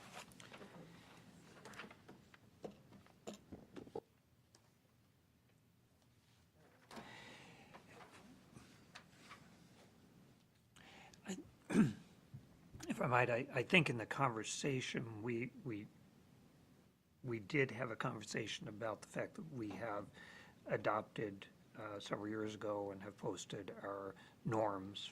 Right. Type of thing, and so we didn't, I think our conversation was along the lines of, we have something in play, you know, but whether it needs to be in a policy. So separate one of the policy. things we say about this code of ethics is we suggest that the day you're swearing in your new members every fall, that every board member get this printed out and you read this out loud in a meeting so that the public hears, here are what we're going to, this is what we're going to strive for. And then we, Tim, as you know, we have all of our board of directors sign this once a year to say, I'm going to ethically follow these. So it's just a suggestion if you do indeed adopt these. I mean, at the school board conference, we attended an entire session, I know Dr. Minor and I did, on codes of ethics, and that those were really important, and that they help guide your decision-making, and if you don't have them, what you're really doing is like setting people up for ethical quandaries and failures. So I'm in support of us having a code of ethics, and I think this is a great place to start. I agree with Ms. Hardy. The individual feelings and philosophy one, I'm not a.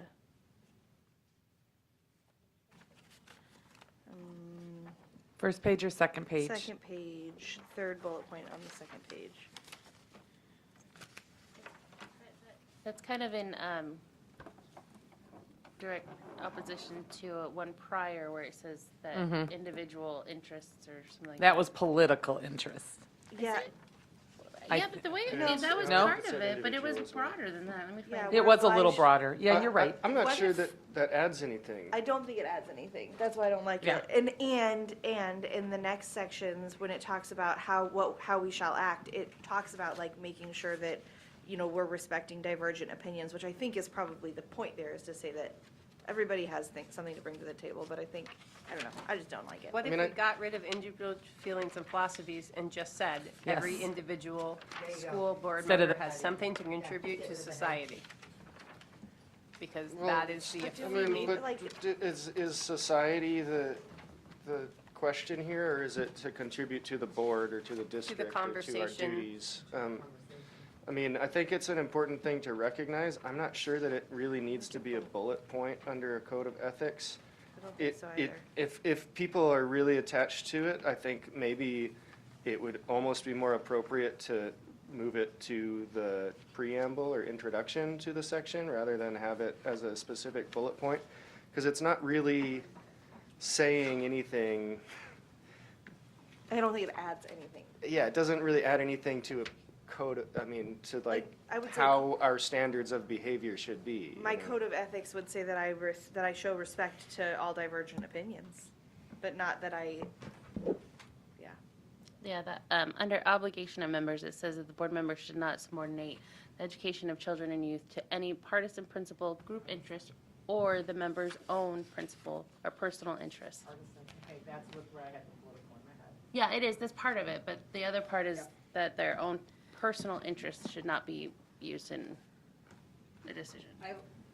I like what Meredith just said too, though, that she said the statement show respect to all divergent opinions. Which is in there. Oh, that is in there. Okay.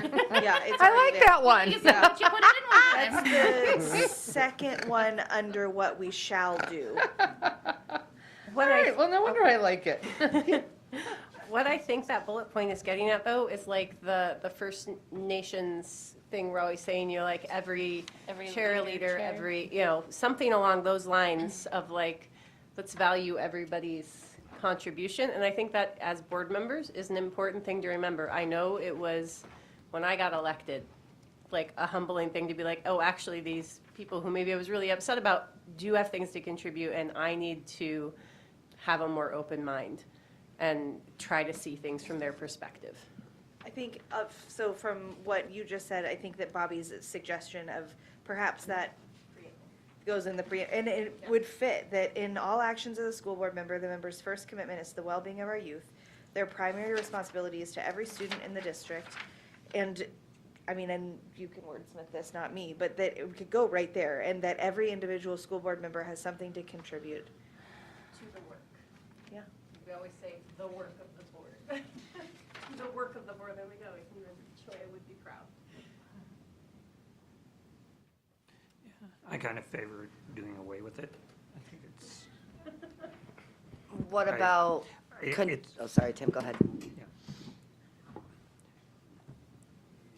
To me, it's, yes, that's where we each bring something to the table, and that's, we don't have to hammer that or interpretation of that. And I think it's,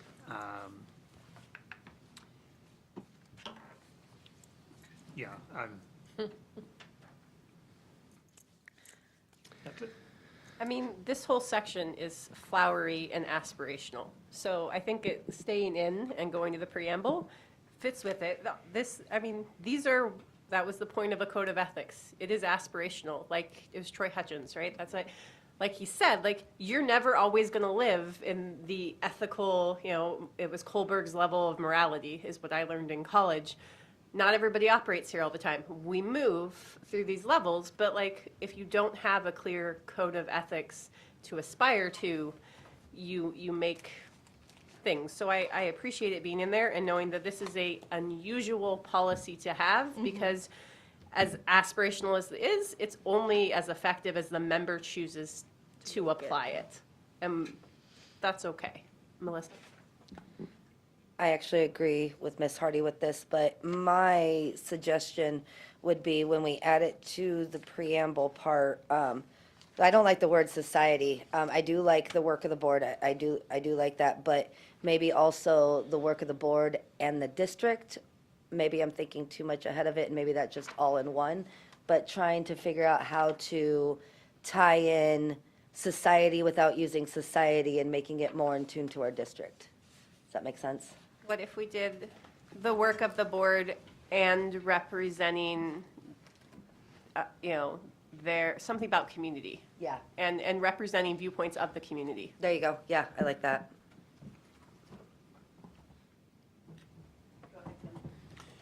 Okay, on that point, I am much more comfortable is to contribute to the work of the board. That's what they're there.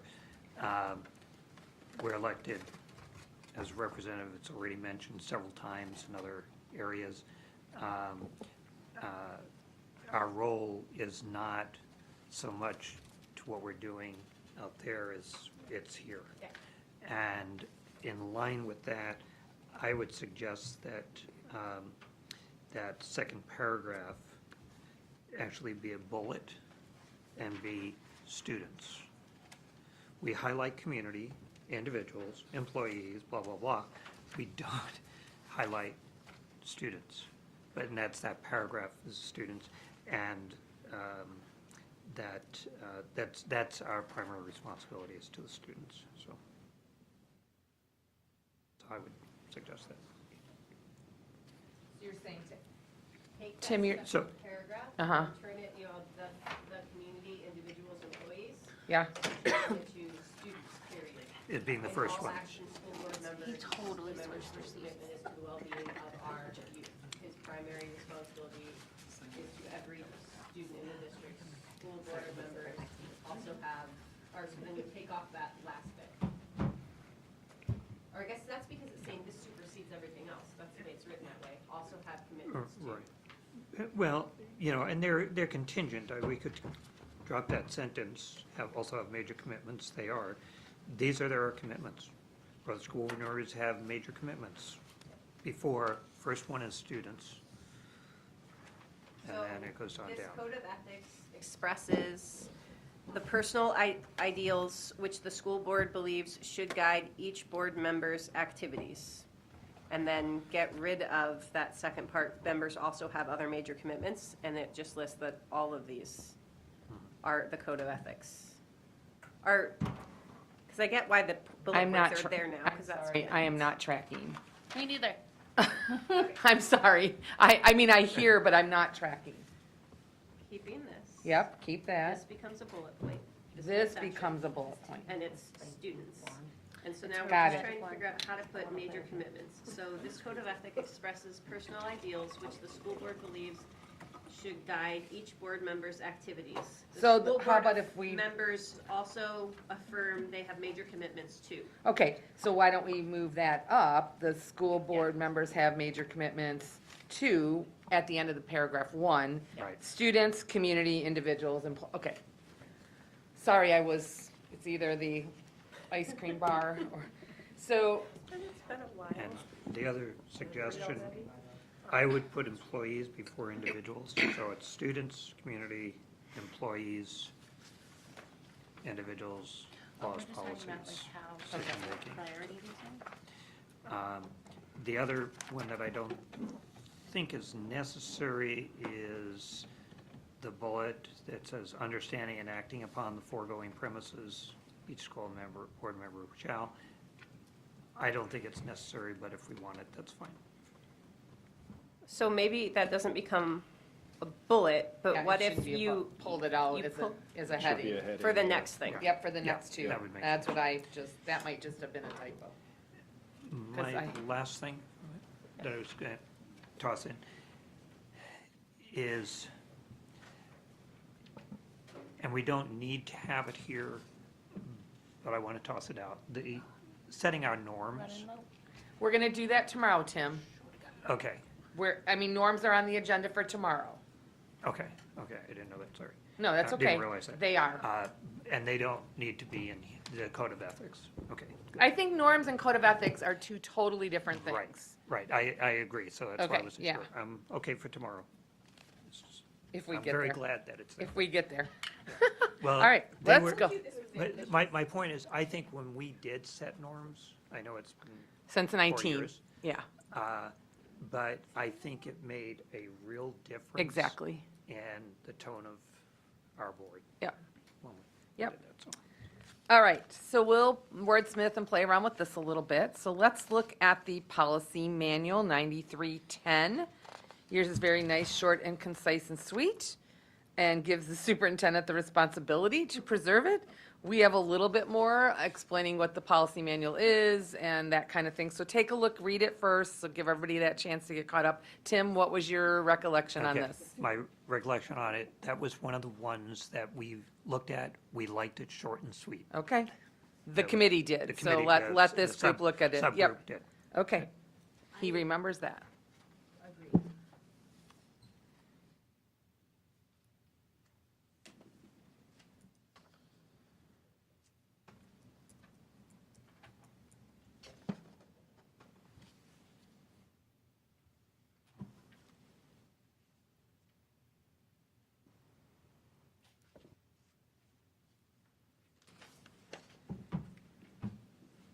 Okay. Short and sweet. Go ahead, Melissa. I like it short and sweet, but I also like the first paragraph and think that we could still keep it short and sweet with the first paragraph. Having that first paragraph in governing the district, the school board has pledged to consider the will and needs of the community, blah, blah, blah, blah, blah. Wrapping up that paragraph with the regulations and bylaws within our schools will operate, and then going into the superintendent has the responsibility for preserving the policies adopted by the board. I think those two meshed together would be perfect. I like that.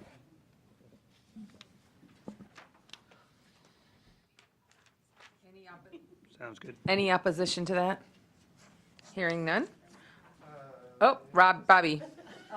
Ah, I'm yeah, sorry, I right. don't- I'm not opposed to that, but I would suggest a small addition or change because this says, just the end of the paragraph that we already have, the superintendent shall ensure the policies are accessible, blah, blah, blah, blah, via methods to include posting to the district's website.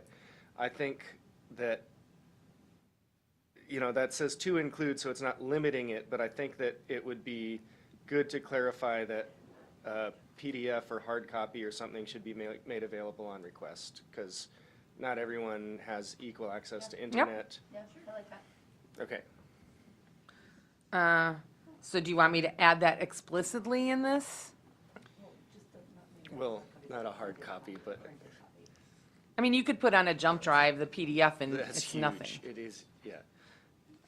I think printing it is different than putting it on a PDF format for them to put in. But if they don't have a digital device, what does that help, but they Yeah. can go to schools. The other thing is that, on the right side, it does say, districts publishing policies online shall provide access to policies at each school and at the district office. Which they do That- via that- it being online now.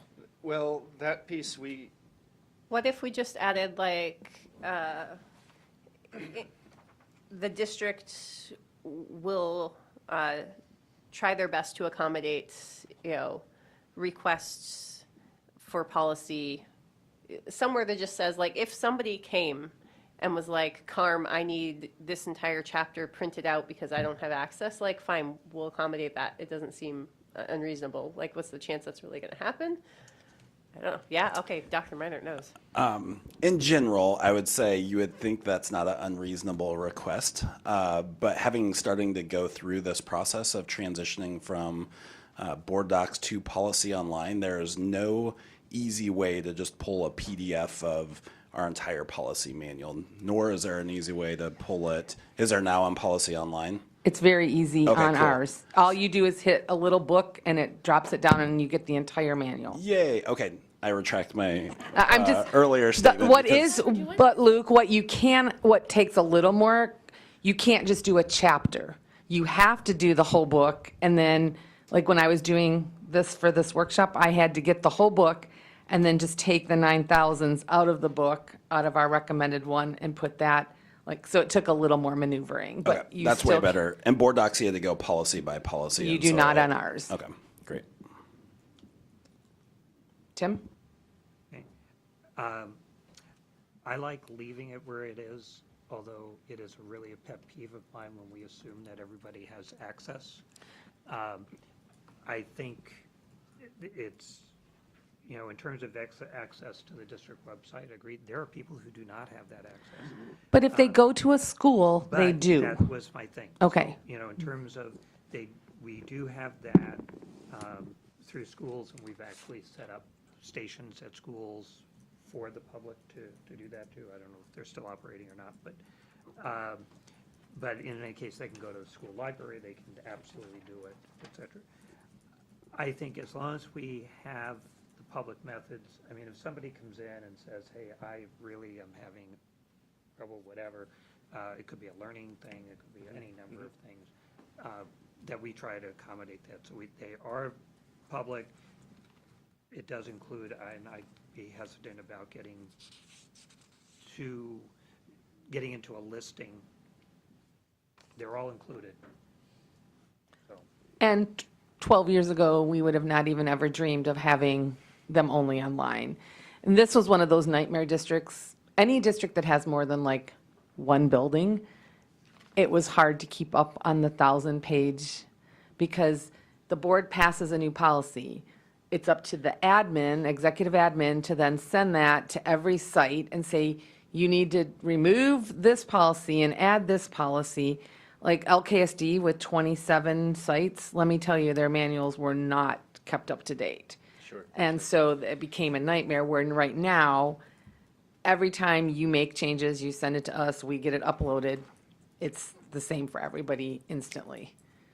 So that has, in my 24 years, that's been one of the best things that's happened. color-coded pages. If it's green, it goes in this part of, and you pull this one out. can we do that? Or if it's Oh, that's what it yellow, used to or be. if it's red. We had at least 3 colors.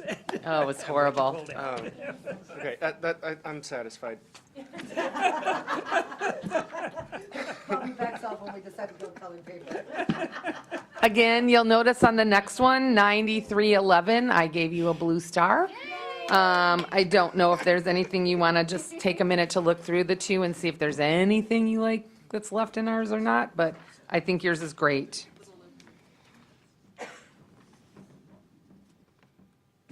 I think you spell it out much better than we do, so good job, Fairbanks. Our subgroup agreed with that. Yeah, so.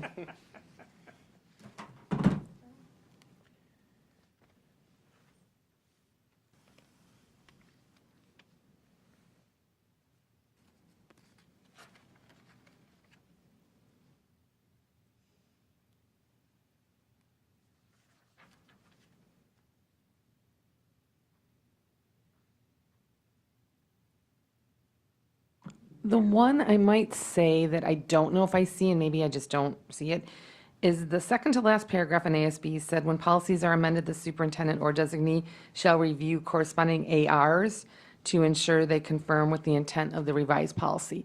I don't know if you say that anywhere, and that sentence seems to me to be a vital sentence that you would want to have.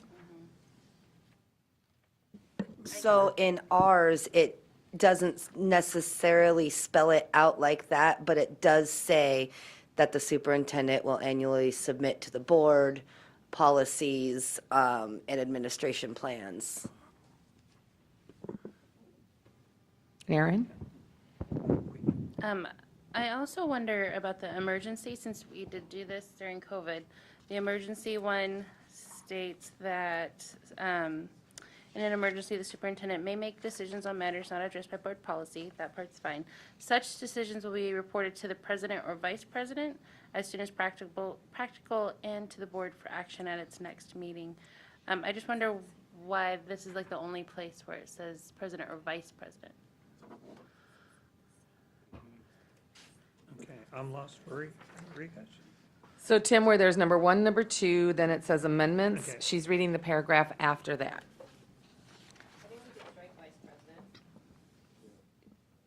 It's redundant. Vice president steps in already in other policies if the president is in. And that might have been like the intent of it, like if it's an emergency and something's happened to the president, but that's already covered in another policy.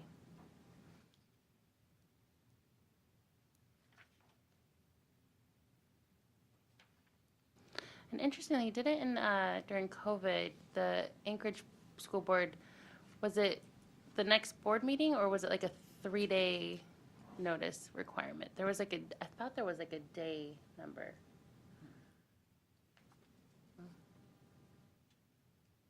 For emergencies?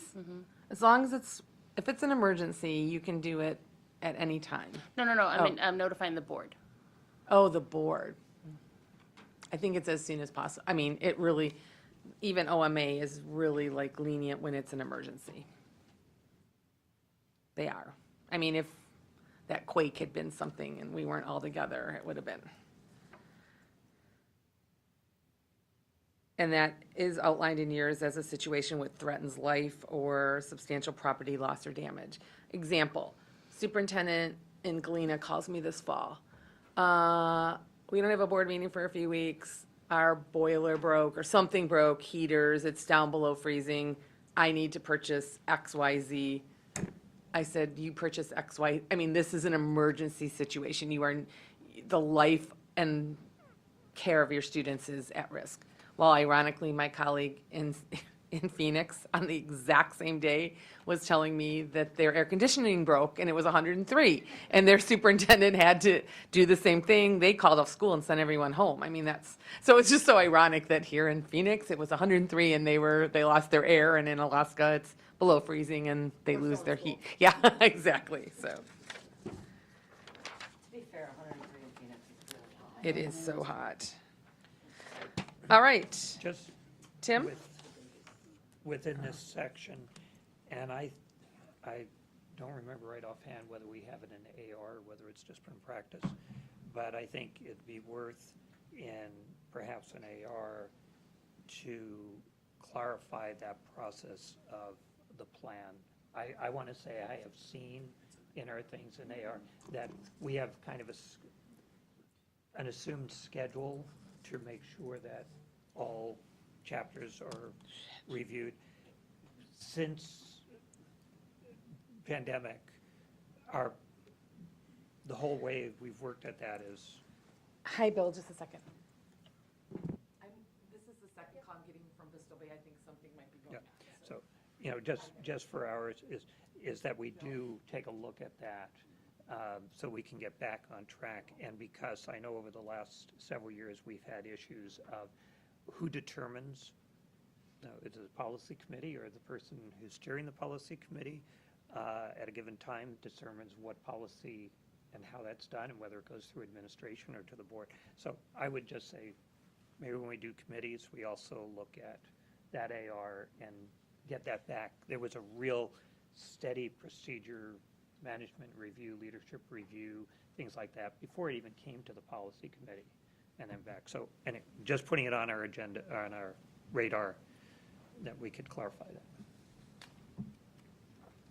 Yeah, and that is still in AR. I believe we have 2 more years left in the revision cycle. I looked at it at the beginning of the year, and so I know it carried it out, I believe, through 2026, and then we'll revamp, the numbers or the years that have dropped off and make sure that's, and based on what happens in the next year with all of this updated policy, that might shift things as well. But I do think the clarification on a little bit more detail on what a review entails. I mean, is that just administration going through and cherry picking which ones we want to bring to the policy committee? Can I tell you what I think is perfect? I think what's perfect for a policy review is that you pick the chapter or usually we try to say 3 a year. So you're going to review chapter 2000. So our suggestion is you pick the committee and you whether it's a board member and a staff member and, whoever's on it, you say, we're going to meet for a half a day on this day in a month. You have a month to read through the policies and tab the ones you think should be talked about. Get together with the committee that day, spend some time, and then coming to some consensus on which ones need reviewed or don't need reviewed. I mean, that's the magical way it works. Trying to get people together to sit down and go through every chapter, like this would be painful, especially people that don't live in these documents. But for me, it's more giving them time in advance to read and on their own, pick the ones that they think would be appropriate there, or need an update or need a new eye to something. So, and are we up to date with all ASB's recommendations with legal? And I assume you guys are way better than some district. I'm not even accusing you of that, but, those are all the kind of things you'd want to check on. But Luke, that's how we think is perfect. I appreciate that. Yeah. And I would say that has been my experience as a principal in this district for looking at them, but.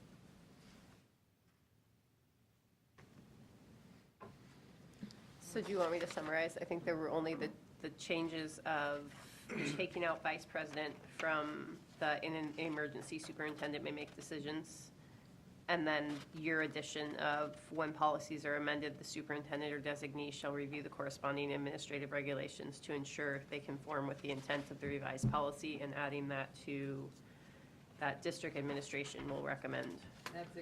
Those were the two I had, so Okay. Thanks, Brandy. I'm always the one, but I have one more, just something to contemplate, and it's in the third paragraph here, near the bottom where it says, "The board president will decide." So anyone can bring up the suggestions for policy changes. The board president will decide which of these proposals shall be forwarded to administration for review. That's probably standard practice that's been going on. I wonder if we should say something about, so I guess this is probably described elsewhere, how a member can get something on an agenda, right? That is definitely an upcoming, and well, that's exactly what you asked, I think, earlier. So these are all these agenda questions. So, okay, so I don't know if it's necessary or not, but it might be helpful just to put a reference to that in here so that board members know that the president doesn't just get to decide, that they do have a say in what can be Great, put. I'll put that down as a cross-reference. 3 more policies. Tim, you have your hand up. Okay. I think the reference here is different than the agenda. This is just whether a policy needs to be reviewed or updated. And I would say maybe the board president in consultation with the superintendent or whatever. Anyone should be able to say, you look at this. It's not necessarily getting on the agenda because it may or may not rise to that. I'm thinking maybe there's a law change and somebody in our community, or one of the board members or somebody in our community has noticed that and says, hey, here's something that you might want to do. That, then it's the administration to check, make sure we have the right law reference, or maybe they're misinterpreting it. So I think it's separate from the agenda, but we should keep that in mind for the agenda on members. But I do think that the caution, and we've watched this, I've seen it, where people are individually trying to determine the change in policy. It just goes to review. What And a maybe we process. could do, because I think even inside that paragraph, board member, that section is redundant. So proposals for new policies or changes in current policies may be submitted to the school board by anyone in the community. Board members aren't members of the community. We're members of the board, and everyone else is community members, students, student organizations, citizens, community groups, staff members, or employee organizations. The board president will decide which of these proposals shall be forwarded to the administration for review. I don't think we need to have board members in there, because any board member could bring it up in closing comments, could tell it to Dr. Minor, all you're saying is, hey, I think we should review this thing. So So I your just suggestion strike is board after members. the colon to strike away board members there? Yeah, and Okay. then everybody else is a community group, and that makes sense. And then, I mean, later on in members' things, saying, I think we need to review policy, yada, yada, like, you can say that in open meetings, and then we can have a discussion, and And can I just confirm that you do have an AR on this one, and it does talk about the 3-year cycle? Yeah, I just looked up the or the AR number. So it's AR 286, and it does go into. I mean, it certainly has the cycle listed for each chapter and what year it'll be reviewed, and then it also has some steps under it, which I really like. So procedures. So procedure A: school board initiation formulation. The school board may initiate policy reviews and evaluation as follows. Time restriction: policies in effect for at least 6 months may be reviewed and/or evaluated. If policies have been in effect less than 6 months, the school board may direct an emergency review evaluation. Direct considerations is policies affecting school board operations will be reviewed or evaluated directly by the board, and then sets out the policy review cycle. The school board policy manual shall be reviewed on a continuing basis according to the following schedule, and then talks about an annual report.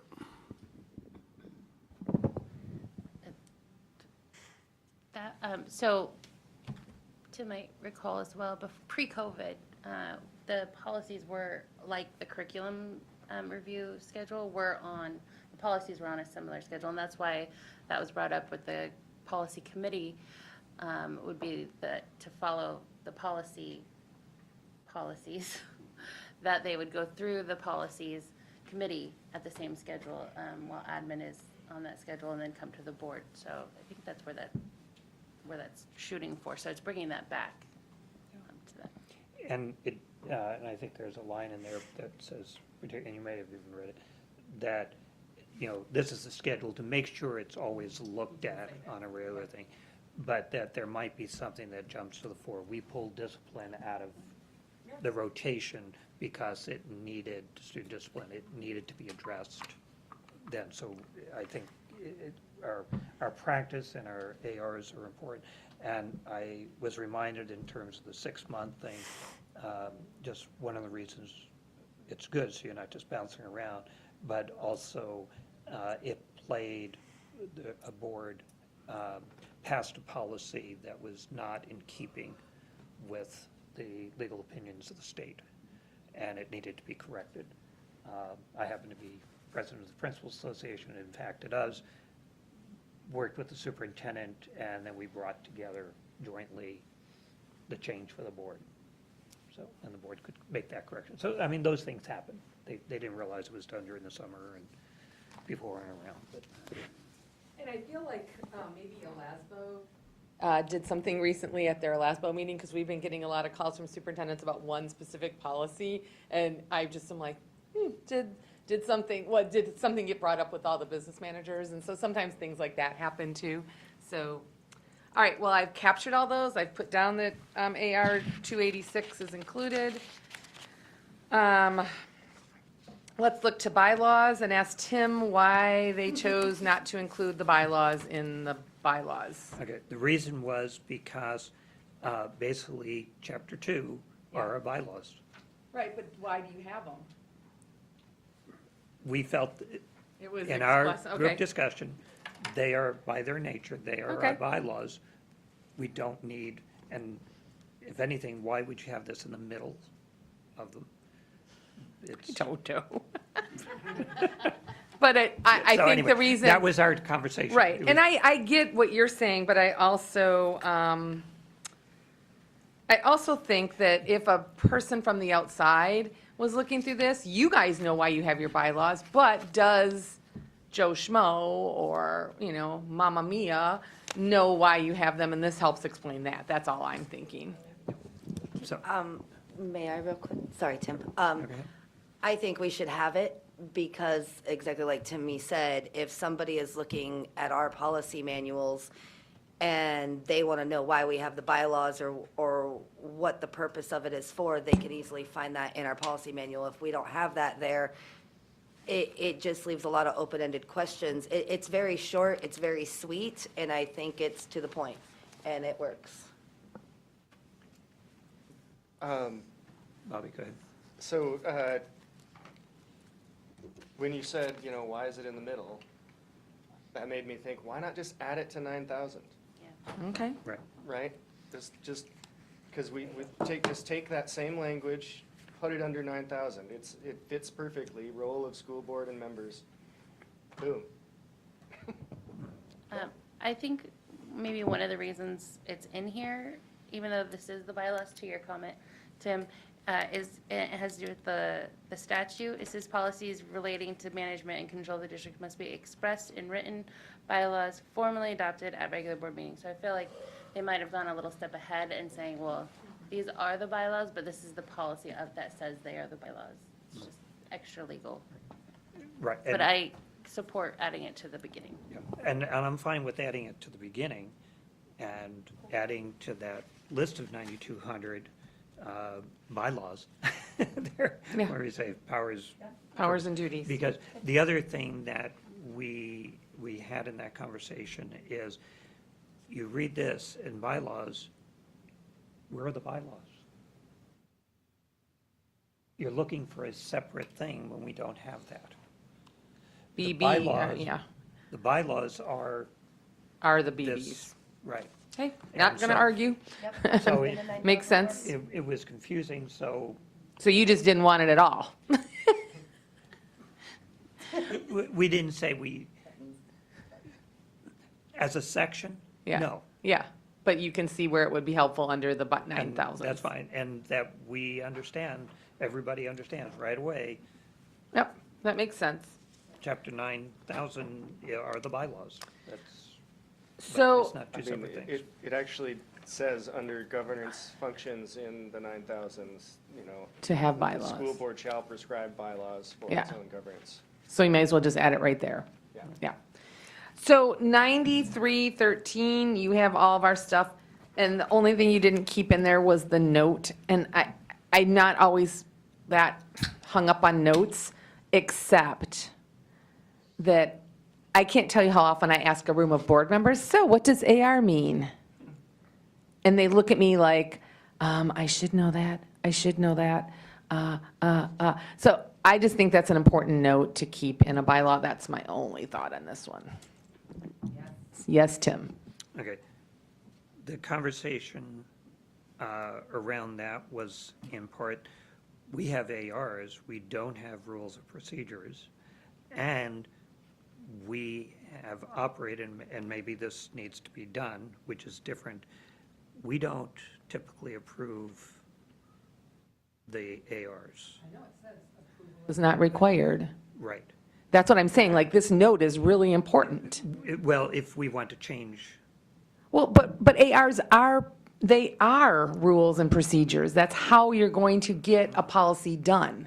It is the procedure. okay.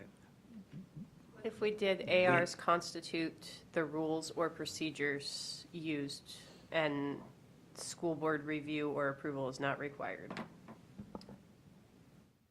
It's up to you. I'm just That's saying fine, that, because this made the distinction. Yours blends them.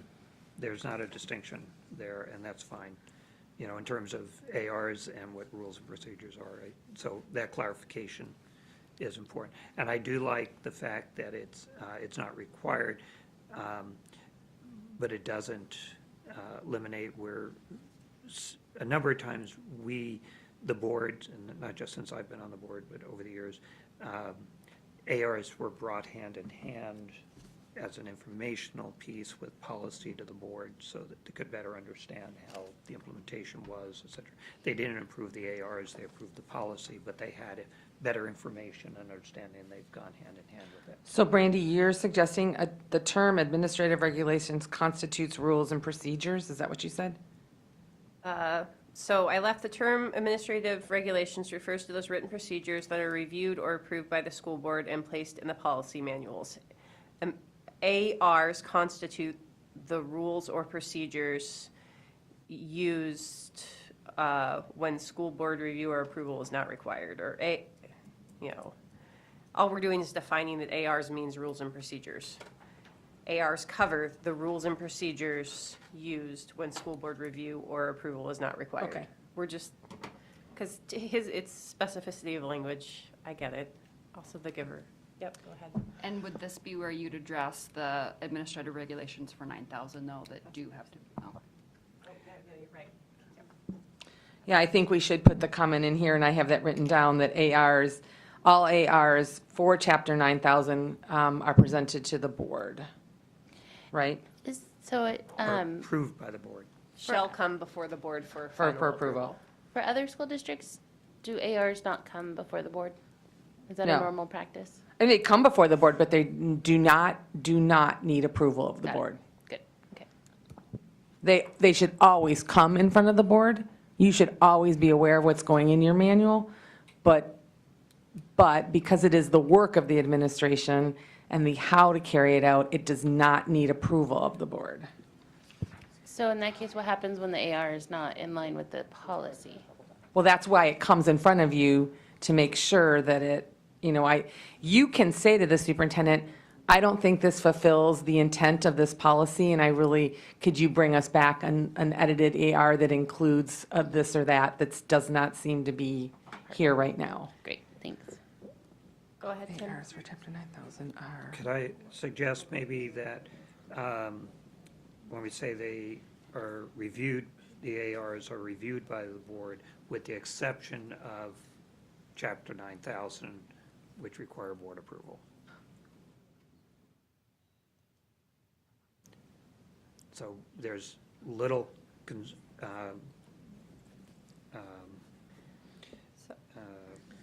All confusion. ARs shall be presented to the board for informational purposes. Only ARs With the contained in the exception of chapters 9,000 require board approval. that avoids us. This is all part of the note, right? I think we have really convoluted it a little bit. No, that I this think is needs not to the be its own note. separate. This is its own bullet statement. So what I have as a bullet statement somewhere in this would be that all administrative regulations shall be presented to the board for informational purposes. Only chapter 9,000s, only ARs in chapter 9,000 must be presented to the board for approval. So then this is a bullet point taking the place of the note. Then, let me explain. Maybe this is confusing. yeah, A go. note, in policy manuals, whenever you see a note, it's a box, and it's really just information. It has not, it's a FYI kind of. So it's explaining why, it's a definition. So this is just going to be another bullet statement under that. And where else? So we're adding the edited note, and then somewhere else contained in the actual policy, we are saying that ARs come before the board for informational purposes, because that also hasn't been happening, or didn't, not Dr. Minor, other right. things, right? Things have been changing that maybe we weren't aware of in past boards. And also, earlier in this discussion, before you came, we talked about how ARs in this specific chapter do require board approval, because they are how we govern ourselves. They are uniquely different than Got it. ARs everywhere else. Okay, got it, thank you. But that's a good question about the notes. Not everybody, when you're learning the policy manual, you don't always know that. But a lot of times the lawyers have put that in just as an FYI or a clarifying terminology as to why is this even a policy? And you'll see it above, I know where we looked at it, a few above. There were some, the legal, sometimes they put even like why it's in there because of legal. And again, okay, good. So, all right, okay, yeah, there's one on the next page. So Tim, again, do we know why suspension of policies, bylaws, administrative regulations, you chose not to put anything in there? Just curious.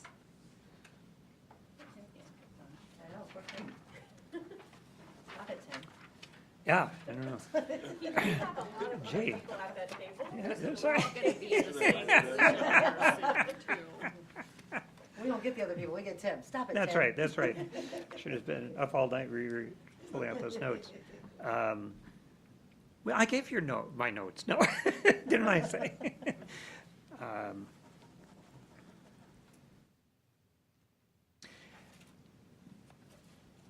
I think, I think it's because we felt it was covered under 9311.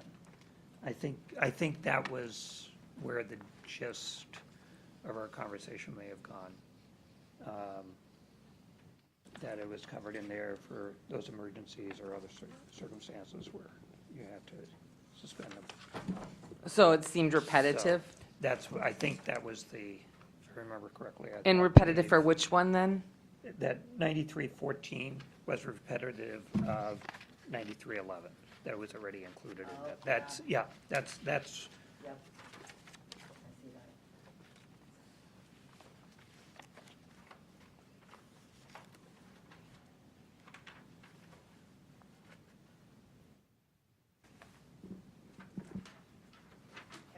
we felt it was already included in that, so.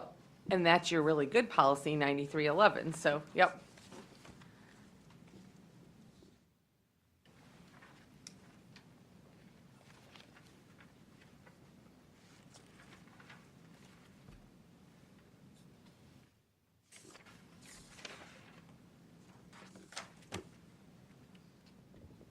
I think the only part that ours doesn't have in 9311 is the superintendent or designee's authority, which is kind of interesting. And I don't know if that's ever come about, but AASB's policy does have that. Yeah, that last part, the superintendent or designee's authority, the superintendent may suspend all or part of a policy, bylaw, or AR when that conflicts with state or federal law or regulations.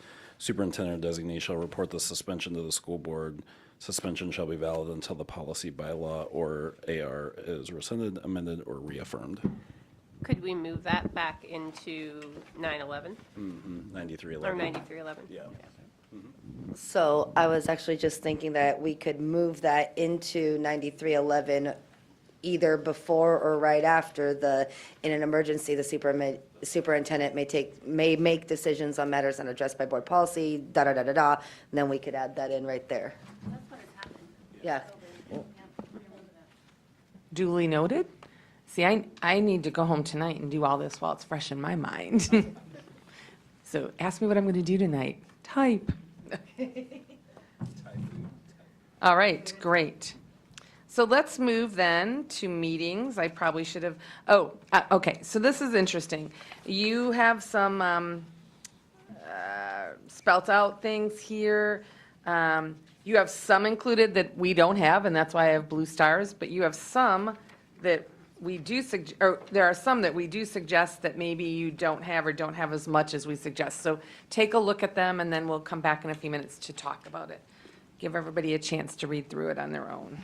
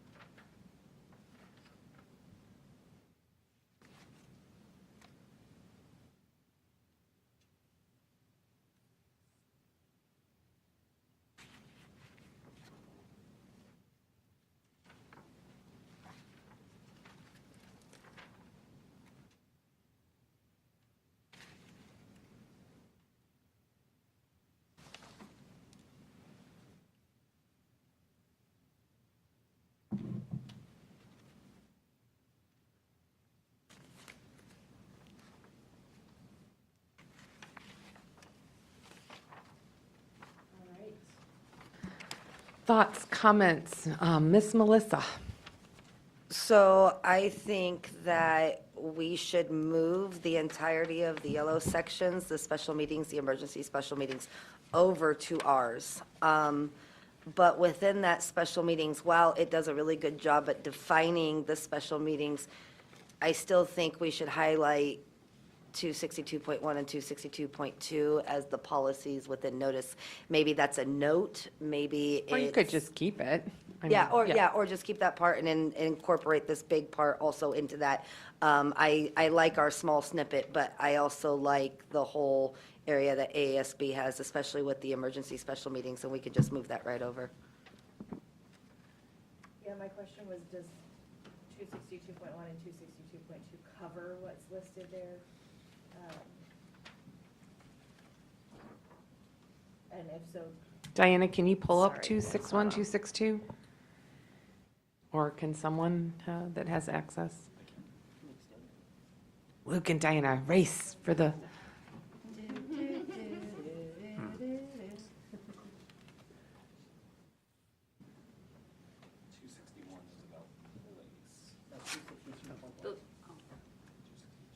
point one. Point one and point two. The language from those policies are in here. Okay. Yeah, Okay. yeah. It's the second paragraph Okay. and the third. It just spells it out in the policy versus referring you back to another Because it used to be policy. in multiple policies, Okay. now it's in one. Yep. Yeah. Right, okay, that's part of what I was gonna say in this area, that we already had that. Our special meeting one is a little different than the yellow highlighted one here, and I think I would go with what we have. That, I mean, we still. But you didn't even- put that in here. You, okay, I see what you're Yes, saying. Well, actually. By leaving it to say we did. 261, 262, Yeah. but it Yep. didn't get incorporated. Right. Okay. So- No, they so I are thought- in there. They It's, are. it's the second paragraph at the very beginning, going back to that, the whole 9320, the second paragraph and the third paragraph are those policies exactly written out. So we'd have them right there So where in it the says, policy. notice of any regular meeting, So special Tim, the meeting- second paragraph Yeah, in yours, is Right, 262.1. so. It's we right wanna there. Keep that. it's there.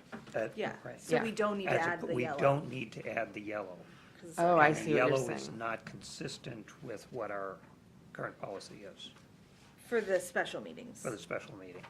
But the emergency special meetings would be an additional thing we do not have. We actually have a provision within that. That's when the 5 days' notice is not possible, Oh, and, yeah, there it is. and notice to the media in time for the public to wear, Okay. you know, preferably again, at least 24 hours, but sometimes. Would that you like to be- put the heading on that emergency special I think meeting? it Might makes clarify it?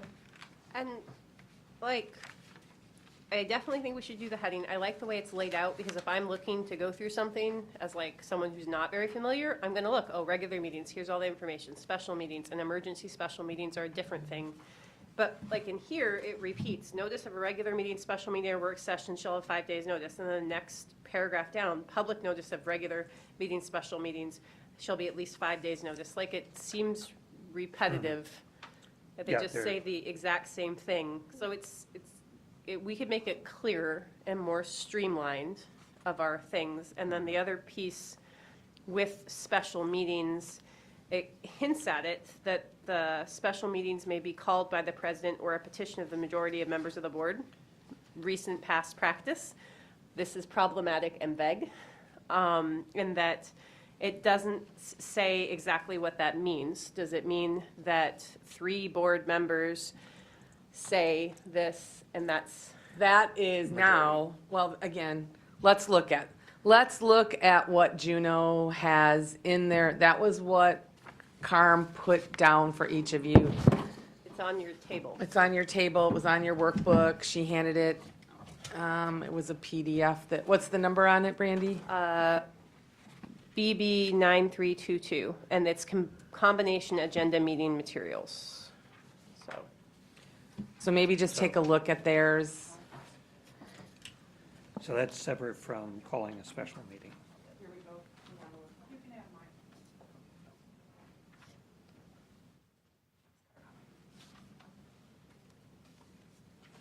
to me is part that we're specifically looking at. Any member of the Board of Education may have an item placed on an agenda, or we could do this for special meeting, may call a special meeting when there are at least 2 members who agree that the special meeting should be called. Is that kind of what you're getting at? Because I don't see special meeting mentioned No, in it's this not one. special. This is the agenda setting, but I'm just saying like this could be an example of another time that you could say something to the effect of 2 or, how many board members, how many do you want to be able to call a meeting? How many do you want to add something to the agenda? Juno's become really clear on that if a board member wants something on the agenda, they have to get the signature of at least 2 other board members to the president to get it on the agenda. Physical signature. Tim? That's agenda? Right. We're talking I'm about just- meetings yeah. here, but. if I we was get just to the meaning as an agenda versus- example. Yeah. So we do have that a majority for us, that a majority call from the board. So at least 4 members of the board could push a special meeting. And Their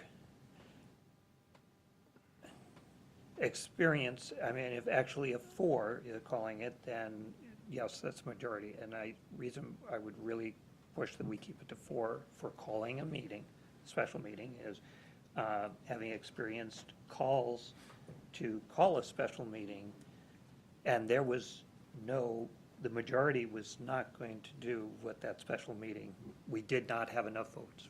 And it was changing a board decision. And yes, I was present. I refused to call a special meeting because the vote wasn't going to change.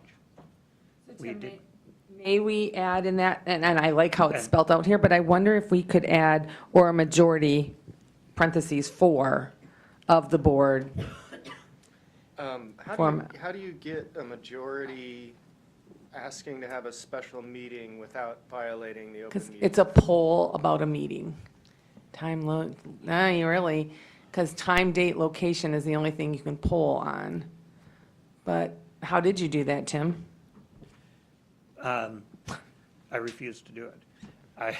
Because, To poll them to ask, didn't you? no, because I only had a couple people pushing me for it. But how do you So know I- that it's not 4? How can a member talk to 4 people without violating the Open Meetings Act, is what we're all getting at. Right. And all I can tell you is there was not a majority who wanted to change the decision. So and it was 2 pieces. It was one, to call a special meeting. It was over masks. And then there was one to put it on the agenda. And I held firm on neither because there was no change in vote. Once there was, somebody indicated that they had changed their perspective, we opened it up and we made sure it was there. So, I mean, as part of, you don't change, it's kind of that 6-month thing, you don't just keep going back and forth. But there were circumstances that were different. I mean, we do know those types of things. But I think in terms of calling a special meeting, from people saying, oh, we need to do this, the majority makes sense. I think erring on the side of Open Meetings Act, though, and that we are bound by the state statute, but you can't stifle, this is the problem. The president should not be the gatekeeper of democracy. And we are all elected officials. Yes, we choose our president, but that does not make the president the dictator of the board. So, and I'm speaking as the current president, and that's kind of, did you get popcorn? You look like, no. Thought he was enjoying the conversation. Like, I know this is a heated thing. We have to allow the discussions to take place. AASB has said that. Like, we have to not be afraid to have these conversations in public. And just like last night in the legislature's vote, and it failed, yeah, but they had the vote, and we went on record for what we stood for. And might it create an extra meeting? Yeah, and then in that meeting, we can say this was a waste of time, you three are unprepared and we don't appreciate this, but we're going to have this conversation in public and we shouldn't be afraid of having those conversations just because we don't want to. Melissa. I actually agree with Brandy, because the president isn't the gatekeeper of the board, right? And when you say majority, a majority automatically makes it 4 because we're a 7-member board, and that is a OMA violation. We can't talk to 4 of us. Yeah, you can poll time, date, place, whatever, but that doesn't really give you much, especially if it's something that you're wanting to make a change on or something you're really wanting to call a meeting on. Or I know in the past, before I got on the board and even last year, there were a couple of times that, not necessarily something I would bring forward, but other members brought forward, and it was never honored, it was never put on the agenda, and I know that at least 2 people vouched for it, and I like that. If 2 people say, hey, this deserves a conversation, then hey, this deserves a conversation. Does it necessarily constitute a special meeting? No. But we should be able to get, if I want something on the agenda and I go to Ms. Marati and say, hey, I've really been thinking about this. This is kind of how I'm feeling, and I think we need to open it up for a discussion on the board, then Ms. Marati and I should be able to submit an email or something to Brandy and Luke and say, hey, we want to discuss this, please put it on the agenda. 2 of us have therefore done that.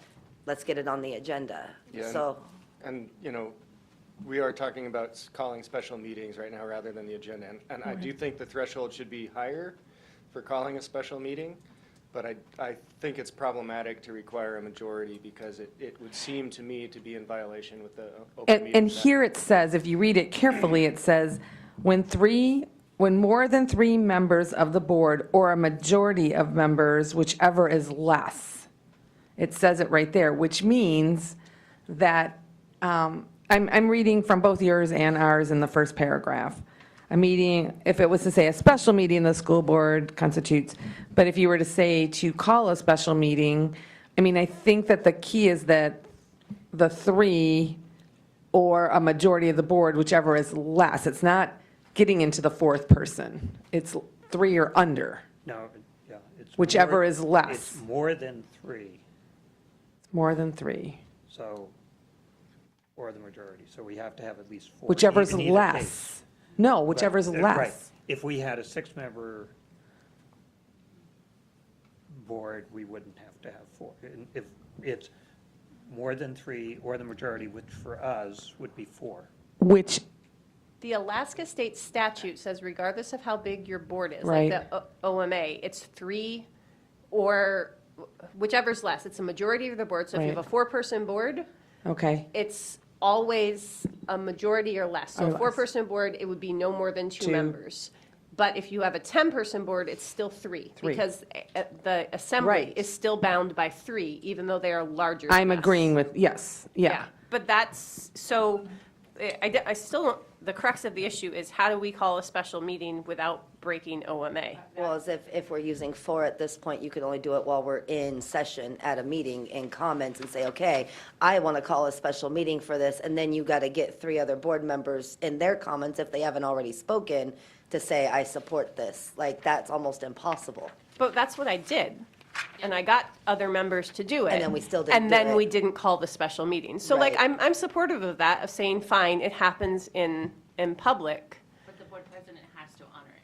Yeah, and that was the other part then instead, because somewhere, this is different than our policy says, because our policy said something close to this, and then it said, the board president may, but it didn't say the board president shall, and therefore, it didn't, or maybe it was different, it didn't say a time either.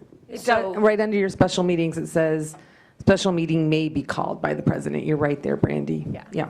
and then it didn't give a time. So then, I had a whole discussion with legal about it. They're like, technically, they can call that on your last day on the board.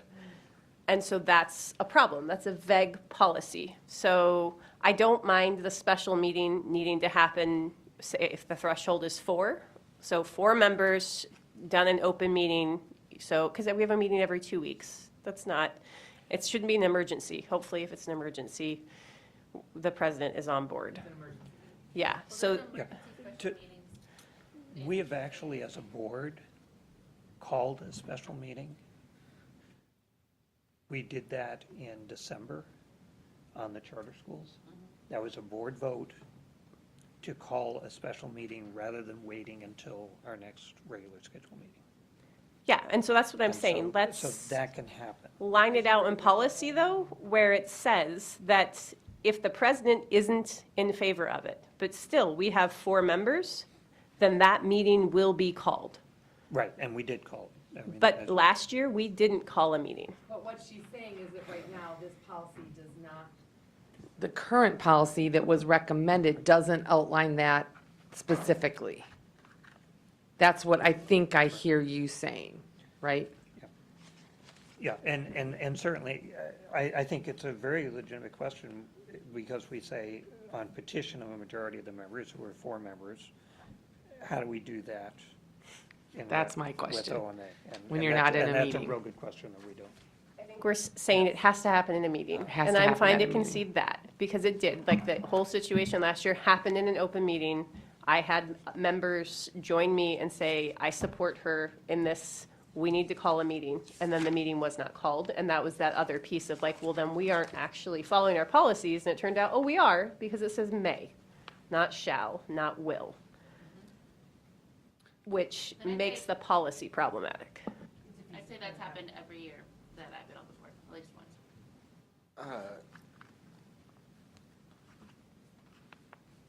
I think, okay, to your point about it, you know, calling the special meeting by voting on it in a regular meeting, ordinarily, that's fine when we meet every 2 weeks. There are periods of the year that we do not meet that often, including, you know, June, summer months, and also during winter break.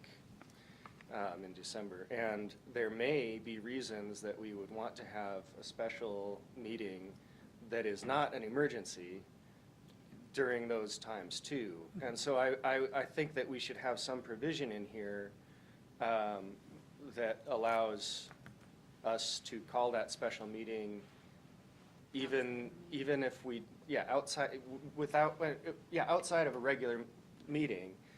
And in order to do that, we need to reduce the number to 3, I think.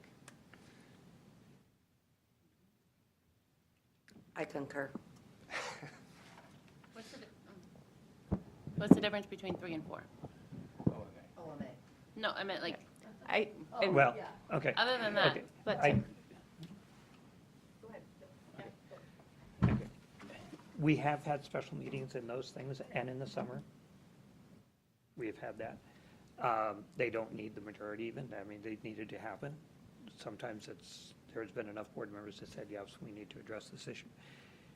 The difference between 3 and 4 can be, and I mean, I will say, during the pandemic, it was very interesting dynamics and stuff like that. Okay, where I was getting a request to hold a special meeting, there were 4 who did not want it. And in essence, also, there was a disagreement on who agreed with whom on the board at that time. The circumstances had not changed. So regular meeting was, I mean, there were various factors that went in. And then, Tim, I think that also just really comes back to Robert's rules. There have Yeah. been no factors that have changed and denote a reason to have a special meeting. I mean, you can't, That was the you basic. can't, if you voted on something at one meeting, unless someone on the winning side decides they'd like to reconsider it, Right. but it's really complicated to do all that. And so really, it wasn't that 3 or 4 people didn't want to, it's that Robert's rules says you can't. Right, the board Period. had made a decision. Yeah. The There were special no meeting changes. Wanted to change that decision. So And so, the as thing soon is, as it though, did, we become default evident. to Robert's rules, and that means, fine, we call the special meeting because that's in our policy. And then in that special meeting, we get legal and we say, listen, there has been no substantial change per Robert's rules. There can be no action. This is not a valid motion. And we shut it down, but it doesn't stymie the deliberative process. No, I agree, and I think that the 3 versus 4 thing there is,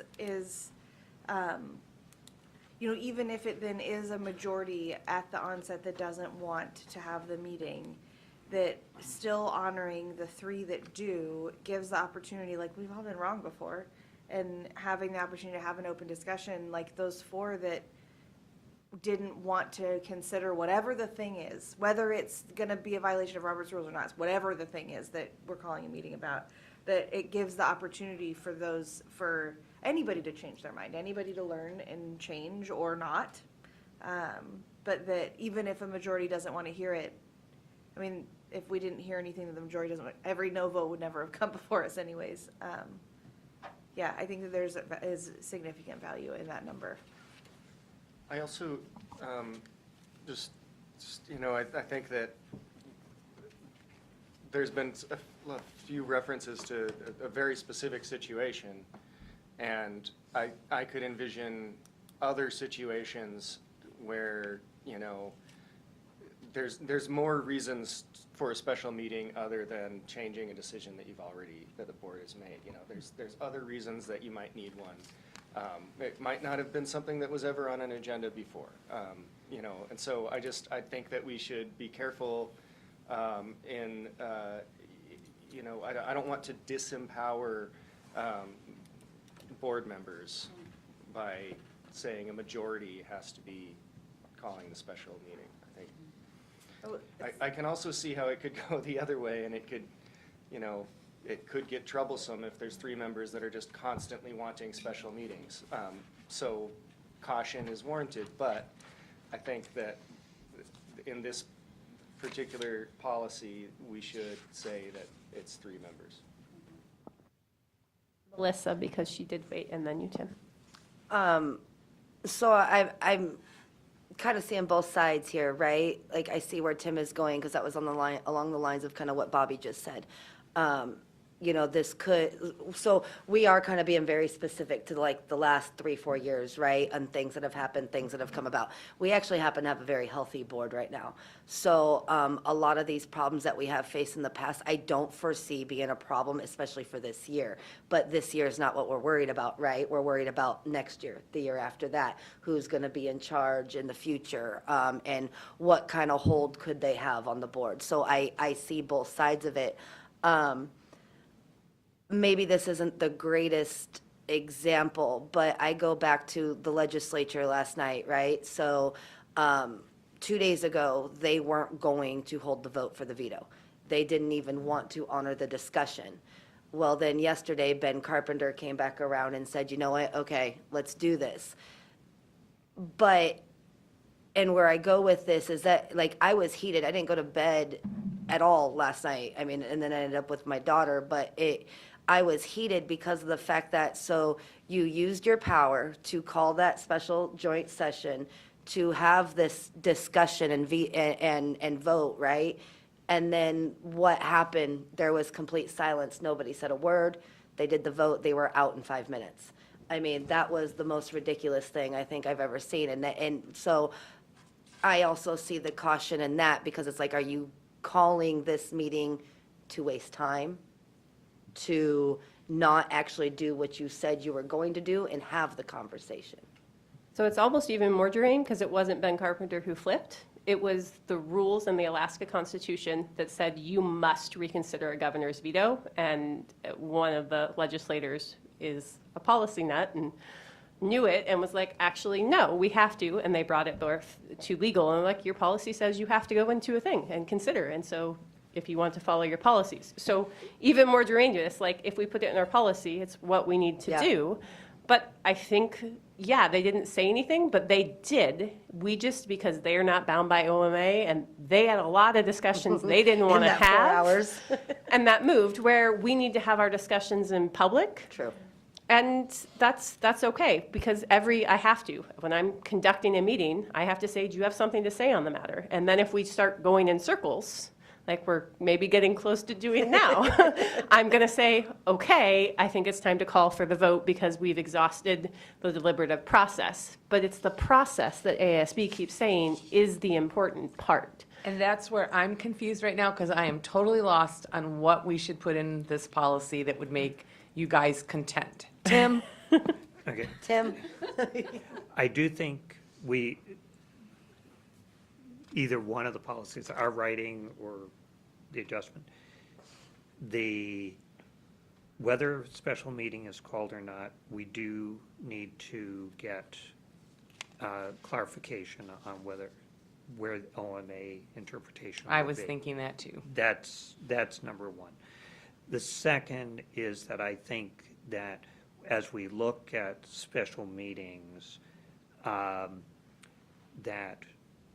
and it maybe will show up in an AR, but that we give strong consideration to, if we're 2 weeks apart and people expect, this can wait 2 weeks or a week. Because by the time we would give notification and stuff like this. And I appreciate there are times when people are, well, we got to do it right now. But you don't. You take, okay. Well, okay, and I will make a distinction in terms of going, again, that issue of going to legal individual board members. I can take something on my piece. If it's an address, it's a problem with the board, let's deal with it at the board. And I guess it's a procedure. There's also, in terms of special meetings, there are a number of topics that really impact the superintendent in the district. They have to be prepared to perhaps address, if it's a board issue, we can deal with that as a board. And if we don't, for instance, if I was board president and you didn't think I was doing my job, you can replace me at any time. Where does it say that in our policy? Can we get that in writing? Actually, any board can reorganize at any given day. Where's that in our policy? It's nowhere, it's Robert's Robert's rules. rules. Any board can Yep. reorganize. I left a board last year after doing an all-day retreat, and that night they reorganized because some things had come to light. So a board can choose to reorg at any second, So special meetings. or at a meeting. Should not be Let's reorganize right now. A public, no, Randy, you're done. at a publicly called Yeah. meeting. No, but I think, and that's the problem with people acting behind certain members of the board. So there's a board thing that's there, but it also, within special meetings, typically most often, items that you would be addressing are also going to greatly impact the district. And as with agenda items, when we get to that, is the superintendent, you may have to do some preparation for it. It may have an impact on what we're asking the superintendent to. They need to be part of that conversation. And that's why special meetings should be, they should be special for a reason. So right now, for the purpose of today, I'm going to make note that you need some clarification from legal. Yes. Anything else we need to add to that? To that policy, Yes. beyond what we were just discussing. Beyond the special meeting part, was there anything else? I was going to put the headings in. Under Yeah. teleconferences, Yes. the letters are all messed up, but aside from that, the second A says, that board members can only attend by teleconference twice per year. Wow. And Oh, yeah, I want to change that. I can tell you guys, I will be traveling for work for more than 2 meetings, and I will attend them, but it will be by teleconference. So if that's the policy, I'm gonna be in violation. My mic is not on, sorry. Yeah, And I think you should clarify it, not just tele, but video. I think you need to broaden that title. Tim? Okay, in terms of the group, when we got to this, it was similar to committees. We didn't do a lot in the committees thing where it's because we knew there were recommendations presented to the board. We knew this was an active conversation. This was also, the two priorities in, that have come up multiple times in the board was deal with communities, committees, and deal with this issue. So there of has been a teleconference. committee that has looked into this. Well, no, but it was an active conversation by the board that knew, we got as far as getting the committee to, having an ad hoc committee to look at committees. But there has not been an ad hoc committee that's looked No, at this. it never got, but it was in many of our conversations, and so we said at that time, let's leave it, because it does need to be updated. When this we didn't have the video, we didn't have the remote things, and there are several questions that have been there. The two, who really gets to decide, and circumstances, and if somebody, and whether video should be on. Can I ask a question? You know, those things. So, What lots of did questions. the board do during COVID? Because I know that the board was always on Zoom, so that was direct violation for every member of this policy, correct? No, because it was one of the Okay. ones we waived, Okay, suspended. Every district, we recommended that to every district. got it, okay. Go ahead, Erin. Aaron? But it did, raised both the very good things with it and some problems with it that. I'm glad we're attacking this. It's been a long time coming, definitely since post-COVID. It's 2024, so it's just a whole different world. And I suggest either removing the limit or increasing it significantly for A and for B. I guess it's second A and B, where it says that they have to attend at least 3 regular board meetings in person. And then, yeah, that's it for now, for that piece. I support removing the two thing, and I think as long, like, I'd almost like to instead say that, like, this is a privilege, not a right type thing, and like, so don't abuse this, but Savannah has been participating in Borough Assembly meetings very effectively, well in a different state. And it's a modern world, and you know, there's times when my kid might get sick, and so I'm going to parent while I'm doing this. This is a post-COVID thing. Meredith is an executive director who travels a lot, but we're all dedicated. Melissa, you participated from a hospital room. Like, Get a school bus stuck in your driveway Eh, before a board meeting. so like all of these things, it shouldn't, I think you can, we've shown, meaningfully participate via teleconference, video conference methods. So as long as you're doing that well and not impeding like the work of the board, then I don't think we need to set a limit, but we should caution in there that this privilege can be revoked at any time by the board if it is not shown that you're able to, you know, participate meaningfully. Melissa? So should we maybe take out A and B and probably C? I think that has a lot to do with it as well. And reword that somehow? Like, board members may attend in this manner, as long as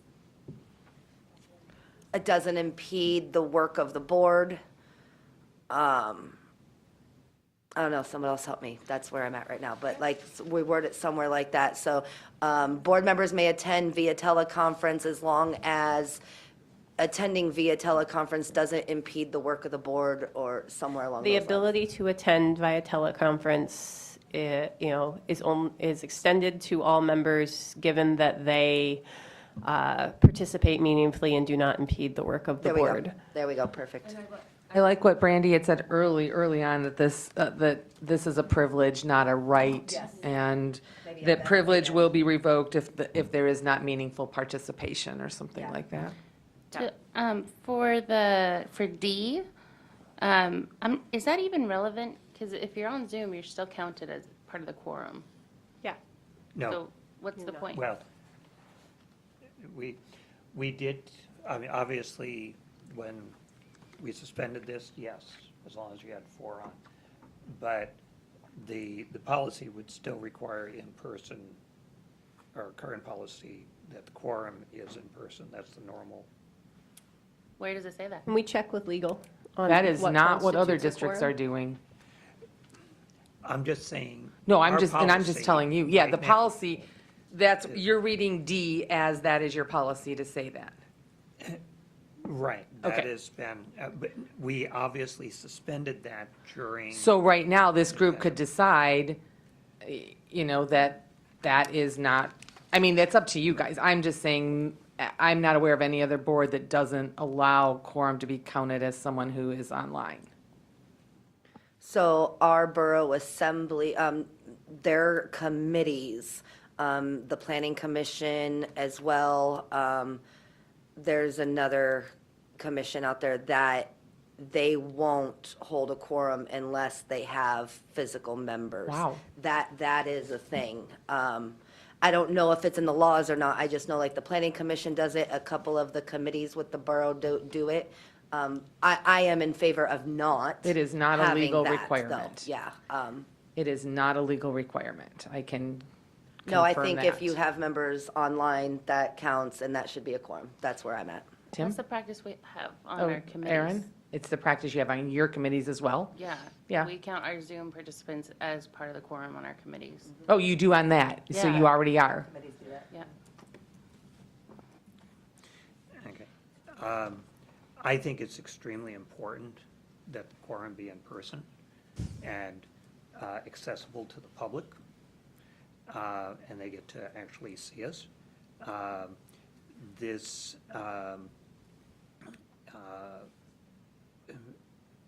still allows, I mean, quite a few could be on remote. I mean, there is no reason really that we should not be able to meet in person. And I think having this allowance is really good. I think updating it with the video component is really good. And I'm torn. On one hand, you should be on video. Okay? The reality is, we know even in this community, we have pockets that don't have internet connection or can't handle both. So we still have that teleconference piece. But for people to look at somebody face to face is really important. And I know this is a conversation on a very broad, it's not just this district. I think conversations then is, can you be on and never come in person? You mentioned. I do have a board member right now in a small district who is physically not able to leave their home. And so they are every time on, but they're there and they do their homework. Right, and I raise it as a question Right. rather than to, and I think this has been, the video conferencing is an absolute boon to districts, rural, especially rural districts with different sites and the problems of getting people transported and weather and things of that sort. I mean, this is a boon to them where they used to really fight to try and get people together. And this has been a real plus for them.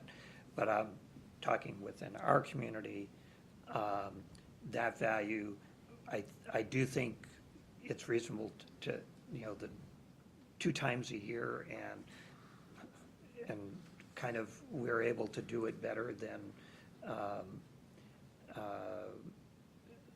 just the authorization piece. I think that needs to be done and it needs to be broadened and stuff because circumstances have changed and stuff. But I am really, really concerned that we should be able to have 4 people. We're all in town. And then you have allowances, somebody is not there. The thing is, though, in this modern society and the makeup of this board, like, we have parents of small children. A lot of us are. And while I haven't had to miss a board meeting, there's been times I've been debating, do I call Carm and say I need to be on Zoom? Or do I bring my children and make them sit and stay up past their bedtime and all of that? And I think it's about accessibility. It's about inclusion and making board service something that is doable by more than just retired individuals, by more than just parents of grown children. And to do that, we have to change, and we know you can meaningfully participate in a way like this. And I think conversations can be had with members if it feels like they're abusing those. I think that falls underneath the president's, obligation to be like, hey, having a off-book, that part of our board norms conversation, and say, you're never attending, can we talk about why? Can we find ways to do this? But this makes it accessible. It makes board service something that you can do and still have a family. My husband is gone, like this month he's home.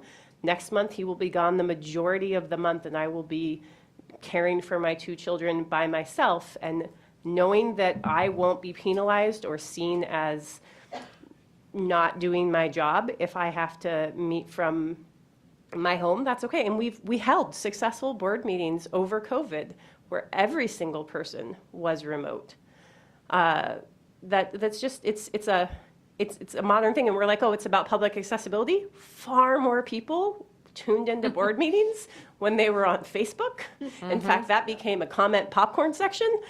And now on YouTube, like they don't show up here anymore. And we allow people to provide testimony via Zoom and via teleconference. So we are making it inclusive and accessible. And just even right there, it's about ableism and the fact that there is a board member who is homebound but gets to meaningfully participate in the local governance. That speaks completely for it as a disability advocate. Like, yeah, somebody could be hospitalized and still be an effective board member if they have the time to do so.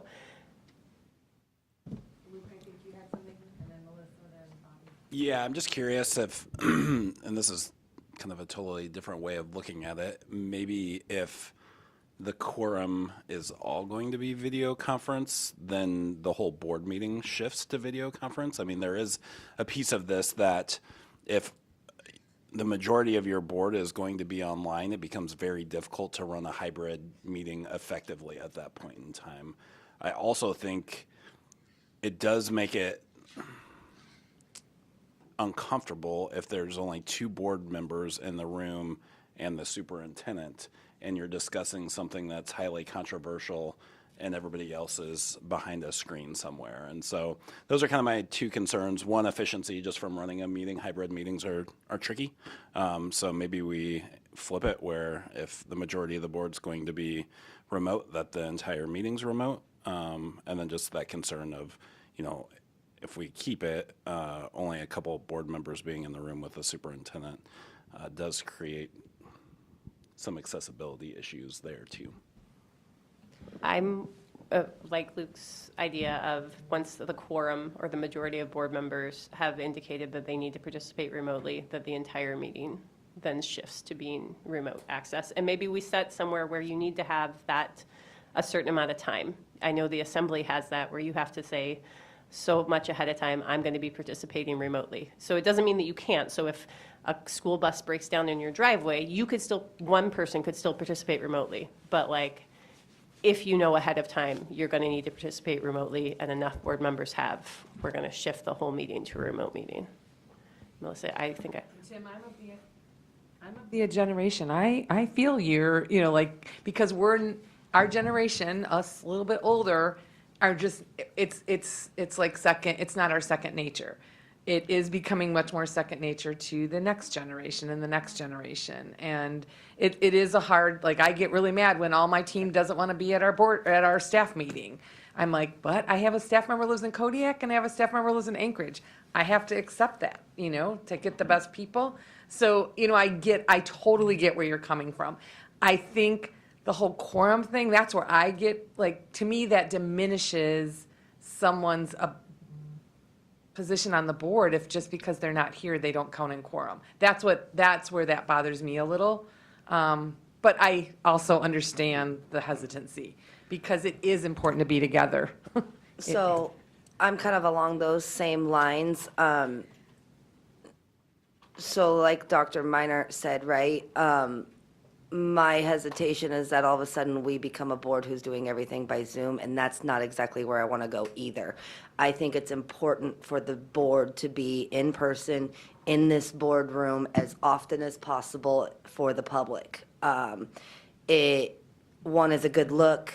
2, it's in my opinion, it's what we're supposed to be doing. I I do agree that the whole needing to be a quorum in person is wrong. That if somebody has an emergency, somebody has something pop up, somebody's got work, somebody's got life, a kid that's sick, whatever the case may be, we do need to allow for viewership and participation to be online. I happen to be along the belief of, and I know that I'll probably be the only one that believes this, but I know a lot of contention with Maggie being on the board last year was a lot of her missed things. And I know that a lot of that was her attitude, but I think that maybe her attitude would have been a little bit different if, say, when she was in Anchorage, which was quite a bit, she probably would have actually tuned in. Melissa, we should keep from Okay. using specific board members. Sorry, I apologize. Anyway, being able to zoom in is a great thing. I just don't think we should go as far as the whole board being a part of it, is my point. Go ahead, Meredith. I was just gonna say, that for my board that I report to, we try, I mean, the goal is always in person. And we do the thing where though, if it's gonna end up being like 3 people in a room, that we just divert to totally virtual because it's simpler than hybrid. So I think there's a way to exist in the middle where the goal is to be here, like you said, Melissa, for the public to access in real life, for our actual faces, and then with enough flexibility in place to make sure that that is not, that goal doesn't mean that we end up having an ineffective meeting. We could state somewhere an intention statement. We It is had the, that. yeah. Yeah, that's what I was gonna say. Sorry, I didn't mean to interrupt Brandy, but yeah, I think that it is important. I really appreciate this conversation because I think there are great points being brought up on kind of both sides of the issue. And I do think that it's important that we are here as much as possible, and available in person to the public. I do think that that intent is expressed adequately in the language that we already have. And, you know, I suppose there's probably a way that we could strengthen that too, but I'm hesitant to really say, to put hard lines here, I guess, that could result in the, unfair expulsion or lack of participation, forcing someone out of it just because of extenuating circumstances, So I have lots and lots and lots of notes from this conversation. What I'm going to do on this one is just put together some suggestions. This may be another small ad hoc committee that needs to delve into this a little more and bring recommendations back to the board. I hear some like, let's get rid of this, let's get rid of this. I don't think we've come to a conclusion around the quorum one, so I'll just note that. But I took some notes on some of the things people were saying were important. And so I think we're not going to solve that problem today, but I'll make sure all the notes are captured when you get down to looking at this. How does that sound? All right. Oh, finally, Bobby, it's the agenda one.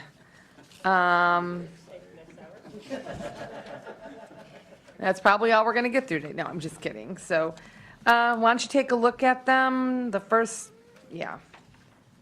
And, oh, Melissa, here's another note, just an FYI there. See, it even refers back to a law. So take a look at those, and we'll come back and discuss them in just a little bit.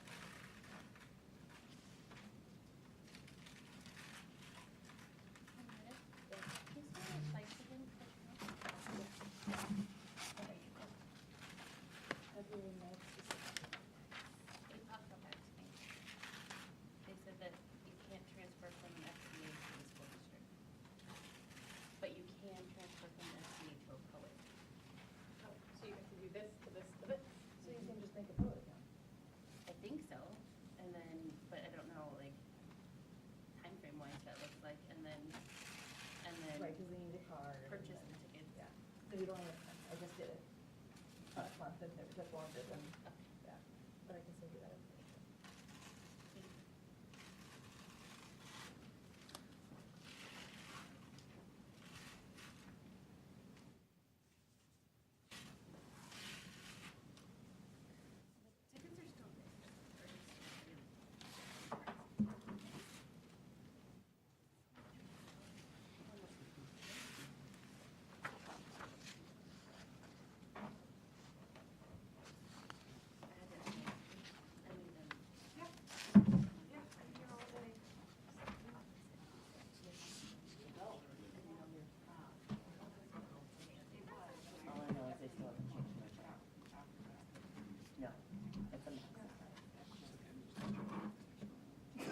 Tickets are still there. It's like Alaska style, yeah. I think like 35 people sent that to me today.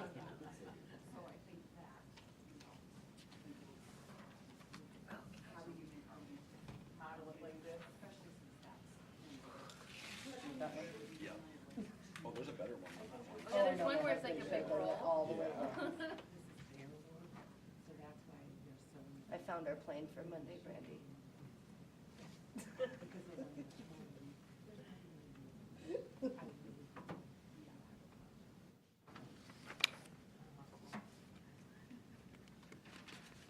And I'm going to take,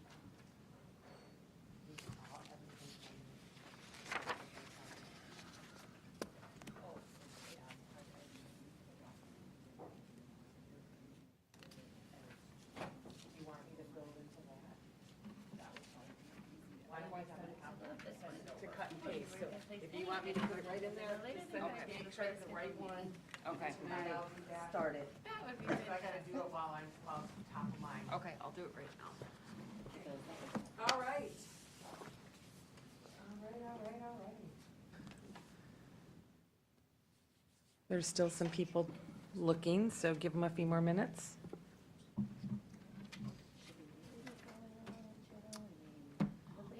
They resigned. They put Frank. They actually have these. Yeah.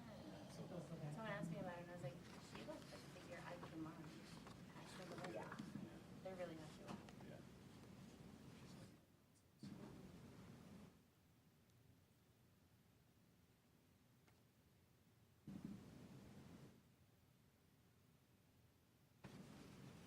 By looking at our seats, can you tell which board member might work at children's meeting? I'm sorry, you might expect that of me, and I don't. She can tell by which table. They've got all the crafts over there.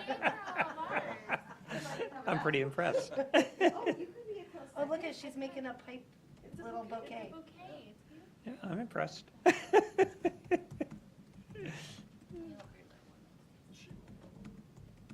to remember that.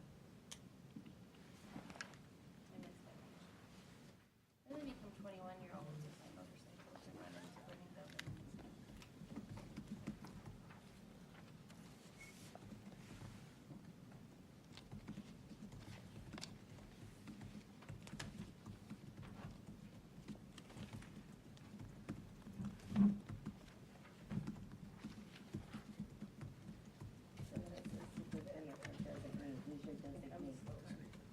Well, it could be anyone. It could be anyone. Yeah. I do have a PTA event tonight at Youth Park. That's the one I used, I want to make sure. When you go, if you go, will you ask them if there's onion on it? Or if it's Usually they make that one, 'cause I. No, this is All right, good, so what because about the- agendas? What do we see? What do we note about agenda and agenda building, and what are some thoughts on this area? Okay. Bobby? Bobby? So my first thought is that comparing the first sentences from either side, I like the one on the right, the AASB language. School board president and the superintendent shall prepare an agenda for each meeting of the school board. It's more clear than agenda items will be set by the board president in conjunction with this. Okay, and then the second sentence on our existing policy on the left is redundant, strike it. I like the language on the right side, school board members may place any item on the agenda no later than 5 days before the scheduled meeting date. I like that too. That sounds fantastic. Yeah. I'm a little bit unsure on timelines here, so I have a question. Because later on, when it says, a copy of the agenda shall be forwarded to each school board member at least 3 days before each regular meeting date. So that's languages on both sides. 3 days isn't always a lot of time for review. I would prefer 5 or even 7, but my question is for the superintendent and board president, logistically, is that feasible to get agendas out to board members earlier? I think if we know that expectation, we could meet it. Now, some of this is dependent on other changes within this policy, right? Like if you're saying any board member can then add something to the agenda within 5 days, then, you know, that could change that answer. But, you know, the way it's been working in my short term here with President Hardy, we've pre-planned several meetings out, and so that shouldn't be a problem. It would just, we would need to know that expectation, and I would enforce it on the administrative side. Okay. So, a couple of things. One of the things, we have policy, we do notification 5 days before. So it's basically, our practice has been Thursday afternoon that it goes out, because we typically, you know, that's Thursday, Friday, Saturday, Sunday, Monday. So technically Friday is for Tuesday, but we've done those meetings together. And whatever goes on there, and all public supports for those agenda items should be in there. Okay, for a variety of reasons, we've had some blips on that, but for the most part, we follow that. And it's 5 days because that's our notification, public notification. We've all submitted, I'll make an assumption that all, but I know several of us submitted or suggested topics for agenda. I think in recognition of the district and the president's jobs, and especially the district who has to prepare for agenda items, if they get that on that date, that's, you know, there are sometimes that have to be researched, that have to be backed up information. And so I think it's really important that as board members, we can suggest agenda items. I think it's important, and I did that a couple of meetings ago, suggested some plethora, perhaps too many, but a plethora of agenda items, and just put it out there so the board, other members, so I'm not going against OMA, and finding out there, you know, if more members want to comment on those, that's fine. But also, there's a flow within the year, and we haven't done this so much ostensibly, but things that need to be addressed in the agenda across, and whether it's agenda for a regular meeting or an agenda for work sessions to be had, that spreads it out. And so administration can be prepared to give us the information we need, or can be prepared for things that needs to go into that factor. And I am very concerned about basically that any one of us can say, oh, we want this on here. Because there are things that need to be done, and other things need to be prepared for. So, this is another item I'm very passionate about. And as the current person setting the agenda, it might not surprise you, I'm more side with Bobby. That we need, the president is not the gatekeeper of the agenda. But I had sent this out, and if you go to the stuff for tomorrow that Timmy included, she included Anchorage's board policy. And if you flip to the section that says meeting procedures and preparation of the agenda, I'm going to read theirs. It says, "The creation of the board meetings agenda is the sole responsibility of the board and coordinated by the president." It's, the very last thing is their policy. So if you flip Of which one? In the workbook, in the workbook, in the book that has Fairbanks North Star Borough as the cover. I have two. yeah, but that's okay, I can get you there. Lucky It's in you, you this got one. two. Nope, so we're at 40, so one more, here, there you go. And I apologize, there's not page numbers. This is what happens when you are admin lists and you have to put together booklets, and I don't know how to put damn page numbers on, You so. did excellent. So, the creation of the board agenda is the sole responsibility of the board and coordinated by the president. The board president will work with the superintendent to determine any items that the administration would like to be placed on the agenda. The draft agenda does not become the agenda until it's approved by the board. That's kind of summarizing stuff we already said. But the next bullet, any member may make a request of the board president that a subject be included on the agenda for a meeting. If 2 or more board members, and we were talking possibly raising that to 3, concur, that request will be forwarded in writing to the board president and copied to the board secretary and superintendent no less than 9 days prior to a regular board meeting.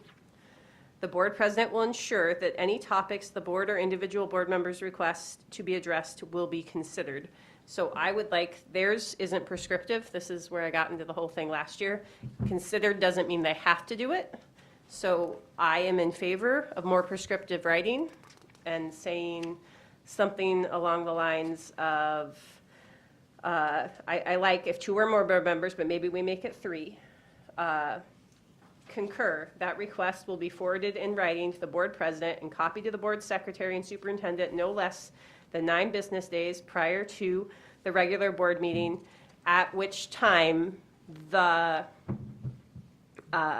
item will be placed on a future agenda, a timeline to be specified to the requesters or something, because like Dr. Minor and that is set out, that there are some things that take more time, that we cannot say the next regular meeting is appropriate. It might take a month to get everything to have that, but you will be given, we're prescribing that within, we think we can get that on the agenda by this date. And it will come on an agenda. So it's not might happen, it will happen, but consideration of administration time, other items on the agenda, all the other things. But it allows board members with remaining in OMA to put items on the agenda and know that they will be calendared.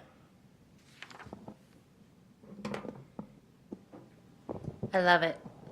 This is what I've been wanting and asking for going about 5 or 6 years now. This is what we need. This is what the borough does, the assembly, and other districts, I believe. This is Anchorage, obviously. I think this is something that we absolutely need. So just to clarify, the suggestion is to take 43 and 44 and add them into your policy manual. I don't know about 43. I was just Oh. kind of like orienting people. Definitely 44, I think, does kind of what like Juno says. I prefer the way Anchorage is like, it needs to be in writing. It needs to be 9 days. It needs to go to the president, the board secretary, and the superintendent. All of those Okay. seem to solve some of the problems that we are saying can happen from this practice. It solves the problem of things are going to be on the agenda, but we have to change the language because theirs is not prescriptive. And we would prefer that ours say that no, it will be put on an agenda within the parameters of the needs of the district. So like you can't run the clock out. So Right, and I think by putting it in your policy manual, it becomes prescriptive towards. it's that, because it was the shall, CEDAR always says it, shall versus may. Shall versus may. And that is where, unfortunately, legally, it needs to say like Shall. will or shall. Okay, got it. Erin? The issue that I've ran into for years is in the part where it says the school board president and superintendent shall prepare an agenda for each meeting of the school board, or our version of agenda items are set by the board president. Every time I've asked for something to be added to the agenda, in the last few years, I've been told that it is up to the board president. And so having it prescriptive, like you said, and saying that it will be added supersedes, I would assume, unless we need to change this in writing, that the board president has the sole ability to add things to the agenda. So the board president has the sole ability to add whatever they want to the agenda. You delegate that power to them. So if I decide I want something on the agenda, I don't need to ask any of you. I should, but I don't have to.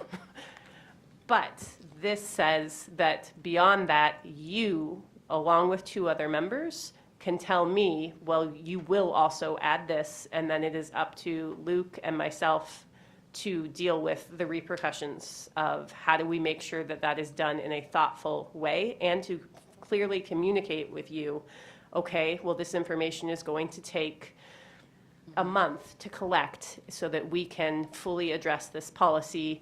It will be calendared by this day, and you have a guarantee that it's there. And Aaron, you did ask me, and I know originally Juno made you get signatures. I'm assuming after COVID, they have gone to more like just jot the president a note and say, I too would like to see this topic on the agenda, or So whatever it might be. Thank you. In the past, I've emailed the board president, and I've CC'd probably each of you, as this person is also interested in it. So is an email CC'd and saying that the other person is, or? I think we should write an AR that describes the procedure. I like that.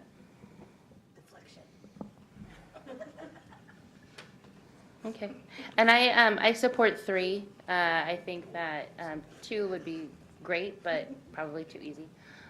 3 would make it more meaningful, I think. And I think that's what no, I think they might have 2. 'Cause is that when the assembly says like sponsored by? Yeah. And then they say who, something like that? Yeah. Tim?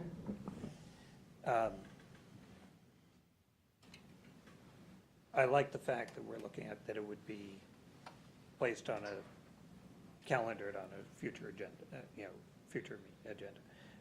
Because I think the president and the superintendent absolutely need that latitude, because there are things that need to be addressed. And I know we've had lots of conversations about, it's nice to get out early, and I know you can look at me and point a finger and say, Tim, you're talking. But our meetings may go to 10, 11. I do believe that once we get past 11, we lose, and we've seen that experience, although the conversations were important. But that, you're trying to balance to say, okay, will these be lengthy conversation? When I say we, the superintendent and the president, which ones are going to take more conversation, which ones might have more public input, and trying to balance our time within some reason.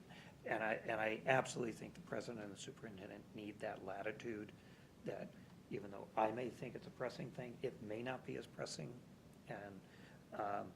And I do think this allows for, if somebody brings up something that in their comments or something at the board and says, okay, wants to announce to the board, and we have some indications, and we've done this a number of times. Oh yeah, let's make sure we move ahead. There seems to be some consensus of interest to do this, similar to a request for information.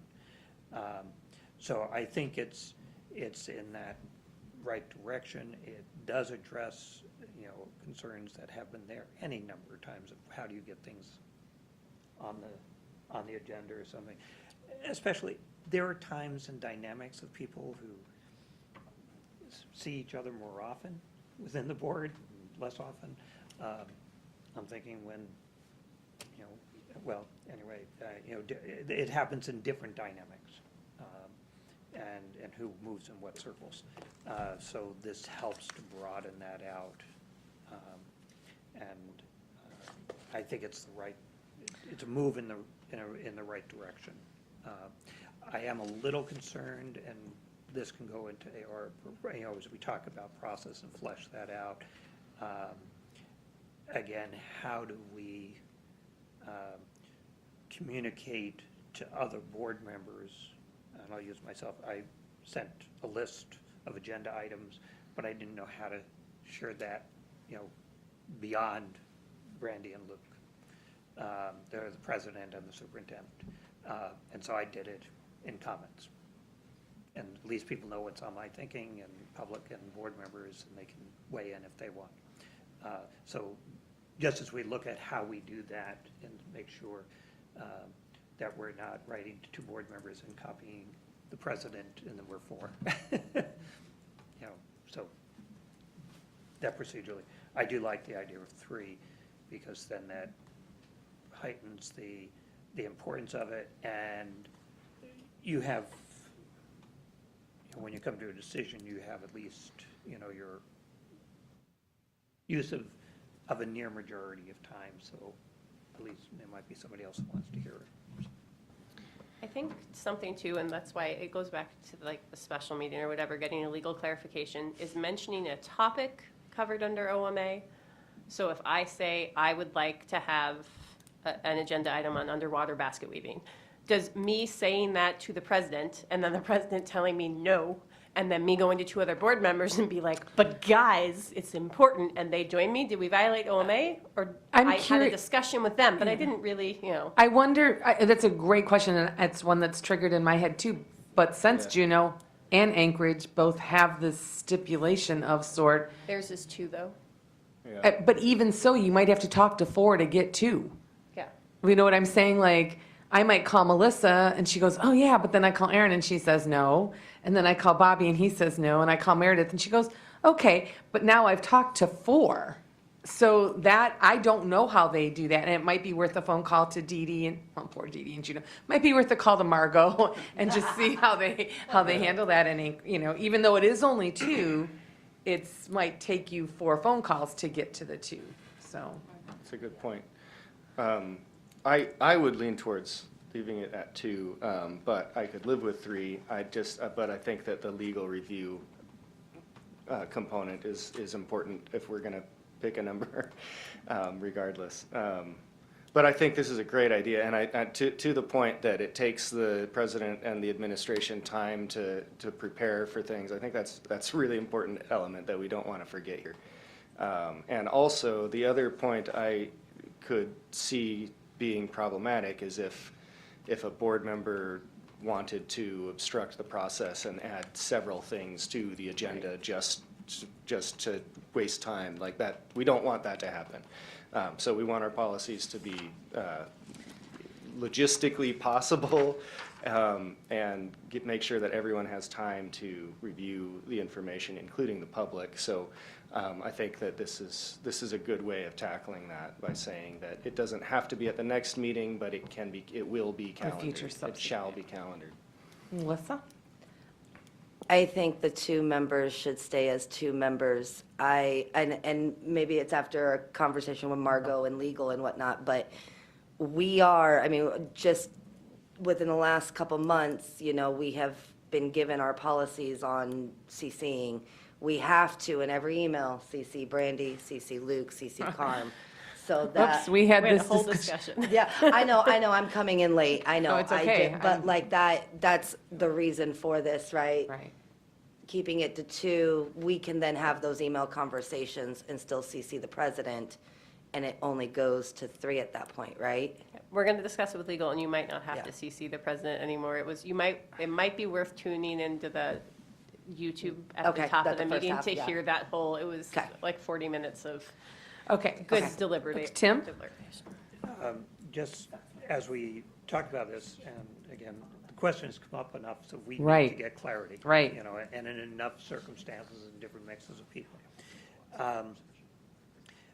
But I'm also thinking in terms of what is the action? It may come on the agenda under a report, it could become under an action. I mean, there are. Excuse me. Could it come before the board as a report, and then if enough board members, so it doesn't always have to come before as an action item.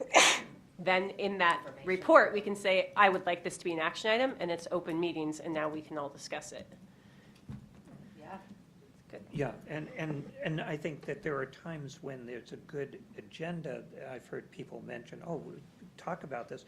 It may not be to take an action, but it could be to be better informed, which would be that in information got or in my nose. reports. So, yeah. So maybe we add in there somewhere, will be, so if we left it at 2 and said it will be added to the agenda underneath the area deemed appropriate by the president and superintendent, because that then stops. It doesn't have to, they're not forcing a vote on something that maybe we want a discussion on. And then once we've had that discussion, it's an information thing, the board's allowed to comment, the board's allowed to discuss, and in those comments, they can say, we want this to be an action item. I move to make this an action item on our next regular agenda. It solves the nuisance problem. Yeah, very much. I don't know. All it's saying is that the president and the superintendent will put it on the agenda. I don't know we need to specify whether it would be here or there. Action or- But It's to that your would choice go on where the it agenda, goes. You would. To But their I think best. our understanding of what the discussion is important behind that, and that's what I would suggest. Because that also might help to guide what the action item would be. If it, if it just went on as an action item, it might be very different what that motion would look like if we have some conversation ahead of time. But anyway. So That's as a good we start. I'm going to get pause real oh, quick. Everybody should start their car if we're going to dismiss. I was this just by. gonna say, I don't know how to do mine, but I'm just about to do the wrap up. If you can start I don't think I can do that from afar in a rental car, but that's okay. So I just want to clarify, a suggestion then was to take the first 2 sentences on ASBs and replace the first 2 sentences on yours. Then I am still unclear, school board member preparation, did we come up with a different number of days before the agenda needs to, it is 5, okay, I will fix that. Then I will incorporate number 44 from Anchorage School District into this policy. And then we're going to talk about an AR around procedures, and we're going to get some more legal guidance around. Did I capture everything? Really? Yeah. Okay. Whew, I was getting a little, Miss ADD in me. I'm getting a little like, whoa. Fairbanks, we're. Well, I don't know what was making me sneeze, so, okay. So I think like this is a good pause for the night. Tomorrow, we have we don't have that much tomorrow, to be honest. We have meeting conduct. We have school board minutes. We're almost done with this portion. We got through the big chunks. I mean, we literally have not much for tomorrow. So, and then there are other things on the agenda for tomorrow, including, looking at the code of conduct from Anchorage, which we didn't get to, we kind of dipped into that. If you want to take it home and read it tonight, feel free. We're going to talk about norms, behavior, and then I brought some onboarding things that we can talk and look into that a little bit. And then we're clearly not going to get to our self-assessment, but I just want to throw that out there, the importance of why to have one and how we build that in. Usually that's what I do with this group in January. So we didn't this year, and it's not the end of the world, but it is something to think about moving forward. So as a teacher, it's hard for me to break away from teaching things. So I'd like to just do a quick wrap around the room and just take away from our time together today. And I'm going to start with you, Dr. Luke. Yay, all right, we'll kick it off. My big what I keep- takeaway is just the value in the conversations. I know a lot of the conversations we've had today have been percolating in the background for quite some time. And so it's nice to have those in the forefront. It's nice to have such a functional board to work with and through this. And I'm excited to see some of this stuff get hammered out, and hopefully we're not like 6 years from now, we might have created the committee or something that we actually did it, so. And I'd like to just thank Carm for being here all day and kind of just being here. So Carm, do you have any takeaways from today? And thank you for keeping us fed and hydrated, and just for all the little She does. She's a good caregiver. So, Erin, to you. I am just so incredibly grateful. I think I've said this a million times today, but these are things that I've been asking about and very frustrated about, and for years, at least, what, five or 6 years? I don't know how I've been on the board. And it is just unbelievable that we're actually sitting down and having conversations. And that is because of the makeup of this board today. So thanks. Bobby? Yeah, I was just gonna reiterate that. I mean, go team, go. This is this is a great team that we've got right now, and I feel like we're making a lot of progress. And it's clear to me that we don't always agree on everything, and yet we are able to talk through it respectfully, civilly, understanding that we all have the best of intentions.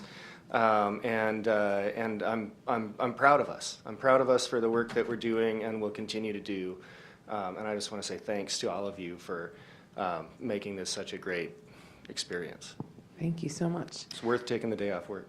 Miss Melissa? I feel a little inadequate considering I came in so late. No. First off, I will be going back and watching the beginning of this meeting because it sounds like there was a lot of good conversations that happened. And that just really excites me for this board because I've been frustrated for a year. And so to see things coming about and conversations happening and things starting to be solved, it's really, really just a positive thing. And thank you, Brandy, for, kind of just spearheading that and getting all these things that I know that several of us have not only expressed to you or other people.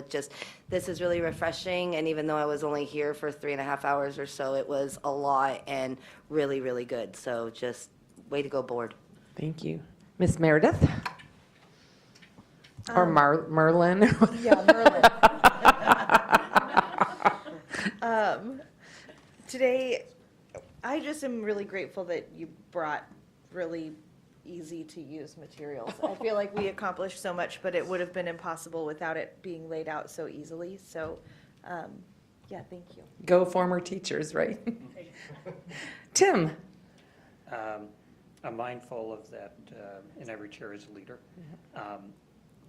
But this conversation reinforces the importance of in-person. Yes, yes. It really does. But what I'm pleased with is this conversation is possible today because of the conversations that have preceded. Yep. Yes, there are things on here like we wanted to get done 3 years ago. Right. We're getting to it now. They've been informed by previous boards. Yep. Before any of us were on the board,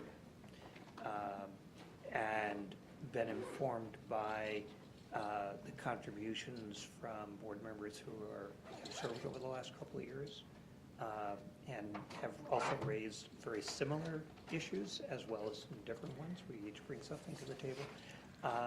And that's made our conversation today, as I think, as valuable as it is. We're building upon those who have gone before us. And so I'm looking forward to going, and there are still things that we have to get done. So we'll get there in those times, but we're moving. It was cute before Diana left. She said, no, Timmy, is this the only chapter you're doing this for? And I said, yeah. And she was like, ah. And I said, but to be honest, this is the chapter the board is going to be the most vested digging in because it's their policy, it's their board bylaws. The other ones are much more the administrative heavy, and I don't think that the board will have that need or that desire to dig into as much with the rest. So at least I don't think so. But before I get to Brandy, I just want to say I brought her, I asked her if she had this and she didn't. We have a book for board chairs that Tiffany and I developed a few years ago. So I brought Brandy her own copy. And so now, because clearly she needs help on being board chair. No, she's great. But now she has that. And so Brandy, I'll turn it over to you to wrap up tonight. Oh, boy. First, Timmy, thank you so much. Like Meredith said, it is so evident that you were an educator and the way you broke down this and the way you guided our discussions, and you must have been a master in your classroom, and it would have been amazing to watch you work with young minds. So thank you for bringing that to our board. I don't think this would have been productive without that. Like, Bobby texted me last night and he was like, I'm trying to read all the policies. I was like, don't. We're going to be fine. I have seen what Timmy prepared, and this is going to be excellent, and I'm not worried at all, and that is exactly what happened. I am so grateful to all of you. Like, I know we've had frustrations. Like Tim said, it couldn't have happened without past boards. You know, I will be very cognizant that it was a committee on committees that happened years ago that so quickly got us through that section, and that Aaron had the knowledge to say, oh, well, actually, we've already done this. Let's talk about this.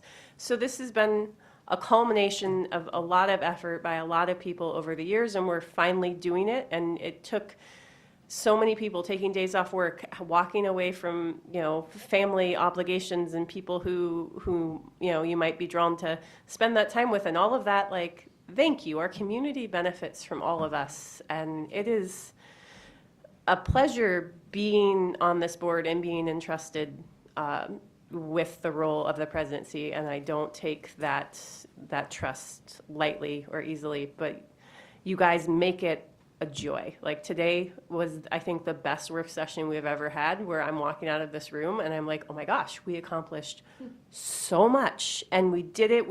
Did what Judge Lyle said, like, we were able to disagree without being disagreeable.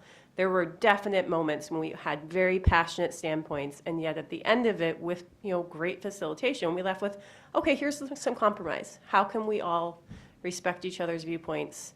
Or maybe we need to table this and get more information. So yeah, I'm just so proud of us. Go team. So thank you. Let me just clarifying, we're starting again at 9. Okay. Obviously, you now know there's snackers here. The afternoon will be from East Ramp Pizza, which warms my heart a little. And before someone leaves the room, if someone knows how, and Cara, maybe you do, I cannot find the strike-through on Google Docs, and I need to know where the strike-through is. So if anybody knows, it can show me on my computer. Okay. If Garrett, I got it then. That's all. And just, I'll be an hour late tomorrow also. Timmy has to return her rental car by 2:30. Or you get charged more, So we don't want that. she's going to be leaving earlier, but we'll still have a little bit of work, but it'll be on us without the facilitator. Erin, it wasn't on the agenda, but she's done Herculean effort about, we didn't tell you about this, the budget, the district, or the borough's presentation. Did you not want to? Yeah, so she has a lot of information that she's collected by speaking with the borough mayor, by speaking with the presiding officer Fletcher, and just amazing work to kind of better inform us about the borough budget, and to have us be prepared for the joint meeting on the 29th. And they will have more information there too, but she presented it to Luke and I, and because of OMA, she can't present it to any. I think she's talked to Meredith, so like she's talked to 3 members already involved. So this is our chance to have that information, and in the afternoon, that doesn't require Timmy, but we will likely get out by around 4 earlier. So 4:59. Depends, Tim. It all depends. Looking at you. 2 minutes later than today. We're out by 5. Tim's getting this full time in. It might be 5:59 That's right. for him. I know, it's gonna be 5:59 for Tim. Yeah, if I'm coming an hour late, what the heck? I can stay. Oh, shoot, does that mean I gotta stay for 3 more hours? No.